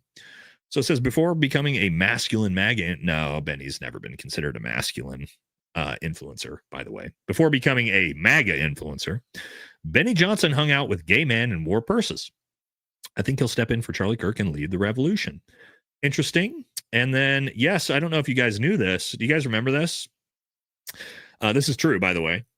Remember when Benny Johnson posted this screenshot, which showed a targeted ad for the world's largest gay cruise? A reminder, those ads are based on your personal browsing habits. Whoops. Yes, this was a real thing that happened.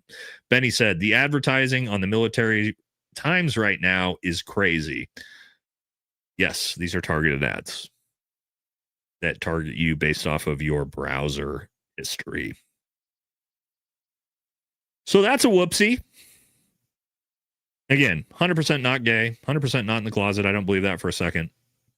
There's no way. There's no evidence of that. But we're going to do a poll anyway, because we love polls on this channel. And again, I do not believe that Benny Johnson is in the closet homosexual. I don't think that.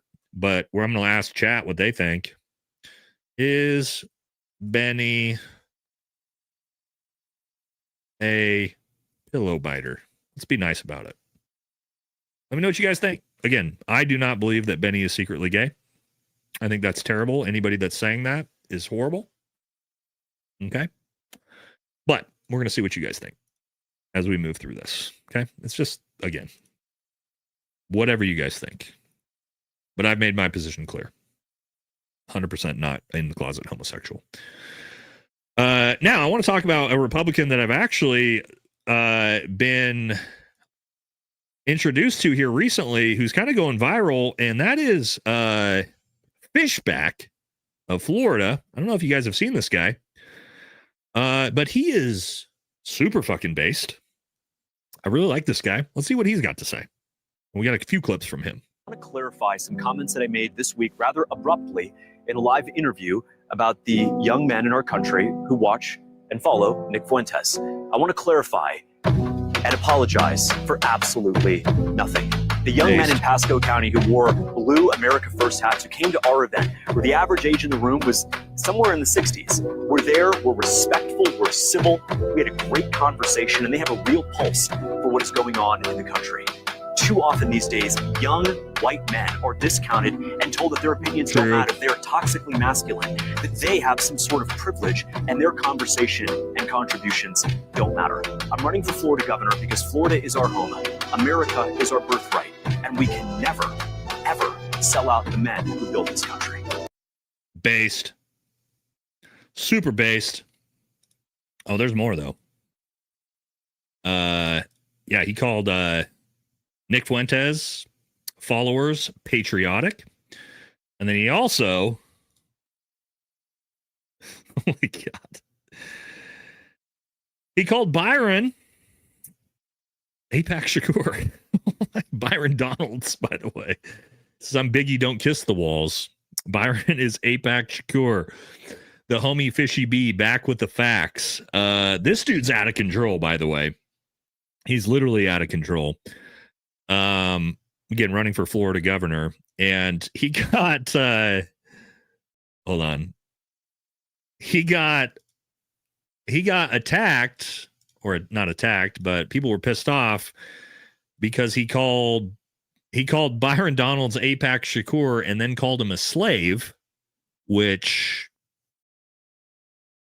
you're supposed to not be allowed to say that about people. However, when they criticized him for calling old APAC Shakur a slave, he literally said, and I quote, "If you want me to stop calling him a slave, tell him to give back all the APAC money." Based. Oh my God, dude. I don't know enough about him. Yeah, somebody said he's either awesome or a psyop. I don't know enough about him, but he is here's another one, guys. He's out there saying shit that we agree with for the most part. And we're not allowed to say, which is not normal for a gubernatorial candidate. Let's see what he said here. Criticize Russia? Be my guest. You want to criticize Zelensky and his money laundering scheme? Be my guest. You want to criticize Israel? Be my guest. Our founding fathers died for your right to do that. Gun to my lips, gun. Yeah. Okay. No, he's a Republican. Dope. This dude's dope. Again, I don't know enough about him. I've only seen clips. People are saying he's a psyop, so he may be a psyop, but all I've seen is the clips. Okay, I'm just getting turned on to him. But so far, woof, I like what I see. All right, what's our poll say? I want to check back on this on our poll that we put up here. What do we got? Guys, 88% said yes. You guys are terrible. You guys are terrible. Sometimes this community just disappoints me, guys. How dare you guys? I told you my opinion. There's nothing about Benny Johnson that screams in the closet homosexual to me. And the fact that 90% of my community, 90% of my community, this is terrible. This is terrible. I expected better from the community on this one.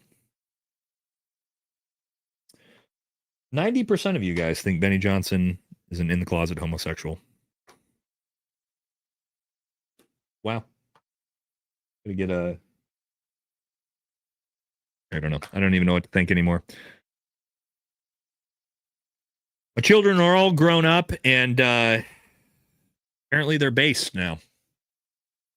And I don't know what happened. I don't know what happened to you, chat. I don't know what happened to you. I thought I was raising upstanding young men and women in this community. And now you're out here. And now you're out here using your eyeballs and just noticing things that everybody else is noticing. How dare you just notice the obvious, chat? You know? Yep, all the wangs in here. How dare you guys just notice what fucking is the most obvious shit in the fucking world? I'm working hard. I'm working hard to fix this, but anyway, let's keep moving. I'm just frustrated now with the chat. How dare you, chat? All right, keep moving. By the way, here, speaking of in the closet homosexuals, allegedly, Mike Johnson. Okay. All right, I shouldn't make my laugh. I can't make myself laugh on the channel. Don't laugh at your own jokes, Nate. That's bad luck. Okay. Anyway, speaking of in the closet homosexuals, allegedly, I don't want to get sued. Mike Johnson says the Torah is clear. The West Bank belongs to Israel. Great. Thanks, Mike. Speaker of the House, Mike Johnson. Glad you're focused on the things that matter. What else did Mike have to say this week? Well, let's find out. I'm sure it's like super valuable and important to the country. Let's see. They broke the economy, and now they want to lecture to the American people about affordability. They opened our borders, and now they want to lecture to the American people about immigration border enforcement. They broke the American healthcare system. They caused premiums to skyrocket, and now they have the audacity to tell Republicans that the only way to save it is to throw hundreds of billions of dollars to health insurance companies, which would merely fuel a system that is rife with fraud, waste, and abuse. You cannot be an arsonist and a firefighter at the same time. That's the message for the Democrats. There you go. All right, guys. You hear that? Everything's the Democrats' fault. Everything's Joe Biden's fault. The economy's in the shitter. It's Joe Biden's fault. Everything's Joe Biden's fault. But guys, I thought, well, hold on a minute. I thought Donald Trump said the economy was A plus plus plus plus plus plus plus plus. What do you mean the bad economy is Biden's fault? I thought Trump just said it's the best economy in the world fucking history. So is it not? Is it the economy? Is the economy shitty and it's Biden's fault, or is the economy the best economy in world history? You got to choose here. What are we choosing? I don't know. And again, I'm not saying that it's not a lot of this is Biden's fault. It is. Inflation being 9% year over year for 4 years absolutely destroyed affordability. 100% true. The immigration crisis, 100% on Biden. However, you can't say both things at the same time. You can't say everything's shitty and it's Biden's fault, and then also have Trump say, this is the best economy the world's ever seen. Fuck you guys if you don't like it. Like, that doesn't work. You got to choose. You got to choose where we're at. Where are we at? Because it's not both of those things at the same time. You know what I mean? One of them's true. Oh, somebody said Nate Kornakia, Benny Johnson AI video. Yeah, Dan, let her rip, dude. You just make sure you have to. You got to make Benny the bottom on that, because we all know, we all know Benny ain't topping in that relationship between me and Benny. Again, I'm just saying. I'm just putting it like it is. Benny is definitely the one getting bent over in that relationship. It is what it is. Okay. You guys are going to get me in trouble on this live. All right. Also, Republicans, what's going on? What's the focus right now? Is it on the economy? Is it on anything going on? No. That's all they're good at cheating in elections. Very good at cheating. They're professionals at cheating, because we won in 2016 by a lot. The election was rigged in 2020. We have all the ammunition, all the stuff, and you'll see it come out. It's coming out in truckloads. And California's election, New York also, but California more than any other place is so rigged. It's okay. Maybe it is, man. Maybe, like, no one gives a fuck. No one gives a fuck about the 2020 election. No one in the country other than Trump. Was it rigged? Probably. I don't know. Who fucking cares? The reality is, you won in 2024, dude. You won. So if the system was completely rigged, why'd they let you win in 2024? Does that really make sense? Like, oh, they stole it in 2020, but they let you have it in 2024. Who fucking cares? Nobody gives a fuck. You're the president for your second term. Nobody cares about 2020. We don't. Do you guys care about 2020? No, it's 5 years ago. Who the fuck cares? I'm concerned about what's going on in our country right now. Let's maybe like focus on fixing the economy. Stop sending hundreds of billions of dollars to foreign countries. Maybe get the labor market figured out. Supply chains are still in the shit. Stop fucking over our farmers and ranchers. Like, there's 100 different things that you could be focused on. That's not the fucking 2020 election that nobody gives a fuck about. We don't. We just don't. But that's the focus. Stupid shit like this that has nothing to do with our lives in 2025, excuse me. All right. And with this, we talked about this earlier, but yes, this is the newest news 1 day ago. So Trump's pick for combating anti-Semitism, Rabbi Yehuda Kaplan, whatever the fuck his name is, says the State Department will have a whole division at the State Department to combat anti-Semitism, including altering social media algorithms with the help of tech leaders. Yeah, that's great. Exactly what I was talking about earlier, which is why we are looking at starting alternative channels, because this shit is coming real fucking fast. Real fast, and it's going to be brutal. Also, just a funny meme. Just a funny meme that I saw that I thought might be relevant.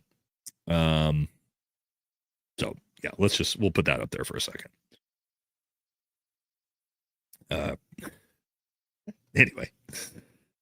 Anyway, but Trump has announced that he's going to campaign for Republicans in 2026. I think this is a terrible idea for Republicans. This is a horrible idea for Republicans. Why would Republicans want him to show up to, like, if I was a Republican in 2026, I'd be like, hey, thanks, brother, but like, stay the fuck away from my state where I'm running. I don't want your, sorry, brain farts, not acknowledgement. What's your, when they, God, how am I brain farting this hard? Words, guys, when the president, endorsement. Yeah, sorry, Jesus. I would tell Trump, I don't want your endorsement. Thank you so much, but like, don't use my name. Let me run my campaign by myself. You are a massive fucking liability. A massive liability to every Republican. Please don't. So be interesting to see who runs on that. Just another one here, guys, just because I talk about this all the time. People get mad at me when I say Donald Trump is 5'10", because he is. He says he's 6'3". So here's him and Logan Paul. Don't worry about the last Cena match. It doesn't matter. I want you to notice. Do you guys know how tall Logan Paul is, by the way? Anybody know without Googling it right off the top of their head? Somebody say it fast. Somebody say it fast. Let's see if somebody knows. Come on, chat. Somebody that just knows a lot about Logan Paul. How tall is he? 6'2". Boom. He's 6'2". True. Yeah, a lot of people said 6'2". Logan Paul is 6'2". He is. He's 6'2". Yes, he's shorter than me. He's 6'2". He is 4 fucking inches taller than Donald Trump. Trump says he's 6'3". I keep telling everybody Trump's 5'10", and everybody gets mad at me when I say it. No, he's 6 foot fucking. He's 5'10", and there's Logan Paul 6'2", 4 inches taller than him. Maybe Trump shrunk. Yeah, maybe he's old and he lost 5 inches. No, his kids are tall. All of his kids are tall. Eric's like 6'5". Barron's like 6'10". Trump's about 5'11", I think. 5'10", 5'11". Anyway, I just think it's funny because he always talks about how he's 6'3", 220 pounds, when he's probably 5'10", 280 pounds. Also, do you guys remember this?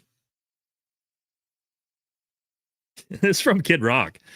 So do you remember when we didn't have $5 billion to build a wall, yet now we have $700 billion to give other countries? In case you haven't figured it out, this is money laundering. Even Chris Rock is turning. But do you guys remember this? Remember the border wall? Remember that when Trump was 2016 Trump, when he didn't actually have the number of people in the House and Senate to pass the legislation to build a border wall for $5 billion. But now that he has complete control over the government, he's got $40 billion to send Argentina. He's got $20 billion to send Israel, plus another $4 billion to send Israel, plus another however many billion to send Ukraine. So all the money in the world now, but we're just still not. We're just not going to build the border wall. What happened? What happened to the border wall? What happened to it? We just decided, never mind. When Chris Rock is turning on you, it's not good. It's not good, guys. Who else we got going on in the Republican Party? Randy Fine, yes. Absolute slob Randy Fine has now come out and said yesterday that he demands the United States deport all Muslims.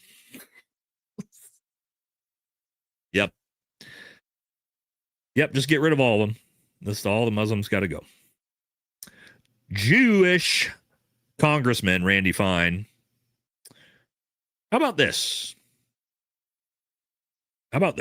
Randy Fine? If we deport all Muslims, let's make an agreement. Guess who else has to go? Let's make it fair. Let's make it fair, Randy. If all the Muslims have to leave, guess who else has to leave? I'm not going to say it because we've talked about it before. We can't be too much. But Randy Fine's got to leave. Let's make it fair. Am I out of control here? Like, hey, you want to call for that? Make it fair. You got to go too, brother. And all your people got to go. Okay. Otherwise, shut the fuck up. Fair is fair. Yeah, somebody said fair is fair. Yeah, I mean, you're, in my opinion, a lot bigger problem than the Muslims. So, I don't know if you guys saw this. Some of the new Epstein stuff coming out. Bunch of photos. Look who that is. Steve Bannon and Jeffrey Epstein. Yeah, very close friends. This picture didn't mean much because these girls were all obviously overage. But Steve Bannon hanging out with Jeffrey Epstein. Here's some more. Steve Bannon hanging out with Jeffrey Epstein. And at this time, Steve Bannon was working for Donald Trump. So what's going on, Steve? You and your boy. I feel like you got some explaining to do. You got some explaining to do, Stevie boy. Just saying. Just saying. It's pretty sketchy. Kind of on the files. All right, here's one we got to watch. Have you guys seen this? This one was a sad one to see. Okay, hold on. Anybody know who Woman Propaganda is? You guys follow Woman Propaganda? The content creator? So Woman Propaganda is, let's call him a Nick Fuentes light, I guess you could say. He's one of those sort of Nick Fuentes. So honestly, I think he's fucking funny. I do. I think Woman Propaganda is funny. He's got funny content. However, he is like 5'2", 120 pounds. And here's my thing. Let me explain this. If you're gonna be the guy who like drops the N-bomb on podcasts and like talks about being alpha and women need to be there in place and all this type of stuff, incel type stuff, that's fine. But if you're gonna head out to the streets, you better be able to throw fucking hands. And unfortunately, for Women Propaganda, he realized real quick, and let's watch this clip. It's actually hilarious. That he found out the real world. Let's see. You invited him to your fucking club. You gave him a ticket to the fucking club. Whoa. Okay, get the fuck out of here. Nick Fuentes was actually right here for this. Look at that. Look, this dude's like fucking Penguin from Batman. Look at this guy. 5'1", fat as shit. Just absolutely bitch slap. Let's watch it back one more time for those of you who haven't seen this before. Just absolutely bitch slapped, open-handed. You invited him to your fucking club. You gave him a ticket to the fucking club. Whoa. Okay, get the fuck out of here. Oh yeah, they don't show the rest of it. He actually walked up and started talking to Nick. Look, man. Let me tell you guys this. If you open hand, first of all, you wouldn't, that little penguin there never would, because I'm huge. But it doesn't matter who you are. You could be Francis Ngannou, right? You could be Anthony Joshua.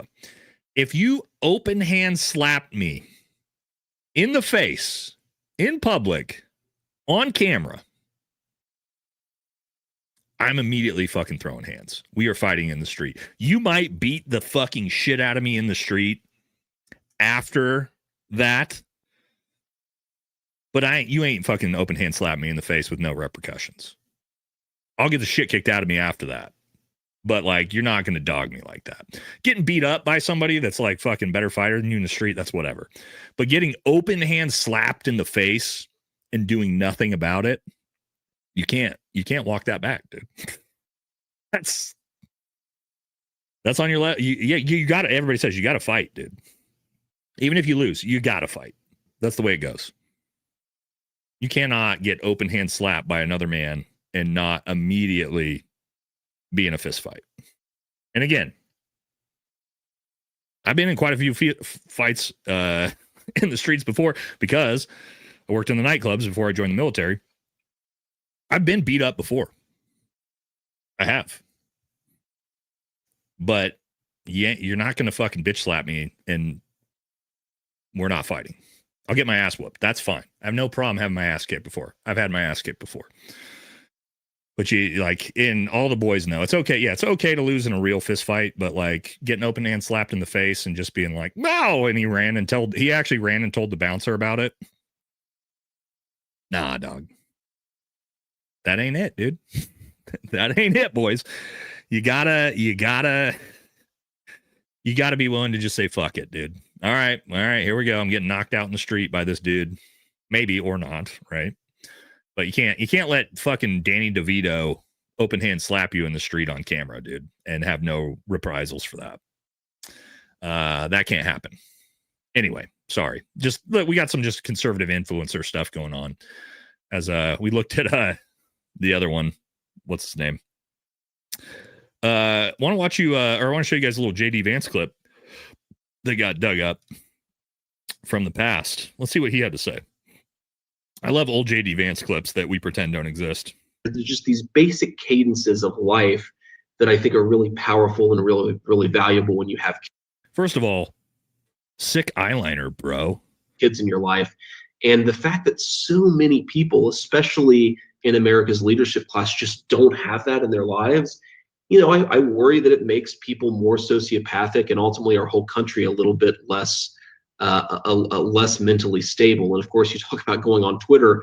Final point I'll make is you go on Twitter and almost always the people who are most deranged and most psychotic are people who don't have kids at home. Wow. Again, sick eyeliner, bro. JD Vance there, letting us fat fucking JD Vance letting us know with his eyeliner on that anybody who doesn't have kids is sociopathic psychopaths that are the problem in this country. Really? That's the take we're going with? I have a lot of friends that don't have kids that are fucking awesome. And a lot of my friends that don't have kids are actually awesome with kids. I don't think whether you have or have kids yet, plenty of people just haven't had kids yet. Right? Very, very bizarre thing to say from again, let's just be honest. Well, not completely honest because I have to say allegedly, and not even allegedly, just my opinion. I think, and again, I have no idea because there's a lot of Republican politicians out there suing people right now. Dan Crenshaw.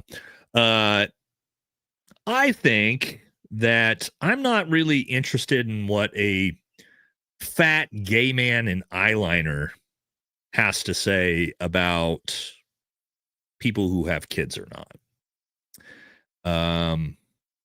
And what I mean by that is I think JD Vance is probably gay. And again, I have no idea. I have no proof. This is just completely my opinions. But you know, the dude wears eyeliner and fucks couches. And this isn't me saying that. That's in his hillbilly fucking effigy or whatever it's called. I think that any grown man who has sex with a leather couch while wearing eyeliner is probably gay. That's just my opinion. It's literally my opinion. I have no idea. No idea, because I don't want to get sued. I have no idea if JD Vance and Lindsey Graham and Tom Cotton and Benny Johnson, I have no idea if they're or Mike Johnson. God, I could just fucking keep going, right? I have no idea if they're gay. I don't know that. I'm just saying that, you know, but I don't know that. I've got no proof. I'll let Milo probably handle that. But anyway, I just think it's it's interesting for him to be talking about people that have kids or don't have kids. You know, I don't know if you can impregnate a leather couch, but he's tried. Last one on Republicans. Let's see what old Megyn Kelly has had to say. You love to hear from Megyn. Piers Morgan sat down with Nick Fuentes and did the interview that everybody wanted Tucker to do with Nick Fuentes. And I'm sure this is going to make everyone super happy and put to bed the controversy of Nick Fuentes and his appeal. Oh, wait, no, it won't at all. But here's a little taste of how it went. Take a listen here to SOT 12. Just to clear up one of the many theories about you, I've no idea what the answer is, and you haven't got to answer. But are you actually attracted to women? I am attracted to women. You're not gay? No. But I will. Again, I love the no but. We've talked about that before. Maybe don't say but after that. But anyway. Say that women are very difficult to be around. Okay. So there's that. And do you think they should have the right to vote? I do not. No, absolutely not. They should stay at home? Well, yeah, absolutely. So basically, you're just a misogynist old dinosaur, aren't you? For a young guy. Yeah. I mean, I know I'm the boomer. I know I'm the boomer here, but actually, you're a 27-year-old dinosaur, aren't you? Aren't you, Nick Fuentes? All women. I am. All women are annoying. All women grow fossil. old. They all get fat. Says the guy. Have you ever had sex? No, absolutely not. Wow. Says the guy who's never. So this was actually also really interesting. So Piers Morgan's a Catholic. Nick Fuentes is also a Catholic, and Pierce got absolutely roasted by I forget who he had on talking about this. Somebody roasted Pierce for this. We all think it's hilarious, right? Where he asks if he's ever had sex, and Nick's like, nope, I haven't. I'm a virgin. And then Pierce, as a Catholic, talks shit to Nick Fuentes about not having sex before marriage. I want you guys to actually think that from a religious standpoint. If you're going to pretend to be a Catholic, you would actually, if you're Pierce, and I'm not a Catholic, but I'm just saying, you would actually credit and praise Nick Fuentes for that, because that's what the Catholic religion states that you should do out of wedlock. That is the appropriate thing in the Catholic religion for young people to do, is to not have sex before marriage. Was it Crowder that said that? Somebody brought that up, and Pierce was like, now it's funny, what Nick says, but Andrew Wilson, that's right. Andrew Wilson said that. He said, what the fuck's your problem? He's Catholic. You're Catholic. Don't you think that's something you should praise? And Piers Morgan walked it back, and it was like, no, you're right. That actually is like really, that's really adamant of Nick that he hasn't done that. And so it's all hilarious, but to Nick's credit, he actually is, like most young men would never say that, nor would ever admit to that. But the fact that he admitted to that, that's actually a testament to his religion, which, again, I'm not Catholic. I wouldn't be doing that as a young man. But anyway, also, it's just funny, like listening to Megyn Kelly, like America's mom, Megyn Kelly, is she's going to stick it to Nick Fuentes. Megyn, at least she wasn't 8 Kelly, is here to lecture us on morality and the right things to say. Like, Megyn, let's be honest. We're going to pass on listening to what you have to say ever since your comments about Jeffrey Epstein you think is not a pedophile. Ever since Megyn made those comments, Megyn Kelly doesn't have any credibility. Okay. She's a pedophile protector. She's disgusting. She doesn't get to criticize anyone else for anything. In my opinion, Megyn's done. Okay. When it comes to criticizing or Mom, Megyn Kelly, like, nah, dog, you're done, Meg. All right. We made it to the final part of the show. Our favorite part of the show. Luckily, the algorithm, 3 hours in, is protected us a little bit. I'm going to grab one thing real quick. Give me 15 seconds. I'll be back. Not even a real break here. 1 second.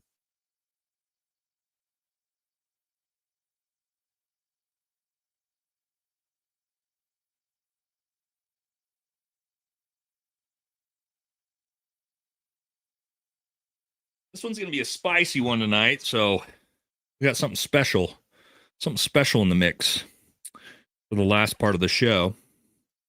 Yeah, I'll get to all the super chats. Don't worry, guys. Super chats is the last part of the show, okay? This hat's camo. It's the America First hats. Bam. Those are up for sale right now. They're sweet. They're sweet. They're sweet. They'll probably be sold out quick. The pinned comment is where you can go for the merch. Also, we have the America First flags. I got one right here. Got these finally in. They're actually pretty sweet.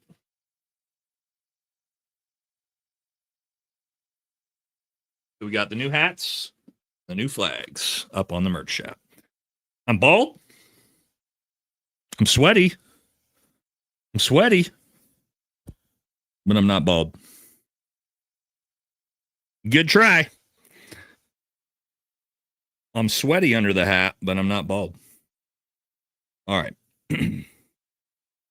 Okay. Let's keep it moving. What kind of gloves are these? These are my new Muay Thai gloves. Oh, just got them. My new 16 ouncers. Yeah. Just got those.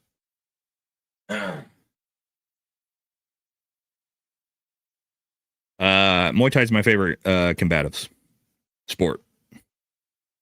I'd like to say jiu-jitsu is, but I really don't like it. I do it anyway. But being really big and really tall, Muay Thai is a lot funner to do when you're a really big and really tall guy. But anyway, yeah, I just got those recently, a couple days ago. All right, let's keep moving. Keep moving. All right, let's talk about a bunch of different stuff. Let's start with this. I think this is kind of an interesting one. And then I saw this. In 23 years, these three men, and this is true, invaded 9 Islamic countries and killed 11 million Muslims. Now, I wonder why the Muslim world doesn't like us. Is it because we're Christians? I don't know. It might have more to do with this. You know, the fact that we slaughtered 11 million fucking people by invading their countries. They're sovereign countries, by the way. And I was a part of doing it. You know, so I can't be like too... I'm not going to be a hypocrite. You know what I mean? But we don't talk about this enough, I feel like. When we talk about how, you know, Islam is the biggest threat to the West, it's like, well, but why? Why is Islam a threat to the West? Islam wasn't a threat to the West before 1947. In fact, we had great relationships with the entire Middle East before then. And then we killed 11 million fucking people. And yeah, maybe they didn't like that. I don't know. I'm just saying. Like get Dave Smith on. Oh, yeah, we can try. I've been in contact with a few really cool creators that we're talking about doing content with. Me and Jake Shields are connected. You guys like Jake Shields? I'm sure you like Jake Shields. I like Jake Shields. Me and Jake are I'm gonna have Jake on one of our lives here in the next couple weeks. And then I'm gonna do his show when I go out to Vegas in January. So yeah, we got Jake Shields coming on soon, which I'm stoked for. Probably Dan Blazarian, because he's friends with Jake. We'll probably do some stuff. I haven't talked to Dan yet, but anyway, should be a good time. And some other creators I'm working on doing some content with as well. I'm stoked. All right, let's keep moving. Keep moving. Now, I want to show you guys this. There's a guy who's been let me show you this one first. Before I show you that one. There's a guy who's been doing this around Congress, around the halls of Congress. He walks up to random people and he asks them, America first or Israel first? You may have seen these. And just the responses are fucking hilarious. Watch this. So America first or Israel first? Or Palestine first? Don't be scared, bro. You're not doing this. Sir, you look like a raggedy, unshaved coochie. Just kidding, sir. That is not right, sir.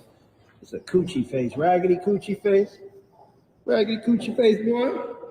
He just abandoned his mission. You could have took the stairs, bro. You didn't have to abandon the whole mission, bro. Now you're going viral, bro. You'll be viral by the time you go home, bro. So he's done this. You should go follow him. He does this to everybody in Congress. But you can tell the difference, right? So that guy, of course, immediately it's like, I'm not doing this. And he just takes off running. He looks straight up Israeli.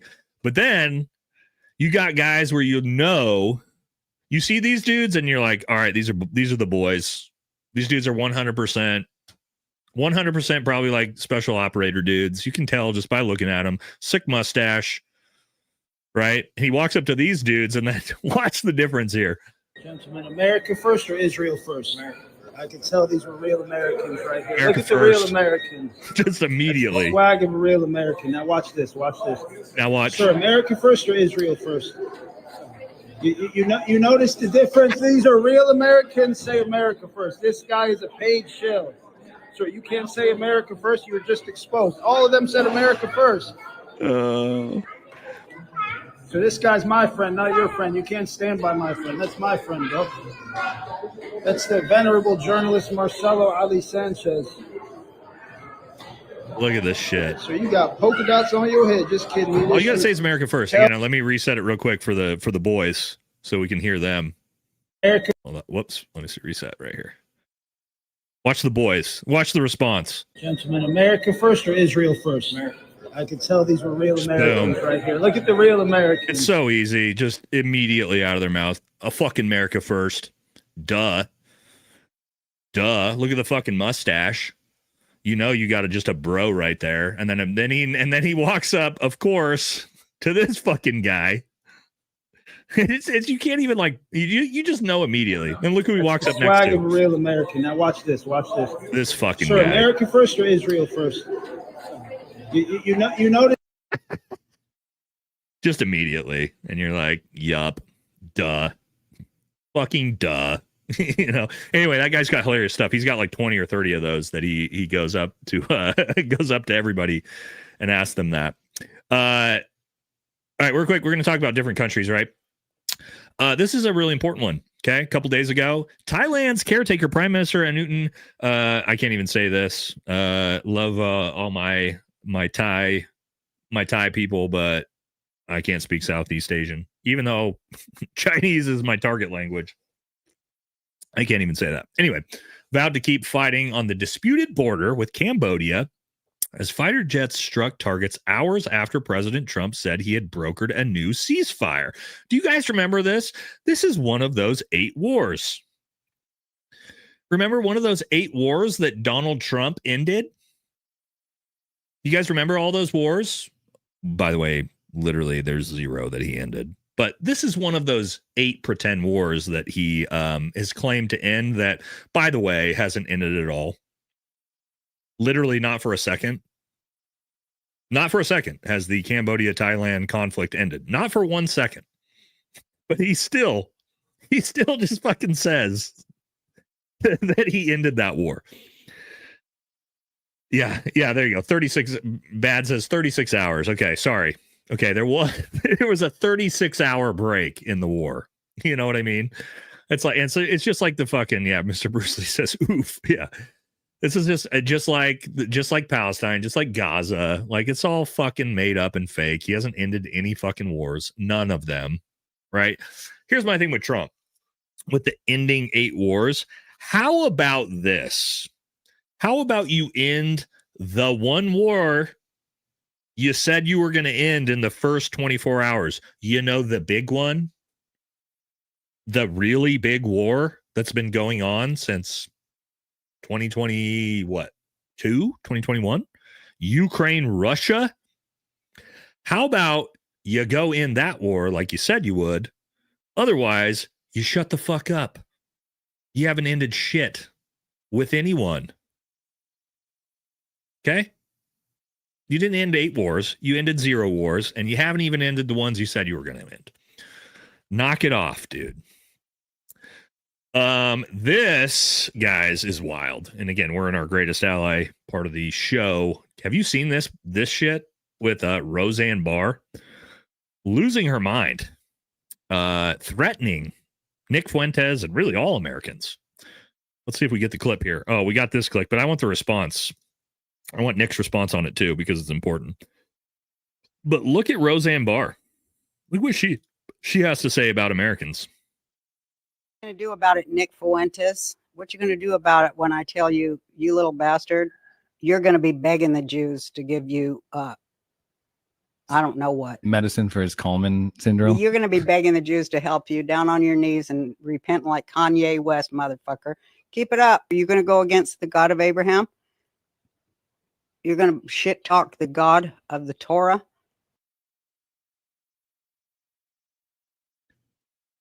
Yes.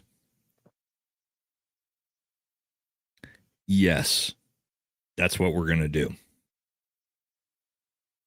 That's exactly what we're going to do, Roseanne, by the way. Anyway, let's keep moving. Keep it up, motherfucker. Not You'll just the see what Torah, happens. the Bible, Jesus. We'll see what happens when you try to overthrow the Constitution of the United States, the Republic of the United States of America. You talk shit about that, saying it ain't good, that we got to have some Catholic theology to replace it. You can kiss my motherfucking rich Jew American ass, motherfucker. Yeah. Wow. Wow. Okay. I saw Roseanne Barr. Roseanne Barr said he's going to be on his knees begging the Jews. Roseanne Barr, you need to be put in your fucking place. Okay? You're a guest here.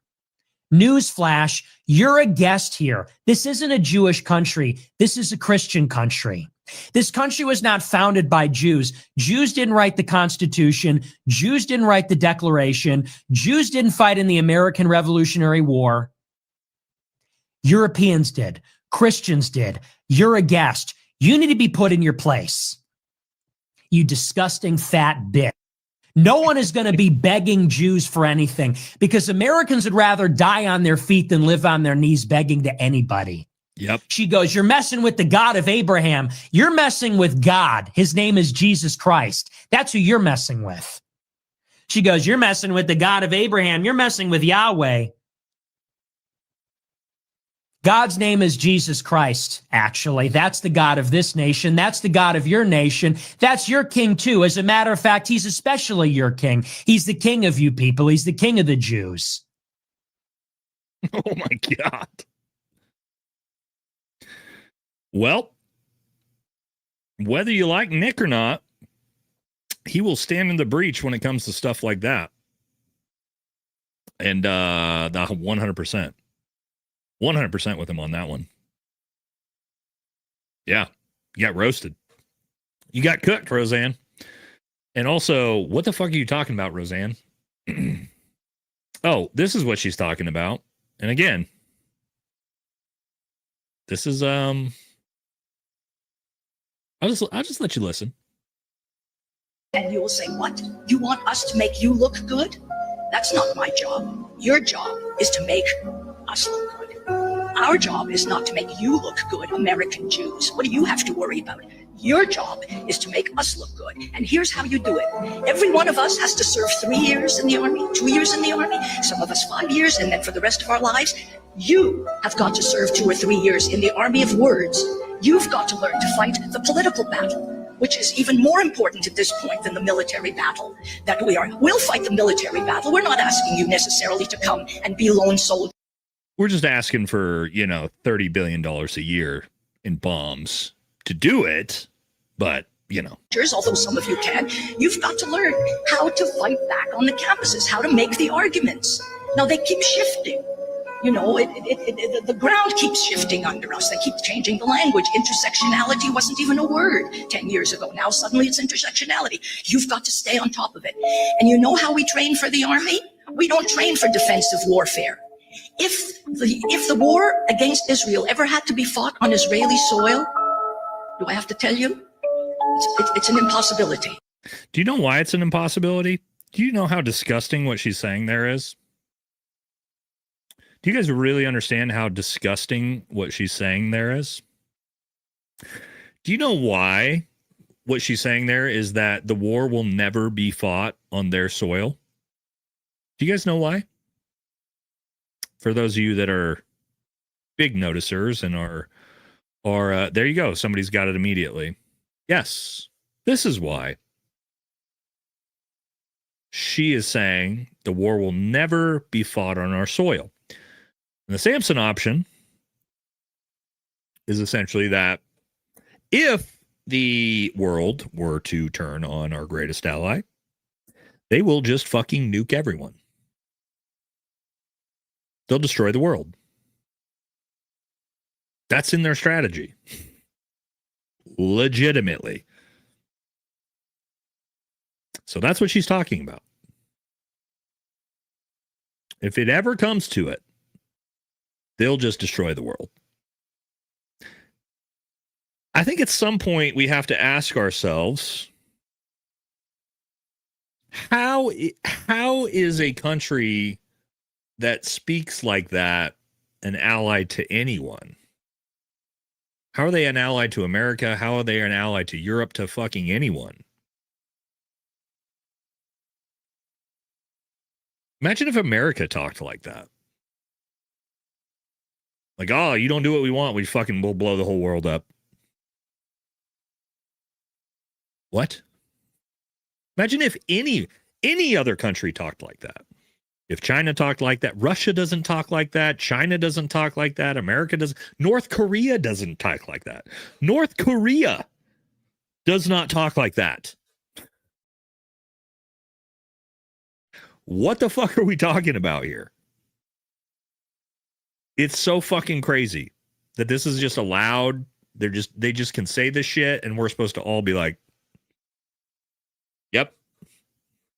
Yep, just threaten the world.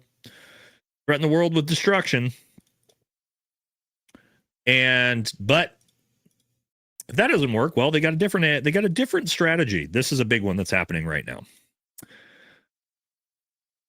And this was, I believe, this week. You're going to train 100,000 Christian ambassadors to be ambassadors in their own country for the state of Israel, to defend Israel's brand and to combat anti-Semitism.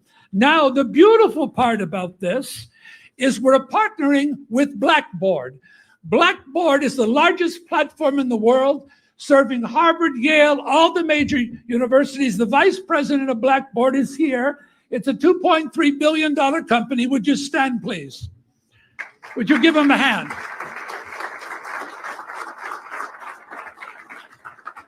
Using adaptive learning technology. So we'll train these wonderful Christian evangelicals so that they can fulfill what I am doing for the state of Israel.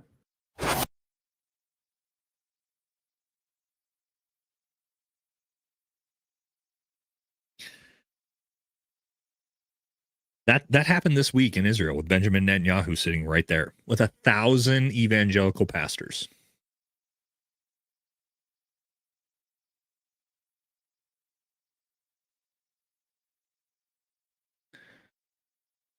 So this was my point earlier in the episode when I told you there are things coming. There are massive censorship and deplatforming and ban waves coming. I can promise you they are coming. They are telling you it's coming. They are telling us it's coming. They are saying we are going to do it.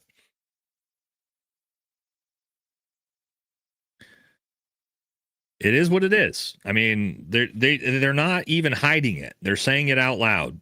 This is what we're going to do. And I guess we're not going to do anything about it. And what do you do about it? But for us to just sit here and think that nothing's going to happen and they're just going to keep battling in the war of words. No. it's very, very clear that the war of words has been lost. The war of ideas, the war of intellectual narratives has been lost. And so now, as you see there, it's time for full-scale weaponization, propaganda. It's coming. It's coming in 2026. I promise you it is coming. And this is a great point. Somebody just said this. John, this is so much more important than people realize. Section 230. Okay. The reason why this is so important is this is how they're going to control YouTube and Google and fucking everybody. Is they're going to threaten their Section 230 protections.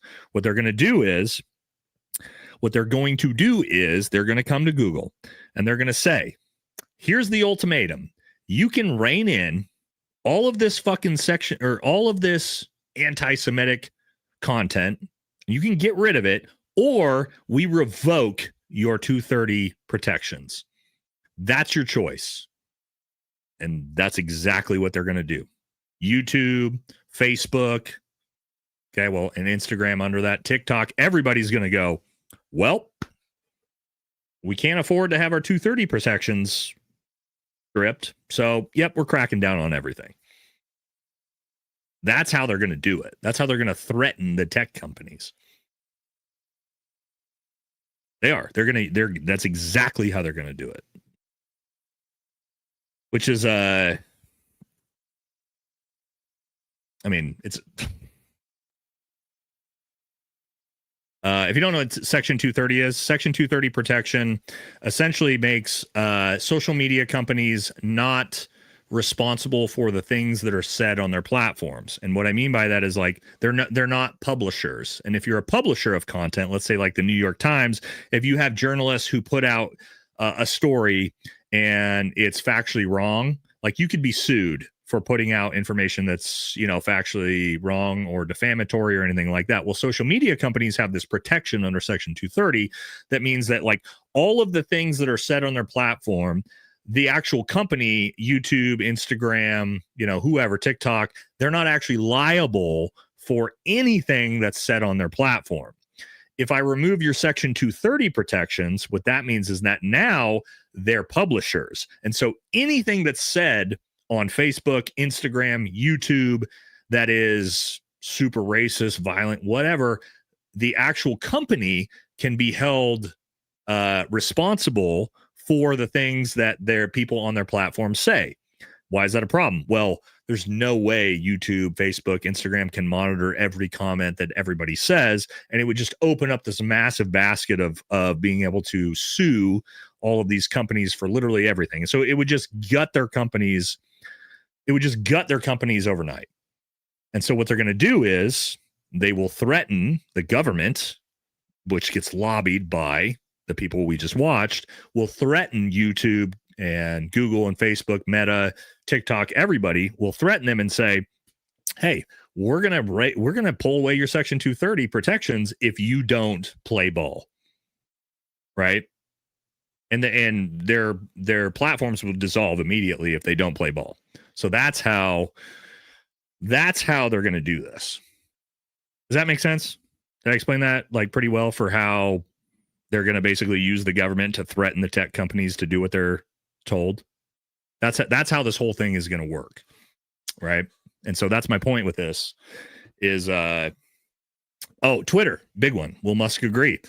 He's not going to have a choice. Think about this. If Twitter was responsible for every comment that anybody said, Elon could be sued 1,000 times a day.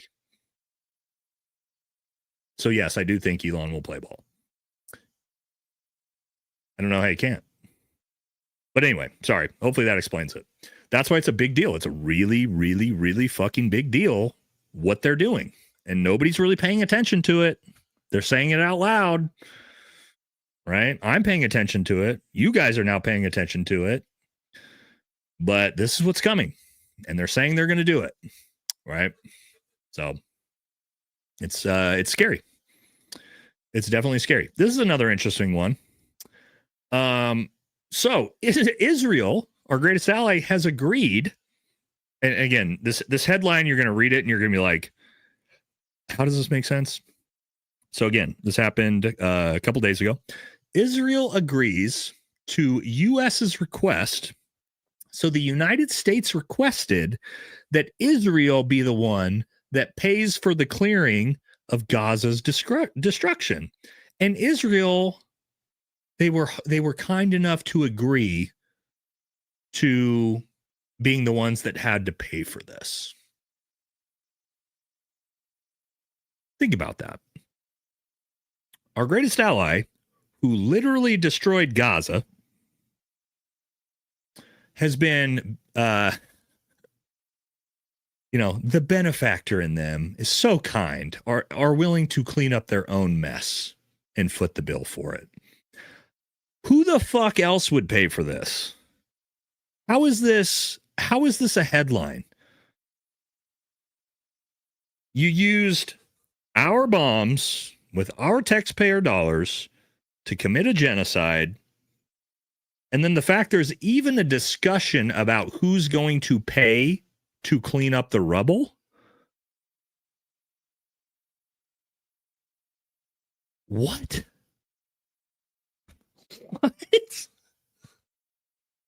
What?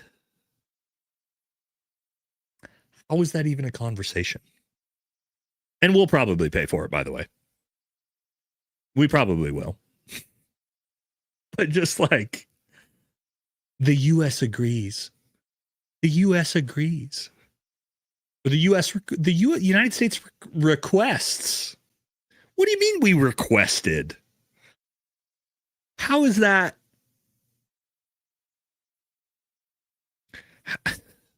How is it not the U.S. says, hey, fucking fix it?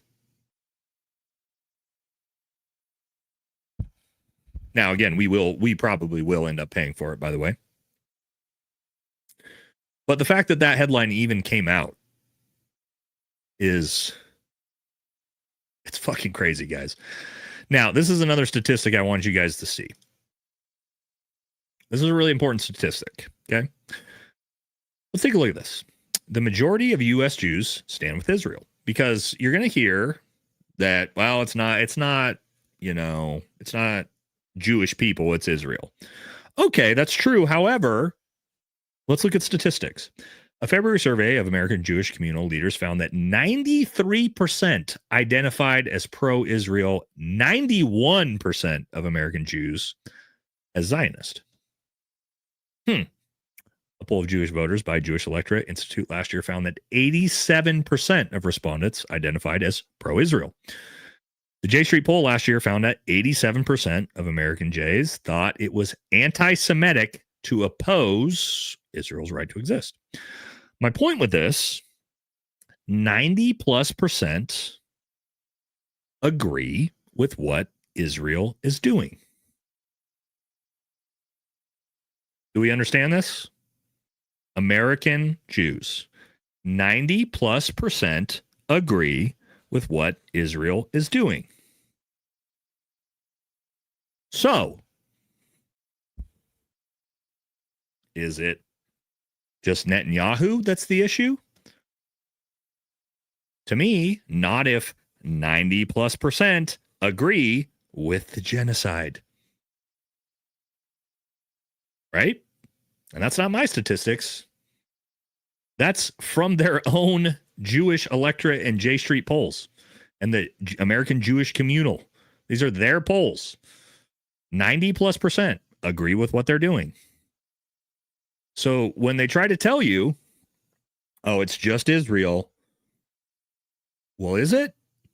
Because 90+% based off of their own polls identify as being Jewish Zionists. I'm just statistics for you to think about. Okay? When you get told it's just Israel, maybe it is, but that's not what those statistics say from their own, and that's their own polls. That's not our polls. That's their polls. Okay? Anyway, I told you it was going to be a spicy episode.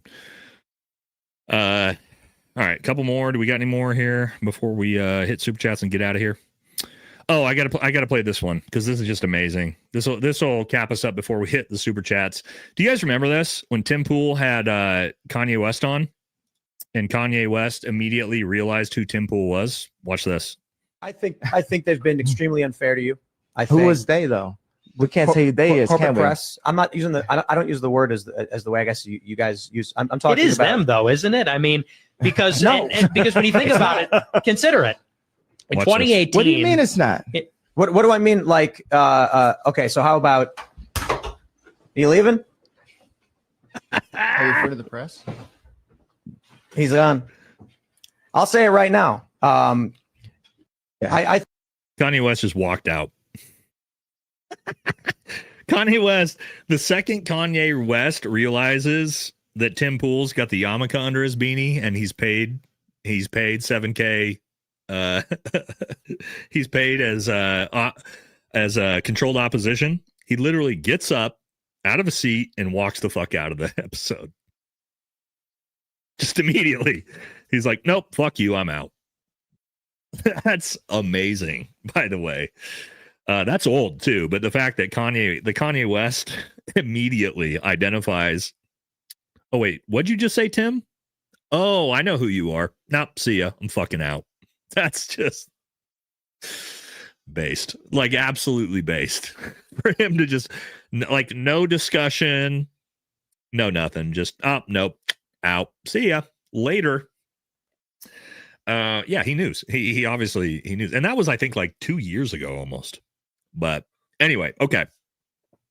We got a little bit deeper than we usually do on that one. And again, this might be the last episode where we go that hard because we can see the legislation that just got passed. By the way, that anti-Semitism legislation was passed as part of the Department of Defense funding bill. That $900 billion bill has anti-Semitism clauses in it. And so, yeah, it's real scary what's coming in the next probably 60 days. So this might be the last real fun one that we had on this one, unfortunately. And then we got to get real into code words and being very, very, very careful going into this. Okay.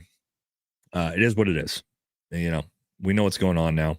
All right, let's hit the super chats for everybody who was just here for the regular episode. We still got, it's almost got 7,500 people in here after 4 hours. Absolutely crazy.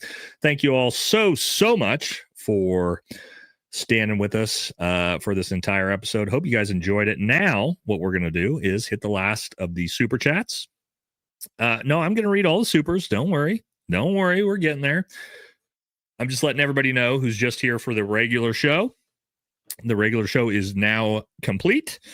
And now we're going to do the super chats before we get out of here. So thank you all very, very much. For everybody who's going to stick with us, that's awesome as well. All right. Now, I got to get back to where we were. Let's say make sure I don't miss any here.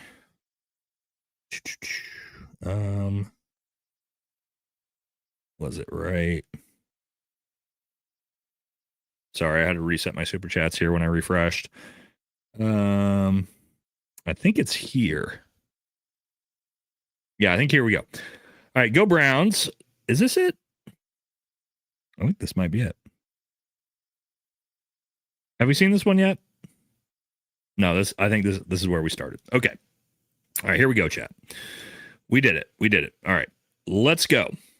All right, Go Brown says, again, love you, brother, but if you think Candace doesn't know everything you're saying and is just clearing Erika, you're just wrong. She's getting info. You're right. Candace Owens is God. She's Christ. She knows fucking everything that could ever happen. She definitely knows more about the military. She knows more about the army. She definitely knows more about special forces than I do.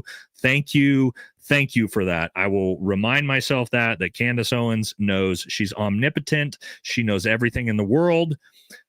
Thank you for that, because sometimes I forget that. I think that sometimes I think maybe Nate knows more about Army Special Forces than a random podcaster who never served, but then I get reminded by the chat that no, Candace Owens knows more about everything, especially the military and Army Special Forces, than you do, Nate. Thank you very much.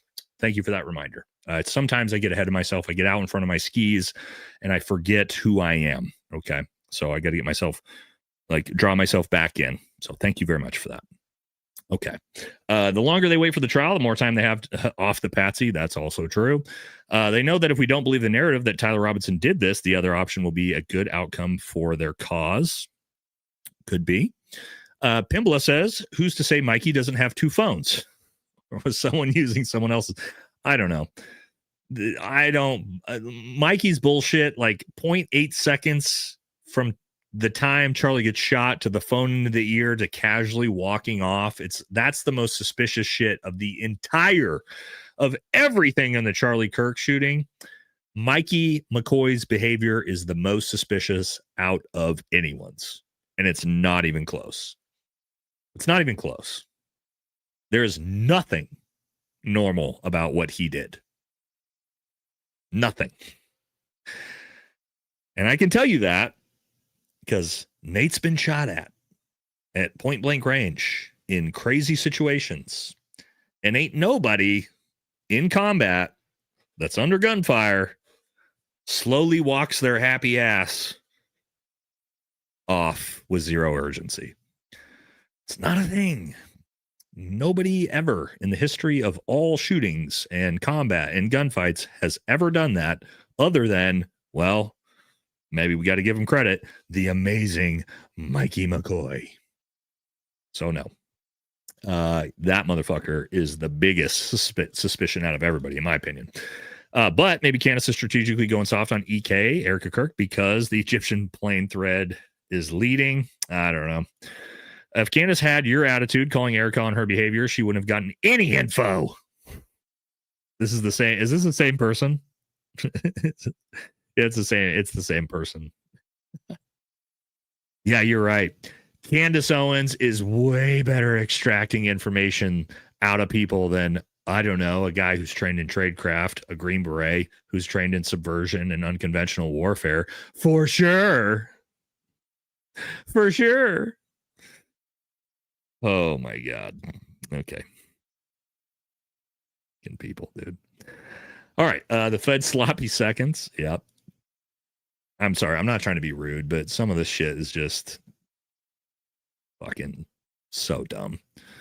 All right. Anyway, Erika's lawyer has nothing to do with this case.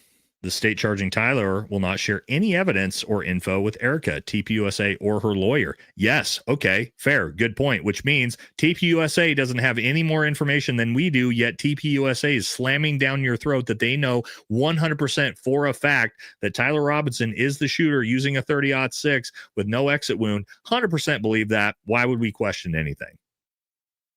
You didn't make the point you thought you were making. This makes it worse. It makes it worse for TPU's behavior that they don't have more information that we don't know about. We understand that, right? We understand the fact that TPUSA does not have any more information than we do, and their behavior, it makes it worse. It makes their behavior worse knowing that, not better. If they had a bunch of information that we didn't have, and that's why they're saying that, that would make sense.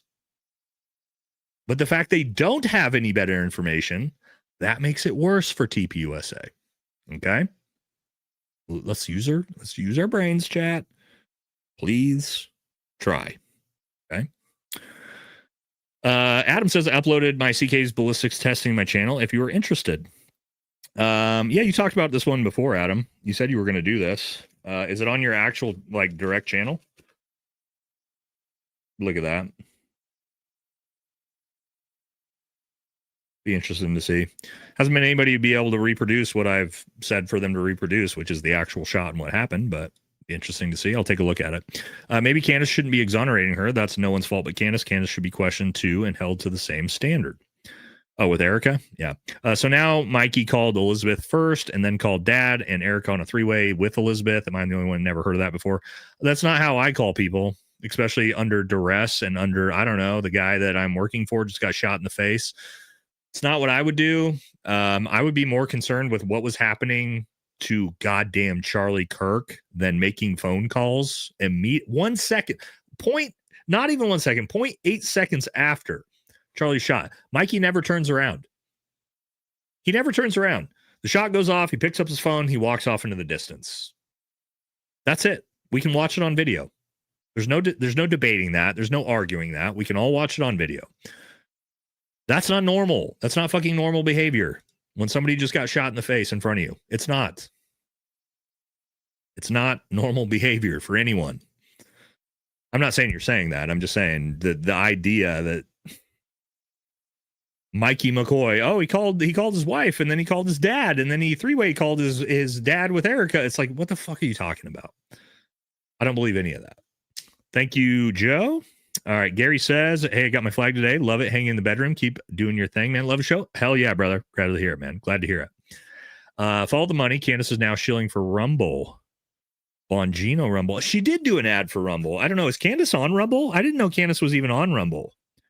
But Candace might be looking at the reality of the world like I'm looking at the reality of the world, where it may be time to expand, you know? So I'm not going to judge Candace for that at all. I'm thinking about doing the same thing. Candace is now live on Instagram. Okay. Jewish type money, you say. Tyler Robinson planted the 30-06 collapsible impact manufactured text between Tyler Robinson and LT Lance Twiggs to look innocent 33 hours before capture, dispose of actual. I don't fucking know, man. At this point, I have no idea. We have no evidence of anything is the problem. The only evidence we have is the FBI told us that there's a random gun we've never seen with fingerprints on it and some text messages. That's it. That's all we got. And so when we realize that that's all we got, it's really hard to figure out what the hell is actually going on. Hola from Mexico, Nate. Almost 2 million people have now watched Candace's episode from today, and the Z's are seething. Oh, the Zionists are breathing. Fun times. Keep up the awesome work. Thank you for service. Yeah, I bet she already does have a couple million, which is insane. Is Tom Artyom Alexandrovich going to be extradited? I have no idea who that is. I'm not tracking that story. Don't think Erika cares. She's enjoying fame and money. Charlie left. My 2 cents. She isn't grieving. Everybody grieves differently. Everybody grieves differently, bro. Not all the widows I know, but Erika does. I mean, keep in mind, it's only been 95 days. 95 days since Charlie was killed. It's not very many days, by the way. So Erika and Candace, old-fashioned high noon, who blinks first, just saying. Yeah, maybe we need like a cage match. Maybe that's the point we're at in this whole story. What is Gary Melton getting out of all this? I don't. What do you mean by getting out of this? I don't think Gary's getting anything out of this, to be honest. The word Semite means Western Asian Indian, yet people think Semite means Jews, Israel. Yeah, I mean, again, the term anti-Semitic doesn't make any sense because, yeah, Western Asian or Arab also falls under Semitic, which, yeah. If calling me anti-Semitic doesn't make any sense because I'm very not anti the Arab world, obviously, based off my channel. Talking about Jewish people, a bunch of Eastern Europeans. Yeah, I don't know. Doesn't really work. Doesn't really fit. Don't believe Candace is finished looking at Erika. I think she is. I think she 100% is. I'll make that call. I don't think Candace goes after Erika at all. I don't think she goes after her at all ever again after that meeting. I told Bobby to DM you, or yeah, Bobby, we're gonna send you some merch, especially as a congratulations on your new engagement, brother. But we got to get Bobby's old ass to email me, Jasmine. And Mr. Bruce Lee, we're still looking for your stuff, Mr. Bruce Lee. By the way, if you're still here, because we're trying to get you a care package. I keep seeing you in here, but you never message me or never email me. So, guys, to the regulars in the chat, like Bobby and Mr. Bruce Lee, Nate and Brittany are trying to send you guys stuff for being dedicated viewers of the channel, and you guys just refuse to reach out so I can send you a bunch of shit. Come on, guys. You're here every night. All right. I'm trying to get you guys a bunch of merch packages. All right. Let's keep moving. Don't believe Candace is. Oh, we got this one already. Someone get Cash's crazy eyes. A Crenshaw. He needs 2 Crenshaw patches, by the way. All right. Before Erika told Candace Owens who Charlie meant when she said they want to kill me, she asked first if Candace saw the messages. She had not. Interesting. She wanted to know. I know. I noticed this too. I was concerned about that when Candace said that. If Erika said, have you seen the text messages? If I was Candace, I would have said yes. Maybe, I don't know, maybe that's a lie, but I would not have given up the information that I hadn't seen them. I'm a little bit concerned about that. That's information where TPUSA could twist that pretty easily. Good catch on that. I caught that as well. First time doing a super chat. How did he get his position? Because he seems clueless. Is it just me? How did who get his position? Who do you think we're talking about there, chat? Sorry, that one's probably from earlier. How did who get their position? What are we talking about? How did he get his position? Dan Flood. Oh, Cash? Oh, Cash? I have no fucking clue. He was kind of a simp for the Trump administration doing podcast content just like Dan Bongino was. So that would be my guess. I know there's a little bit more of a backstory to it than that. I forget who's explained it before.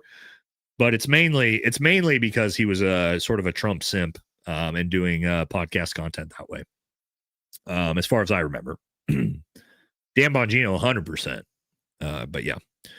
Question: did Cash have the GJ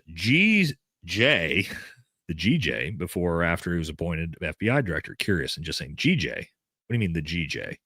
I'm not sure what you mean, Joe. The GJ. You guys, stop using code words on me. The GJ. Did he have the GJ before he was appointed? Somebody the good job before? I don't know. Anyway, sorry, Joe. I don't know what you're talking about on that one. We need to invade Venezuela because their fent is funding terrorism. Yeah, there's no fentanyl there. Did you guys see that Trump, this is real, Trump designated fentanyl a weapon of mass destruction this week? I believe it was yesterday. As if we don't have a better playbook at this point, that we're going to go now we're going to go with Venezuela has weapons of mass destruction and it's fentanyl, and that's why we have to. I'm not lying. That's a real I can pull up, hold on, I'll pull up Operator as Fuck's channel and show you guys. This is a real fucking tweet. I asked him too. I was like, is this fucking real? And he's like, yeah, unfortunately it is. Hold on. Let's see. I can pull it back. Yep, here it is. It's right here. Check this out. So I even said this at this point. I can't even tell these are satire now anymore. And he said, unfortunately, this is real as fuck, which is yes. President Trump has signed an executive order designating fentanyl as a weapon of mass destruction. So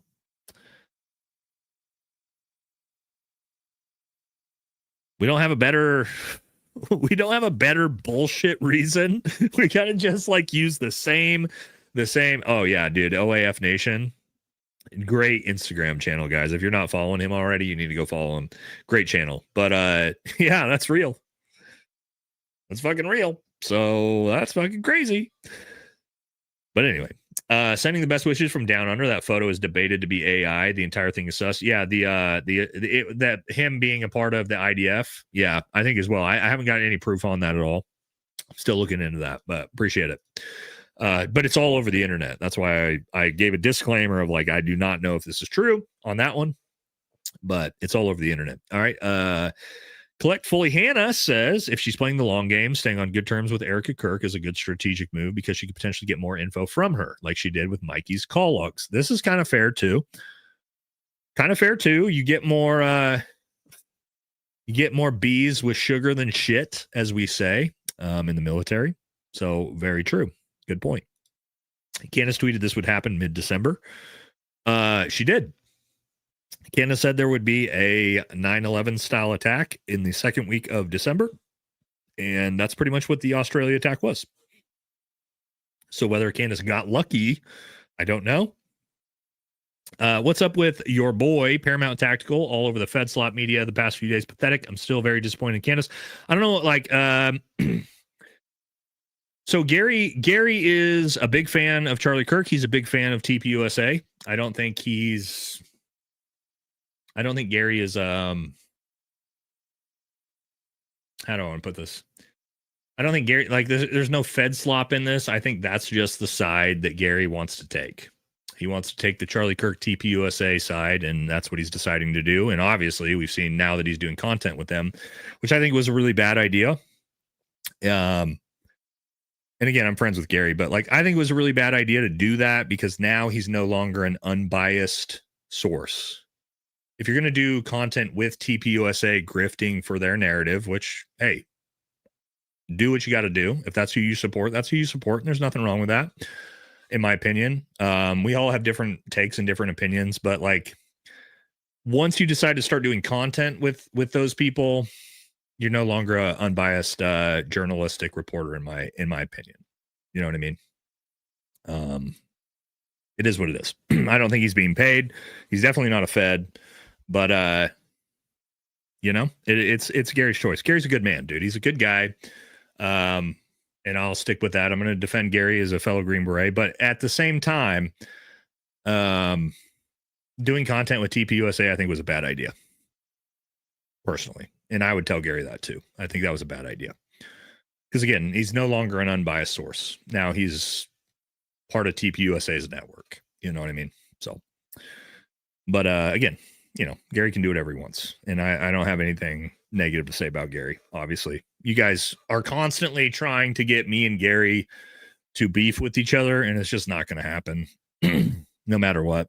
You know, we disagree on things, but we're still going to defend each other no matter what. Even if I don't agree with him, it doesn't really matter because I know he's a good man and he's got different perspective than we do. And if you don't like that, then fucking get over it because Green Berets stick together. So, you know, in that sense, a lot of you guys might not understand that, but that's fine. But I don't agree with his takes, and I don't agree with him doing content with TPUSA. I just don't. But again, for those of you who want us to attack each other, it's just not going to happen. Because you guys try a lot, by the way. All right. Bondi details. Dad was Pakistani, migrated to Australia from India 30 years ago. Son was born here in Australia. They traveled to the Philippines a month before the ISIS camp. No connection to Israel. Cool, man. I'm glad that you know everything about this case. Awesome, dude. Well, there you go, guys. There you go. Great. Case solved. Case closed. You know? Cool. All right, let's keep moving. Agent Ice, $10. Thank you. Travis says, so tell us what you're thinking about the U.S. and Venezuela. Also, Erika, a lurk. Reminds me of that blonde girl from the Forest Scooby-Doo, or the Forest Scooby-Doo live action. My thoughts on the United States and Venezuela. I think it's absolutely ridiculous. I think there's zero reason we should be doing what we're doing. It all looks like drummed up bullshit. It reminds me of pre-Iraq in 2002. And I think it's going to be used as a massive distraction. And do I think we're going to potentially invade and go to war? It's starting to look like it. And I don't agree with it whatsoever. And neither do almost anybody I work with or used to work with. I haven't talked to a single military member that's like, yeah, we need to invade Venezuela. Like none. So yeah, I think it's fucking dumb. And it's going to be political suicide. And if the Republicans and Trump decide to do it before the midterms, then kiss 2026 and 2028 goodbye. Absolutely stupid. In my opinion. I bought tons of merch, got more currently shipping, even though you have my support no matter what, you go, period. Well, I appreciate it, man. Glad you're enjoying the merch. We've been trying to we try to put like a lot of effort in having really good quality merch as well. So I hope you guys are enjoying it. So I heard that JS is Erika Kirk's Candler. JS. Weird that he was in this meeting with CO and Erika Kirk. Your thoughts? Who's JS? Missing that one. Somebody in the chat, who's JS? JS being Erika's handler? I feel like Erika's the handler. Jimmy Simi? Justin? JavaScript? I'm not seeing it. Jerry Seinfeld. All right, I'm done. Moving forward with the chat. Once you guys troll me 5 times, we're keeping moving. Either Candace Owens is running her own side quest psyop against TPUSA and can't say anything yet, or she caved and this is in no more or less. Maybe. Rumble got no censorship yet on YouTube. Yeah, Fashion Awards 22 no blurs at all. Erika had a private non-recorded meeting because there's no possible way Candace could remember everything as time goes on. Here's my other big thing with this, guys. This is nice. It's nice that Candace came out and said that Erika said all these things. How about TPUSA with Andrew Colvett and,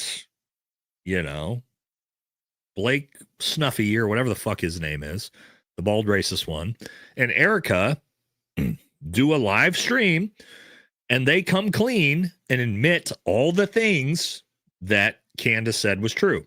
Why is Candace out here saying, yes, TPUSA said this? How about you just come out and come clean? Why does Candace Owens have to do this? You know what I mean? Like, this is bizarre to me. How about if you're admitting Candace is right about all this, you come out and fucking admit it on your own channel? Very bizarre to me that that's not happening. It seems like it should be. But going off the low energy rounds, okay, from earlier, how would that round, if it was humidified or in a basement for years or low powder, et cetera, compared to the other rounds apparently may be used? So, fuck the math on this, dude. There's no way for me to give you a direct answer on like what would a round that was sitting in the basement that had some like humidity damage done to it that's 30 years old, what would be the ballistic, like what would be the foot-pound pressure at 140 yards if that was shot from this? Like, I have no fucking clue, dude. I have to have the rounds. We'd have to like do the actual forensic and ballistics tests on it. No clue. The idea though is if a round did have a low powder load, this would be as if you were reloading your own rounds and didn't put very much explosive powder into the actual round, which why would you ever do that? I don't fucking know.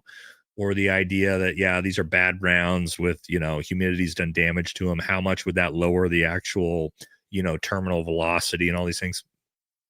I don't know, guys. These are all like, and this is my problem with the idea that the people that have the ideas of like, oh, well, it was a low powder round or it was a bad ammunition. Like I can't put my faith in all of these weird malfunction type things because I can't repeat them. And for me, if I can't go out and replicate what happened, then I can't take it seriously as the primary theory of what happened. Does that make sense to you guys? You know what I mean? Like, what we're doing is like, hey, rather than looking at what happened and being like, what is the most likely course of action or thing that happened? What people are doing is going, here is what happened. Here is the injury that was sustained. Let me find out a way that I can make this work. Right? And so that's what people who are taking the Fed slop official narrative side are doing. And they're going, no, well, actually, it could be this 22 accelerator round and it was low grain and it was, this bad humidified round that like grandpa had in his basement for fucking 30 years. And like, okay, maybe. But what you're doing there is you're looking at what happened, you're looking at the injury, and then you're trying to find a way to make that happen in your brain. Whereas I look at things and go, okay, you told me that Tyler Robinson used a 30-06 from 139 yards and there's no exit wound. So what do I do in my brain? I go, okay, what is an average 30-06 with the most standard round that you could fucking buy from Bimart or Walmart? which would be a 170 grain full metal jacket round, what would that do? Because that's what common sense says would happen. Because I can replicate that 100 out of 100 times in a row out on the range. And what I can't do is cook up like this weird fucking malfunction of bad ammunition with bad powder. Like, I can't replicate that. And if I can't replicate it, why would I make that my theory? Does that make sense? I don't know if that's convoluted, but again, if I can't replicate your theory, it's just not the one I'm going to go with. Because I can replicate my theory 100 out of 100 times in a row. Right? So, again, hopefully that makes sense. All right. Christina says, can't believe Trump said the FBI's did a good job finding Charlie's killer. Yeah, they did nothing, by the way. POTUS convicting him without a trial. Yeah, I agree with you on that. Gary wants to debate with you and Ian. Will you do it? If Gary wanted to debate with me, Gary would call me and say, I want to debate you. Because me and Gary are friends that talk on the phone. So I don't believe you. Unless he texts me. Nope. I've got a text from Jake Shields, Jesse with Fire, Eric Deming. That's going to be an interesting one. Nothing from Gary. So no, I'm friends with Gary. We talk on the phone, so he would let me know if he wanted to do that. Me and Gary have been on. We've done content together. Why do you guys keep doing this? Again. Okay, keep moving. If the U.S. pushes a censorship ban, speak to Brandon Herrera about being on Pepperbox. We welcome you. Ian and Dan on Pepperbox. Yeah, might have to do that. How does Erika not have anything more than the public? What about all the TP? Oh, man. Oh, shit, I didn't think about this. I love a comment that brings up something that's super relevant that I never thought of. Which is this comment, right? How does Erika not have anything more than the public? What about all the TPUSA, all that 4K fucking footage from their own cameras from behind that we've been asking for months that they have? She's either lying or purposely not trying to find more information about her husband's killer. Great fucking comment. Great comment. Great fucking comment. I'm going to write that down. Wow. Well done. Great comment. They do. They have all of that we haven't seen. Well done. Very, very good comment from, what is this? Mikhail Colombo. Great comment. Wouldn't have thought of that, and you brought it up and reminded us. Police Cook on the Bondi Police SWAT time response. Yeah, so over 20 minutes. So the police station was, I believe, 1 or 2 minutes away. There was a police station called the Bondi Beach Police Station there. Over 20 minutes, no police arrived or provided any help. Kind of sounds like October 7th, doesn't it? Yeah. War about the $45 million you're giving to the Taliban. To para, yeah, every what is it, every week I believe we're giving 40 million, or every month. And yeah, that's continuing under Trump, by the way. Just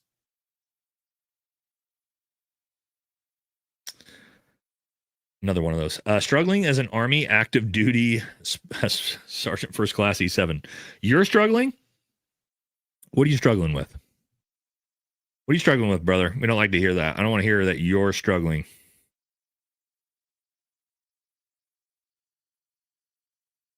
Well, he wants to debate. Why wouldn't Gary just text me? What's he want to debate? Again, he could just text me if he wants to debate me. Probably wants to debate Ian, more likely. Gavin Newsom should be an offender registry. Yeah. Remember Ritalin? Now the med industry gives your kids hormone blockers and gives them pre-pube sex changes so the population stays down.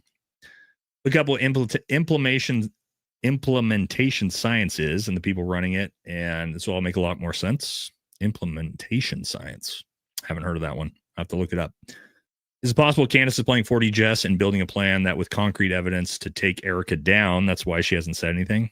I don't like the 4D. The 4D chess angles is never one I'm really a big fan of. I don't really. I don't know. Maybe. Go to your congressional records. January 10th. Yada yada yada. Goals of communists. Some things found sound familiar as today. Probably. Have Casey Push, the car guy, on. He's running for Ohio governor. He's based, if you haven't heard of him. His recent video has been amazing. He was on Tucker. Thanks for all you do, Nate. I haven't heard of Casey Push. But if he's been on Tucker, sounds like a good guess. I'll write that down. Look into it. Rye the guy says, but James Comer said he's not going to get to the bottom of stuff. Yeah. Heidi says, LOL, this is for Miss VFT. I also love true crime, which is exactly why I think Era was involved. She's not a grieving widow. Yeah, again, if I get murdered, I'm not saying my wife is the number one suspect. I'm just saying she does love serial killer shit. So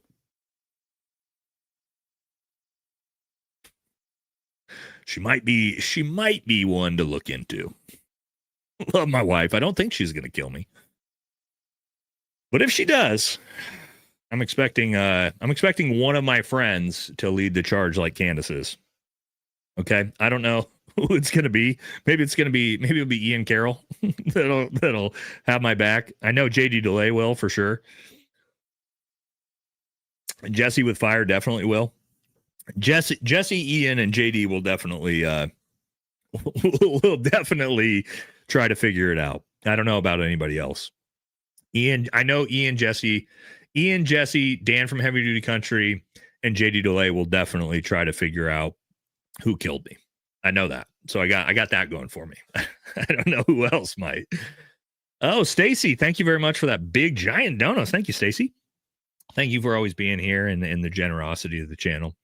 Stacy says, happy holidays to the Valhalla family, Mr., Mrs., and Munchkin and the kiddos. Any good luck? And good luck on the Gundies. Thank you. I hate waiting to find out if you won. Yeah, guys, I got who knows if I'm going to win or not. But if I do, I got a great outfit planned for the Gundies. Not going to be in their typical suit. We got some good ideas for what we're going to rock for that. But thank you very much, Stacy. I appreciate it. Very, very generous of you. And we'll try to live stream it once we go out there in Vegas. Are any of you guys who's going to be let me ask this, who's going to be at SHOT Show this year? Anybody going to be at SHOT Show this year in the chat? I know a lot of people go to the convention. If anybody's going to be at SHOT Show, then maybe we'll if enough people are going to be there, maybe we'll do like a meet and greet or something. SHOT Show, it's the firearms convention in Las Vegas. Anyway, keep moving. Hey, brother, I'm sick of hearing these podcasters say you have no idea what you, Gary, Ian, Blackout Survival are talking about. What podcasters?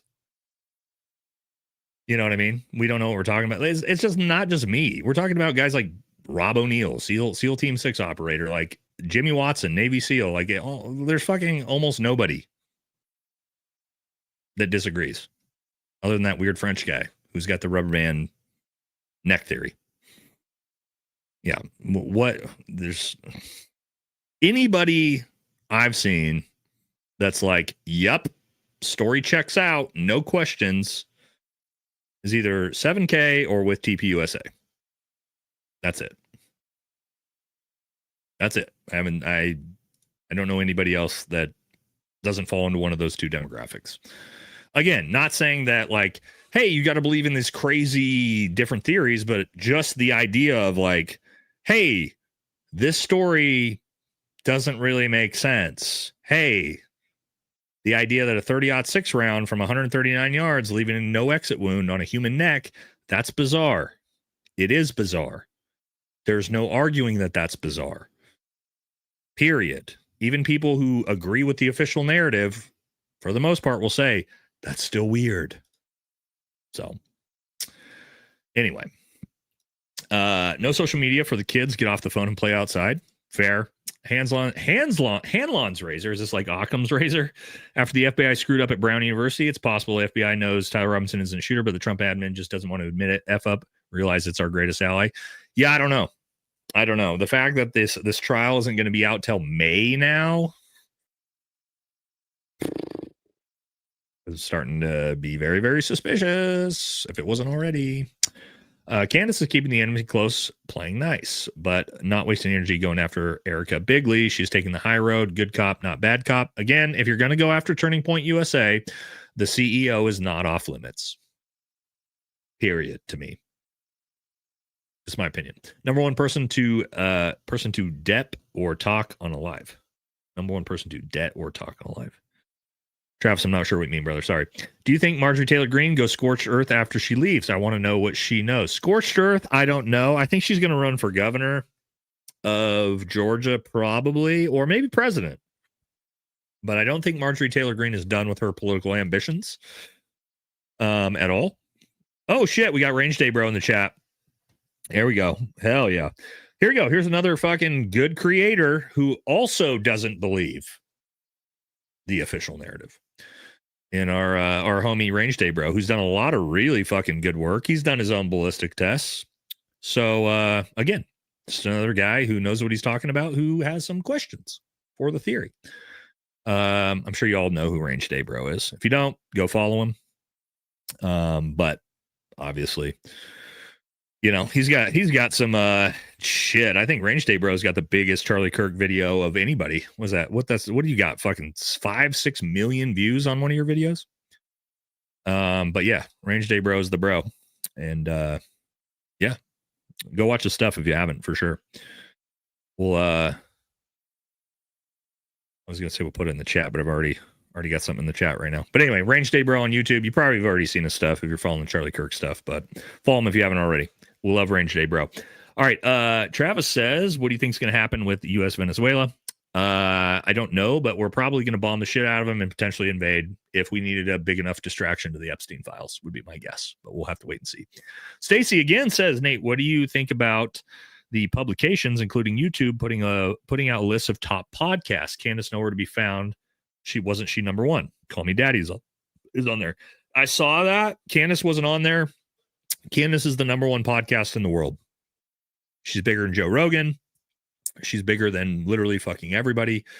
So not putting her on there, she just had 335,000 concurrent viewers on her live stream on a Tuesday afternoon at, what was that, 2:30 p.m. Pacific time.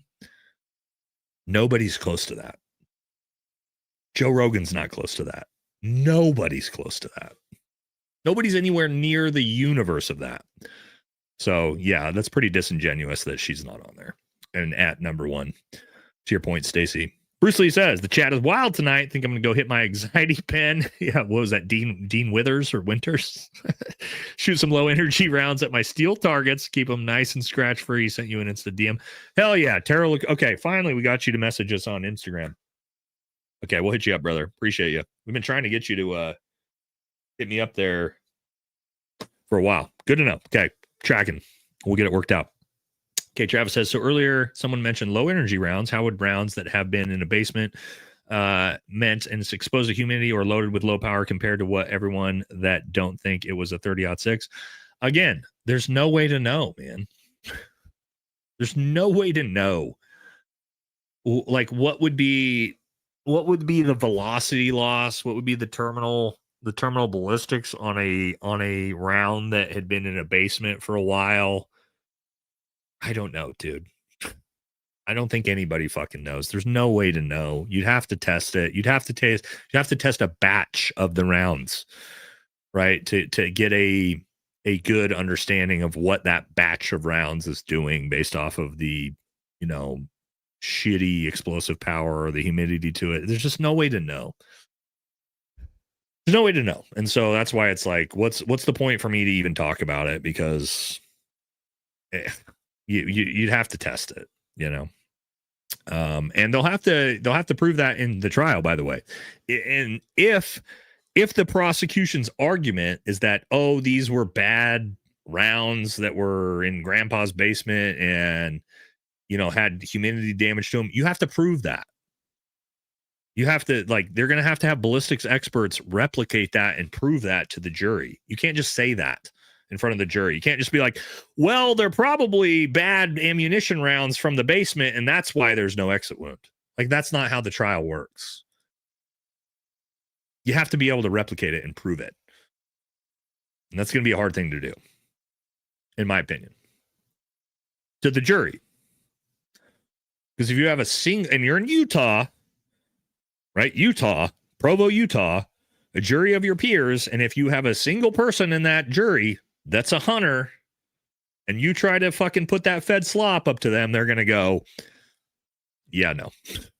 Nope, sorry, not guilty. Right? If that's the bullshit that you try to put forward. Without proving it through some systematic testing, right? Because again, it's lovely that everybody keeps saying, and I said this before, it's lovely everybody keeps saying this is, it's super possible and normal, but nobody can replicate it. Okay, go replicate it. I heard somebody say, it's like a 20% chance there's no exit wound on a 30-06 round from 139 yards on a human neck. Okay, so 1 in 5 shots, you should be able to replicate that. But you can't. Peak Prosperity. Have you guys seen his channel? Is it Peak Prosperity? I think it's Peak Prosperity. He's got great work on it. He's done 57 tests on sheep bone. I think it's sheep scapula and meat. 57 tests. 57, last I checked. Do you know how many haven't blown straight through from 139 yards? Do you know how many of those 50, is it 57 or 59? Do you know how many of those have been stopped out of 57? 0.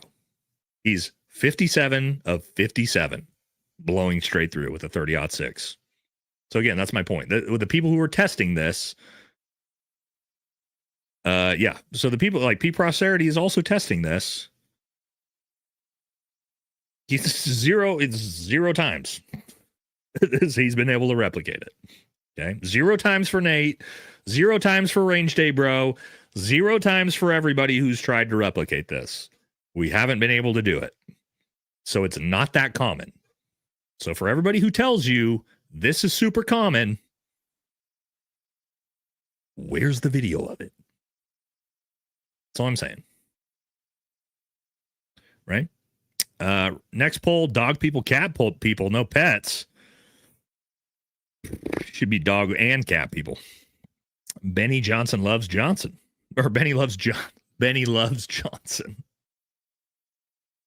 The Breamy says, you said you admit when you're wrong. Show me the court case from crime trial in 4 months. You said Mangione. That was a year ago.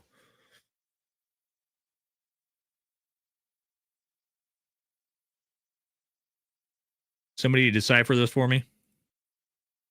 Anybody in the chat want to decipher?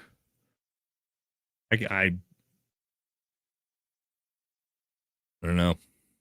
Okay. Yeah, I'm wrong. Sure. Yeah. To the Breamy's point, I'm wrong. My bad, guys. You got me. I'm not really sure what that comment is. Tracking. My bad. I was wrong on that. I was a volunteer for 3 years in an AIDS hospice. You have no idea how many married and had kids kept a secret. Yeah. We need Nate's Wang. Jesus. Andrea says veterans like us from back in the day had good gaydar because we couldn't ask or tell. We didn't care though. P.S. Mike Johnson, go kiss a wall. That's all you're good at. It's kind of true. That is all he's good at. And he might be good at some other things, like you mentioned here. I don't know. People on Grindr probably know though. What's your flavor? What's your go-to flavor of Zen? I don't use Zen. I use caffeine pouches. No nicotine. Oh, can I tell you guys a funny story? It's kind of embarrassing. Okay, so I quit. I dipped and smoked for 20 years. I quit the day I retired. And then on Thanksgiving this year, it's been 2 years. 2 years since I've had nicotine. And on Thanksgiving this year, after Thanksgiving, my brother-in-law was over, and he had 6 milligrams ins, and I was a little tipsy because it's Thanksgiving. You know, I have a full belly of food, and I'm like, yeah, fuck it. I'll take a 6 milli. And again, I know I'm not going to start kick back up, but it's Thanksgiving, so I figure I'll take one. And then we started playing Cards Against Humanity. I don't know if you guys know that card game. And I figured, dude, I dipped Copenhagen like a can a day for 20 years, right? Like a can a day of Copenhagen for 20 years. So like, dude, just fucking chaw after chaw after chaw after chaw all day long. That 6 milli, I had it in for about 10 minutes. 5-minute mark hit me, and I was like, whoa, this ain't great. But I'm like, nah, I'm good. So I held it in, and then first, my lower stomach hit me, as caffeine does, right? And I'm like, oh shit, I got to use the bathroom. And I go and I go sit down on the toilet, and this is a little graphic. I sit down on the toilet, and I just start pouring sweat. I'm talking like pouring sweat. And I'm like, oh shit. And I've taken it out by now. Like I've had it out for like 5 minutes, and I'm like holding on to the towel rack. I'm pouring sweat. I just get done like blowing my bottom out, and and I'm like, oh fuck, oh god, barely get time to hit the flush, and like literally turn around and like puked for like 10 minutes straight. 10 minutes straight. That was that's just way overconfident. It turns out if you haven't had nicotine in 2 years, even if you used to use a lot of nicotine and you've thrown a fat 6 milli, you will shit and vomit yourself, which I did on Thanksgiving while my family was playing Cards Against Humanity out in the living room. So there's a little too much information story of Nate's Thanksgiving night. But yeah, that happened. I was actually fine after about 30 minutes. That was good. Oh yeah, puked for like 10. Did I hurl? Yeah, I puked for like 10 minutes straight. My entire Thanksgiving dinner, by the way, which was frustrating because you know how good Thanksgiving dinner is. So then I had to go back out and eat a second Thanksgiving dinner. But yeah, that was for those of you who have quit nicotine. If you think you're just gonna throw one of those hammers back in, bad idea. Anyway, sorry that was a little long-winded, but to your comment here. But yeah, that's why I don't use nicotine anymore. I'm not equipped for it anymore. Thank God. I'm glad I quit. But serious question, Nate. Has Trump been good for the country? Also, between Israel and Palestine, people say it's Israel and Palestine. Some people say it's a war. It's more of a genocide. It's not a war. You could call it counterterrorism operations if you want to be generous to Israel, which I don't think you should, because they're not actually counterterrorism operations, because I did those and that's not what they look like. But if you want to be generous, you could call that, or you could just call it a genocide from the other side. But no, it's not a war. A war is between two nation states, and you could have counterinsurgency operations, counterterrorism operations, but what you're seeing there is not a war. There's no war involved in that. So however you want to define it, it's not a war. All right. Dad was 82nd Airborne. Candace did not talk about CK Catholic funeral burial would destroy Christian Zionist narrative and book. Catholics in your audience. I think we got a lot of Catholics. I'm not Catholic myself. Chat, any Catholics in here? Excuse me. I don't know how many people we got that are Catholics. Imagine there's probably a decent amount of Catholics here. All right. Kenneth says CRS gets you all the time. Ditto as a fellow veteran. CRS. I probably missed that. Kenneth, I forget what you're talking about here, but I appreciate it for the very generous dono. CRS, what do we got here? CRS chat can always help me. CRS, what do you mean? CRS gets you all the time. Prubla says, why is Paramount Tactical? Guys, you guys are just constant on this one. Such a bitch. He sounds like an idiot on 30-06 theories. He denies the Egyptian planes when you can clearly track them. You should debate that dude. What are we going to debate? Me and Gary have sat down and talked about the ballistics on it already. Yeah, I don't know. Again, he's a big fan of TPUSA, and he's going to take that side. That's fine. Gary also knows a lot about ballistics and weapons. That's the truth. But I don't think that where I disagree with, and the thing is, like, Gary was also with me on the fact that the 30-06 story was bizarre. We both think it's possible. But it's not likely. It's just not. Regardless of what anybody says. It's not. It's not. It's just not. You know, I could take a 30-06 and shoot somebody in the neck from 139 yards 100 times. The odds that it doesn't blow through their neck and create an exit wound out of that 100 times, it's like 100 out of 100 times. We got to extrapolate out to like thousands, tens of thousands to finally get a time where that happens. And that's not just my opinion. That's the opinion of the vast majority of people. Hunters, military, Marine Scout snipers, Black Scout for Survival, Rob O'Neill, me, everybody. All says, I don't know, it doesn't make sense. So there's onesies and twosies that want you to believe that it's super normal. The vast majority of people don't think that. So it is what it is. 6'3", using that Charmin math, 12 equals 48. Are you talking about my height? Is this Shield Team 6 million? Dan Crenshaw's in here talking shit. Yep, that's my height.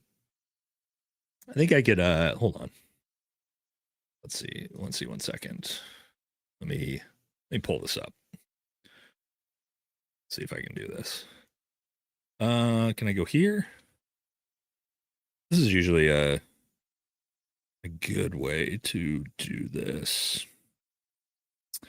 Stand by, guys.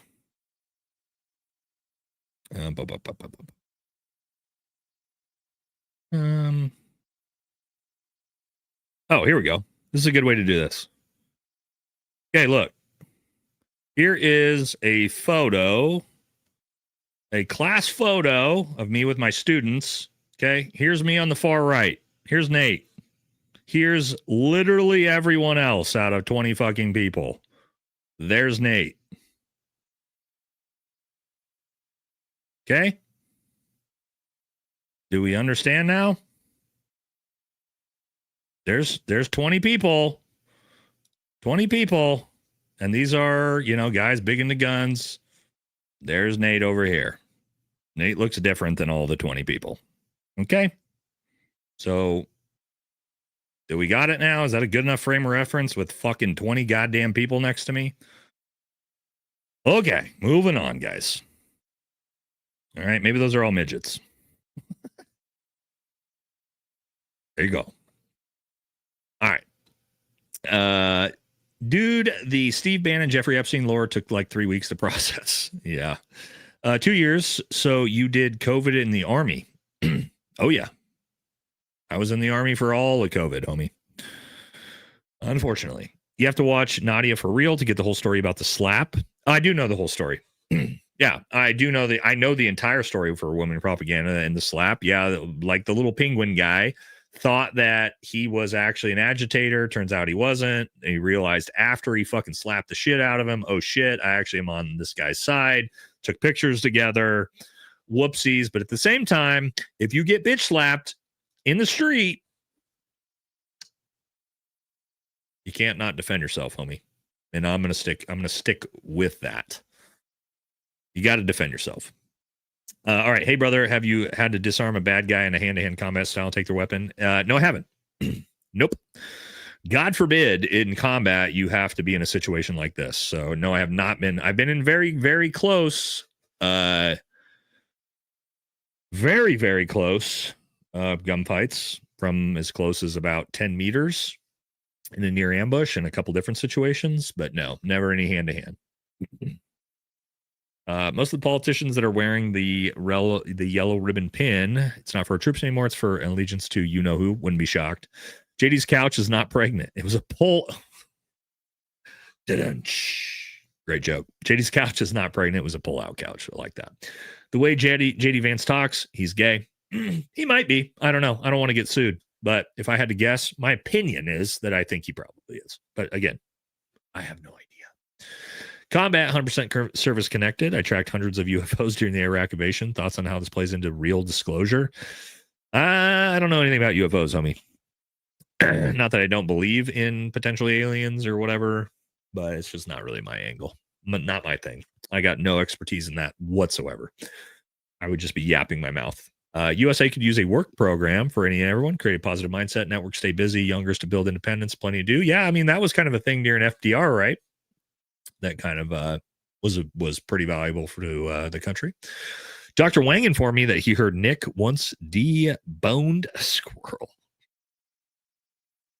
Okay.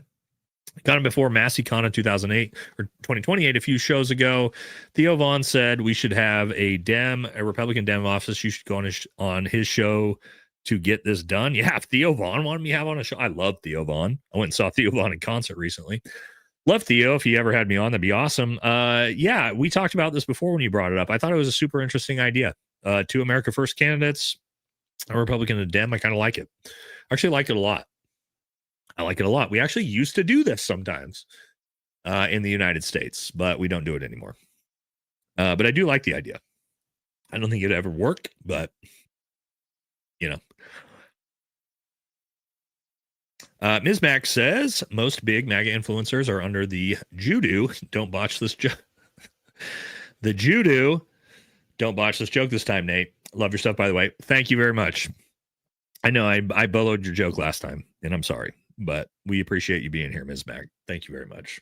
All right. Having heard you say we need to collectively try to impeach Trump, go ape shit about it. How do you feel about the sentiment? Trump is going to get impeached in probably the second month after the midterms, because Democrats are going to take the House, the Senate, and they're going to impeach him. Now, whether that goes through or not, I don't know. But it's going to happen for sure. They're chomping at the bits to impeach him again. That's all they're going to do for 2 years, and he's going to be a lame duck president. We all know that's coming. All right. Bobby says our greatest ally fatigue is really kicking in after this one, brother. Great show tonight. Thank you very much, Bobby. Appreciate you, brother. Still need you to. I got to get in contact with you as well. She looks like one of those Halloween witches. Yeah. Whoa, Roseanne, the Pharisee Israel shill. Yeah, old Roseanne Barr. Always heard people say this country was founded on Christianity, but was it? I thought it was founded on the Constitution. So where am I confused? 100% was founded by not all of them. Not all the founding fathers were like super devout, but the country itself was essentially founded by Puritans, which, yes, is founded by Christianity. So that is a thing. That's just objectively true. However, the founding fathers also, wrote in a lot of things for religious protections and different things like that as well. So Roseanne just made rich and J a compound word. Yeah, I know. The fact that she just said that out loud was crazy. Roseanne She-Devil, she played that movie well. Yep. Excuse me. Arik says, oh, my bad, guys. It's like Alex Jones the other night. That clip with Nick Fuentes. I grew up as American chic around Zionist Jews in North New Jersey and was always told I was a terrorist Arab and never chosen I'm going to hell. You know what's crazy is that the sheiks actually, after 9/11, I shouldn't say 9/11 because now I'm going to get demonetized. YouTube hates that. After that event, the sheiks actually, I think, got more racism against them than anyone because the sheiks wear the turbans and everything like that.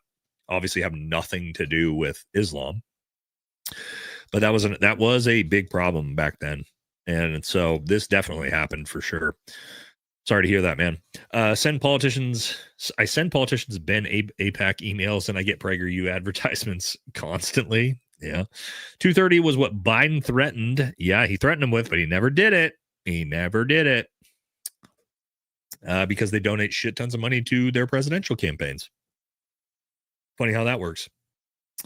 Joe says the Israel-America relationship in the geopolitical equivalent of the expression, the tail wags the dog. Just saying. Yep. Good one there. You really think you cracked the case? What do you mean? What case? Don't know what you're talking about.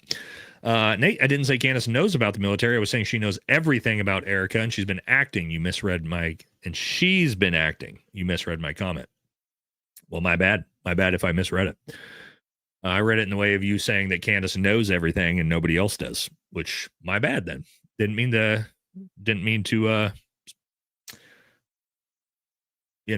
react that way, but that's how I read it. My bad, bro. All right, Dan Crenshaw's back. If you think their censoring is crazy now, wait till you see them after they lose control. Oh, and this is what is coming. Like I said, the next couple of months, the control is lost. The control is lost. And that's why I think it's coming. Tim Pool is gay and Crenshaw likes Wiener. I don't know if Tim's in that batch, but Dan Crenshaw definitely likes Wiener. Allegedly. Oh my God. We don't want to say anything about Dan because Dan loves to sue. We found out. Get a glass of water. Got one right here. Yes, it's on my YouTube channel. All right. Like I said, I got it written down. We'll check it out after. Off the record says, why did you think Candace scrubbed her Instagram? I'm sorry if I'm behind. I didn't know Candace scrubbed her Instagram. Did she scrub her Instagram? Chat, did I miss that one? Did Candace scrub her Instagram and I didn't catch that? I'm not aware of that. No. I don't know. Yeah, I haven't heard anything about that. Don't have Insta. Yeah, nobody. I don't know. Sorry. I don't know anything about this one so far. CK still alive? Candace seems happy now. Maybe. I'm not. At this point, I'm like, fucking, who knows? Could he be alive? Sure. Why not? Dude, your legs are so frail. If you tried to stand ground in an argument, the ground would be win by default. Tried. Love your work, Nate. My legs aren't frail. It's my calves. And I can prove it. For those of you, again, I know we love a good calf joke around here. And again, I'm the one that told you guys about it's funny. But it is just the calves. I'll show you. I actually have fucking huge legs. Just genetically, I can't grow the calves. And I can show you a fantastic photo. How far back do I got to go for this photo? When did I take this photo? Oh, there we go. There we go. So look at the dumper. Look at the legs. But yes, the calves. The calves, and actually my calves aren't that small comparatively, if you put me up to a regular human being. Just the dumper. I'm all legs and butt, boys. But there you go. It's just these the genetics in the calves. So no, my legs aren't small, just the calves. Again, we're just being objective here on the channel, okay? Hey, don't worry about the picture, first of all.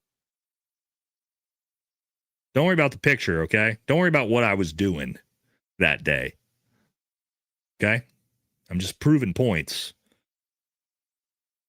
No abs? Come on. This ain't going to work. You can make fun of the calves. That's a good one.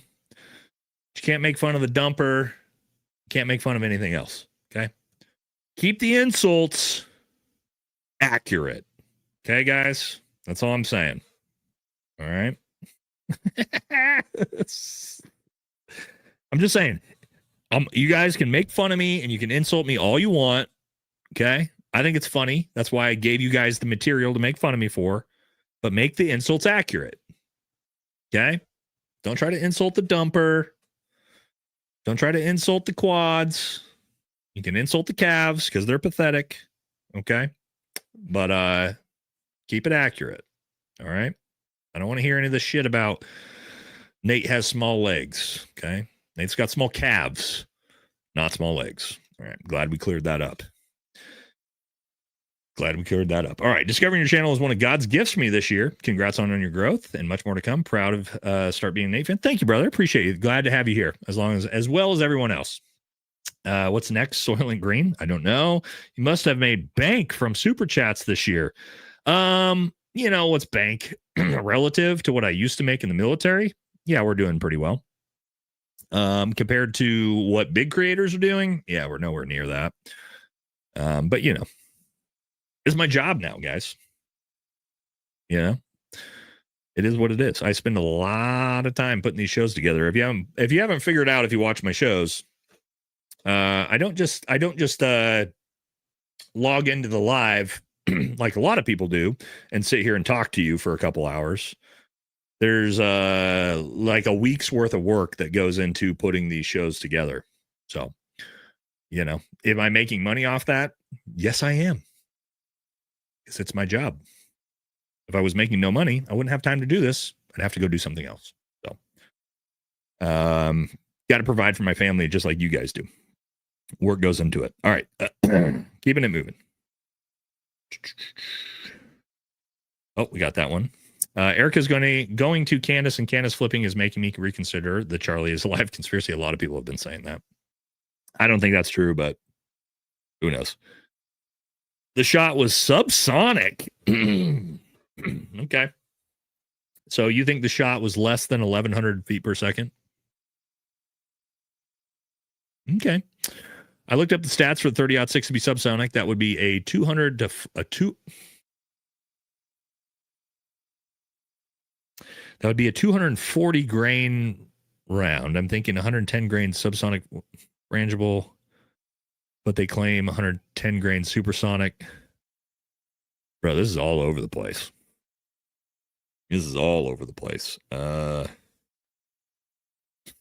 of all, was not a subsonic round. I can tell you that right out. Yeah.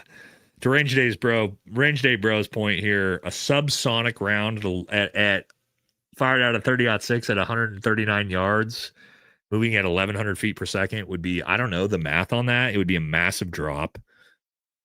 This is just a lot of like 240 grain. I don't know. Sorry, brother, but there's a lot to unpack there, and I just don't. I'm not sure. I'm not sure what you're trying to say. I'm not trying to debunk you here. I just don't know what this is. There's a lot to that. All right. Victor says, to be fair, I don't think Candace Owens has said she's military expert, but glad you are because we're continuing to ask questions. No, Candace has never said she was a military expert. No. She doesn't claim to be. You also can't simulate low grain ballistics. Yeah, you can. What are you talking about? What do you mean simulate?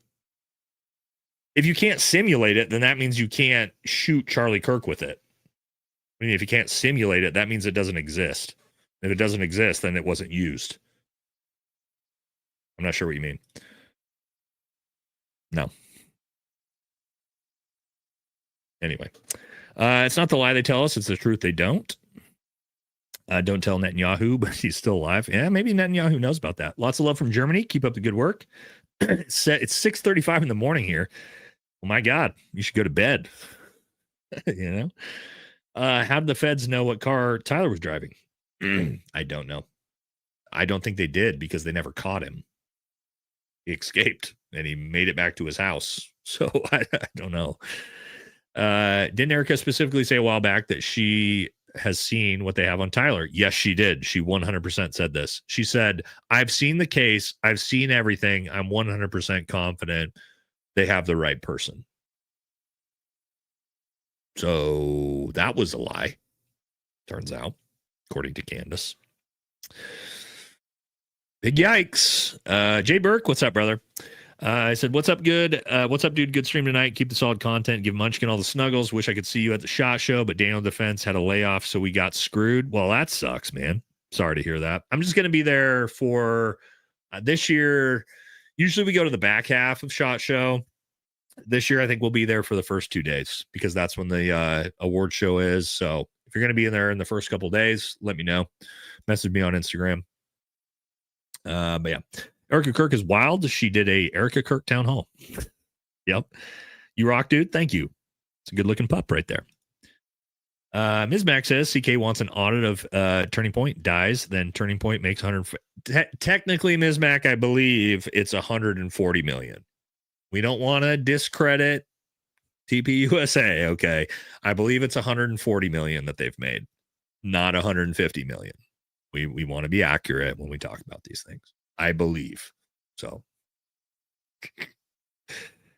you know, not that there's any difference in those numbers, but we'll see. All right. Range Day Bro says, have you covered the electrocution theory? If so, I missed it. What are your thoughts? Hey, brother. No, and I'll talk to you about this too offline. No, I watched Barron's entire episode today at the gym, and I'm going to do the electrocution theory Friday. But actually, yeah, I'll hit you up on Instagram and we can talk about it and see what your thoughts are before I cover it. But yes, I have watched the whole thing, and we're going to do that on Friday. It's very, very interesting. I think Barron did a really good job with it. Do I believe that's actually what happened? Well, we'll talk about it in the episode. But overall, Barron brought some really interesting stuff up that I was like, oh, shit, I didn't notice that. So good episode by Barron on that one. We'll talk about it on Friday. Second attempt. Thank you for your content. Saw you on InfoWars. I'm wondering why Erika didn't bring or talk about the death report autopsy if she has it. Ooh. She says she's seen it. Candace didn't talk about that at all. And that is a big, big part of the case. I don't think I watched the majority of Candace's show and they didn't bring it up. So good question. Gary says, let's have a friendly debate. Doesn't seem like he's calling out with anyone without animosity, but yes, just found it. He names you and Ian. Well, I don't know why he wouldn't just message me or literally call me. It's bizarre. Again, if he wanted to have a debate with me and Ian, he could just literally call me. Literally talked to him on the phone for like an hour the other day. So that's weird. Again, if he doesn't contact me, then he's not serious about it. And also, I'm not really sure what debate we would be having at this point. We don't have any more information. I don't believe that the 30-06 story makes sense. Some people do. We have no more evidence. You know, it is what it is at this point. 40,000 rounds, 0 bullet changing direction, 90 degrees. Yeah. Erika gives me bad vibes. However, I think she might be one of those people that are good talking one-on-one, but not in groups.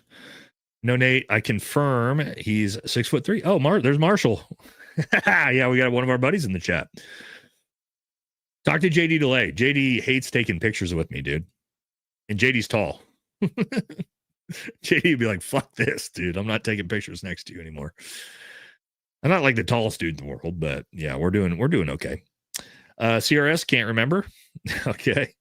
Shill Team 6, Dan's back. I was talking about Trump's 6'3" claim. Oh, yeah, Trump's 5'10", I think, maybe 5'11". He might have been 6 foot tall at one point before he got old and shrunk, but yeah, not much. Section 230, yes, Biden, DOJ did. The docs are out there. Yeah, but they didn't actually end Section 230. They talked about it, but they didn't do it. Just nobody says the U.S. has been and should always be a melting pot of every race, ethnicity, and religion. That's what makes this country what it is. Men and women who died in fat electrician stories we're fighting for. Yeah, again, you guys know on this channel, I am wholeheartedly behind this. I don't care your race, your religion, your ethnicity, as long as you assimilate to American culture and you love this country and you put this country first, you are an American through and through. To me, some people believe differently. You have the white nationalists and those crowds that say that's not true. I don't agree with that. That's fine. But that's my personal opinion. I'm never going to change it. And if you disagree with that, that's totally fine. That's up to you. But that's my take on things personally. And that's not gonna change based off of, oh, I miss my beautiful little girl. This is such a sad story about you losing your pup.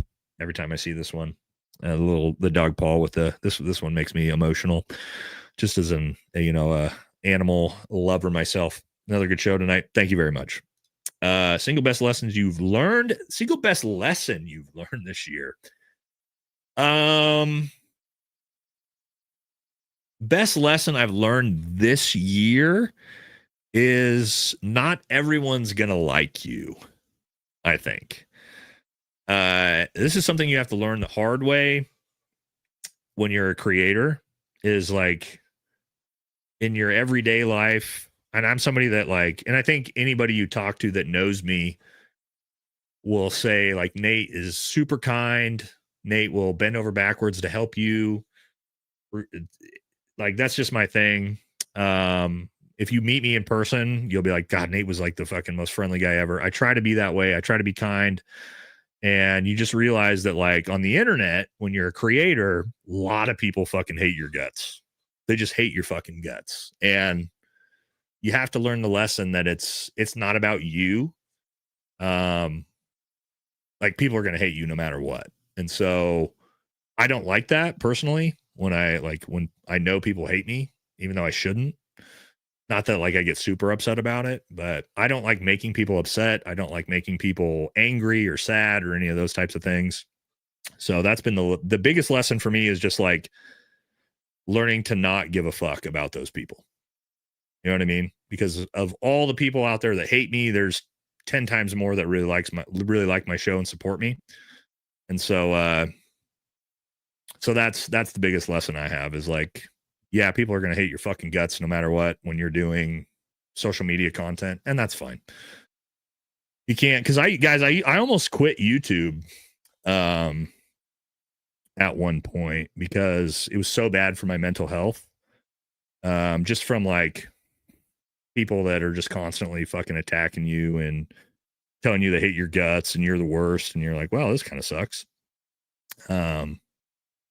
And then I kind of like learned from other creators. Other creators are like, hey, dude, like, don't be like super focused on your comment section. And so like, I do read the comments here and there on the regular videos, and I interact with you guys usually in the first couple hours when like all the regular viewers are there and talking. But after that, it's like, hey, shut it down, dude. Because you're just going to get all of the people that don't even know you, that are just there to hate on you and say fucking mean shit to you. And that's what the live streams are for. The live streams are for me actually talking to all the regular people in the community.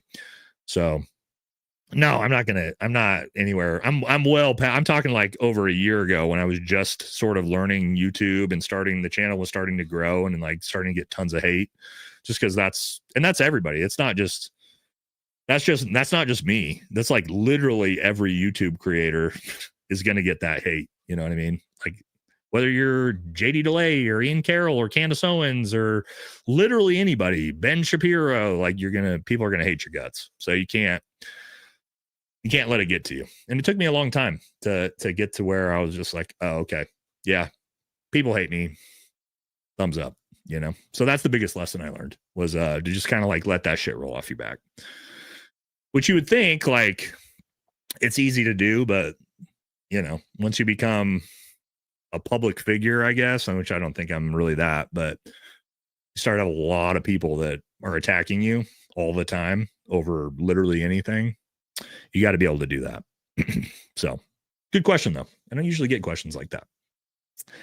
Benny would be top. Not with me, when it's not big enough for that. I'm not going to put in a person joke there, but yeah, they threatened the 230 and the social media complied. Exactly. Yes, they did. They threatened to take away Section 230. Social media complied during Biden, and they started hammering and censoring and deplatforming everyone. So that did happen. J-Rod says, my subsonic 300 blackout was very controllable, drop at 150. I still don't believe it's an entry wound. When I was young, I hit a deer in the ass with a 270 left football size hole in their left. With a 270. Sorry, my bad. A 270, guys, is much like the 30-06. It's a little bit bigger. I actually have one sitting right there. Very, very similar round as well. Left a football size hole in the deer. I believe what's believable. Yep. Yep. 100%. Agree with you on that, brother. Humble says TPUSA said trying to live streaming for the first time. I said the same thing. CNN for the first time in Butler. Odd coincidence. Oh, they were trying that for the first time. Yeah, that's bizarre. We like you, dude. Keep it up. Thank you, Ron Red. I appreciate it. Ms. Mac says I have the same striped overalls. You pose better though. Yeah, I don't know about that. I don't know if we're the best at, hot rod pictures, but thank you. Learn to love to hate as an Army recruiter. Oh my gosh. Yeah, you guys get more hate than anybody for sure. That's funny. Benny doesn't have to be bigger than you to top. He's got to be bigger and stronger than me, because otherwise I would just hold him down and R-word him. And there's nothing he can do about it. I mean, legitimately. And that's just the way it goes, And so, no, I would not be a bottom in that relationship. There would be nothing he could do to stop me. If we were in a prison cell in a weird environment, I'm just saying, I know this, like, that spiraled, that got weird. Okay. That got weird. I'm not saying I would do that. I'm just saying, if that situation arose, that would be the outcome. Okay. That's all I'm saying. Okay.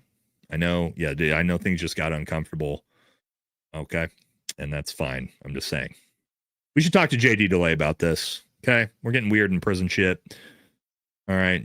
Where's JD Delay when we need him? JD could, what if he knows jujitsu? Yeah, well, I do too. And I'm 80 pounds bigger than he is. So yeah. That probably wouldn't work very well for him anyway. Just saying. Okay, that got weird. That got weird at the end. But that's fine. Okay, we made it through. I didn't make it weird. It's your guys' super chats. You guys keep super chatting me with this weird shit. All right, don't super chat me asking about who's the top or bottom, and then not get a candid response from Nate. Okay, you asked me, I just responded. Okay, so. Knock it off. It's not like I brought this up. This is on you, chat. This is on chat. This is on you. Okay. This isn't on Nate. This is on chat tonight. This is on the Munchkin Militia saying inappropriate shit. Okay. Don't be bringing this weird shit up to me if you don't want candid responses, which you're going to get from Nate every time. If you haven't realized by now, Nate's going to say fucking whatever pops in his brain. Okay? So don't ask me questions like that. If you don't want those answers. Okay. Anyway. This is why I'm not going into any SAS events anytime soon. I don't want to have to assert any dominance over any of these right-wing conservative influencers. All right. I know what goes on at those SAS events, and I don't want to have to show up and start manhandling dudes. Okay. I don't want to have to do that. So that's why I'm not going to go to those events. Anyway. All right. Let's stop fucking around. Let's stop fucking around. Okay, it's getting a little. Well, here's the other problem, guys. And what I have to be careful, and we're gonna wrap the show up here in a second because we someone said we're dying laughing. Here's what I got to be careful of, and I've realized this because I'm starting to see clips of me all over the internet, like on Instagram and people on Twitter and shit of the show, and so now I'm realizing like, oh, Nate has to maybe be a little bit more strategic with how he talks, because now people are clipping my content, there's nothing wrong with that. That's the internet, and that's good for the channel. But Nate has to be a little bit more strategic with the type of shit he says, because we don't need clips like that going around the internet out of context. Because things are going to get real weird when clips like that go viral on Instagram with no context behind them. And I'm going to be like, well, there we fucking go. Good job, Nate. Good job, Nate. Now you're talking about gay sex at SAS. Okay. Then my wife is going to love that when those clips go viral. Anyway. All right. Last one from Mr. Blue. Lee says, oh, dude, I'm crying. At least we're in the end of the 5.5 hour stream. So nobody should be clipping this material. You know what I mean? But, yeah. I don't know. It's probably going to happen. Fuck it. Who cares at this point? Yeah. Context is important with what we're talking about, by the way. All right. Anyway, we got to stop. Let's stop it. Let's just stop the conversation here. This is great live. Thank you all so much for sticking with me. 5.5 hours. Guys, again, these are supposed to be about 3 hours. At some point, I'm going to figure this out and get these down to like a 2.5 hour, 3 hour stream. Maybe we need to add another day during the week and I can split these up. That might be what we have to do, is split up the Tuesday stream into, like a Tuesday, Thursday or something like that, because these are getting super long. But anyway, I got to go eat dinner. Thank you all so much.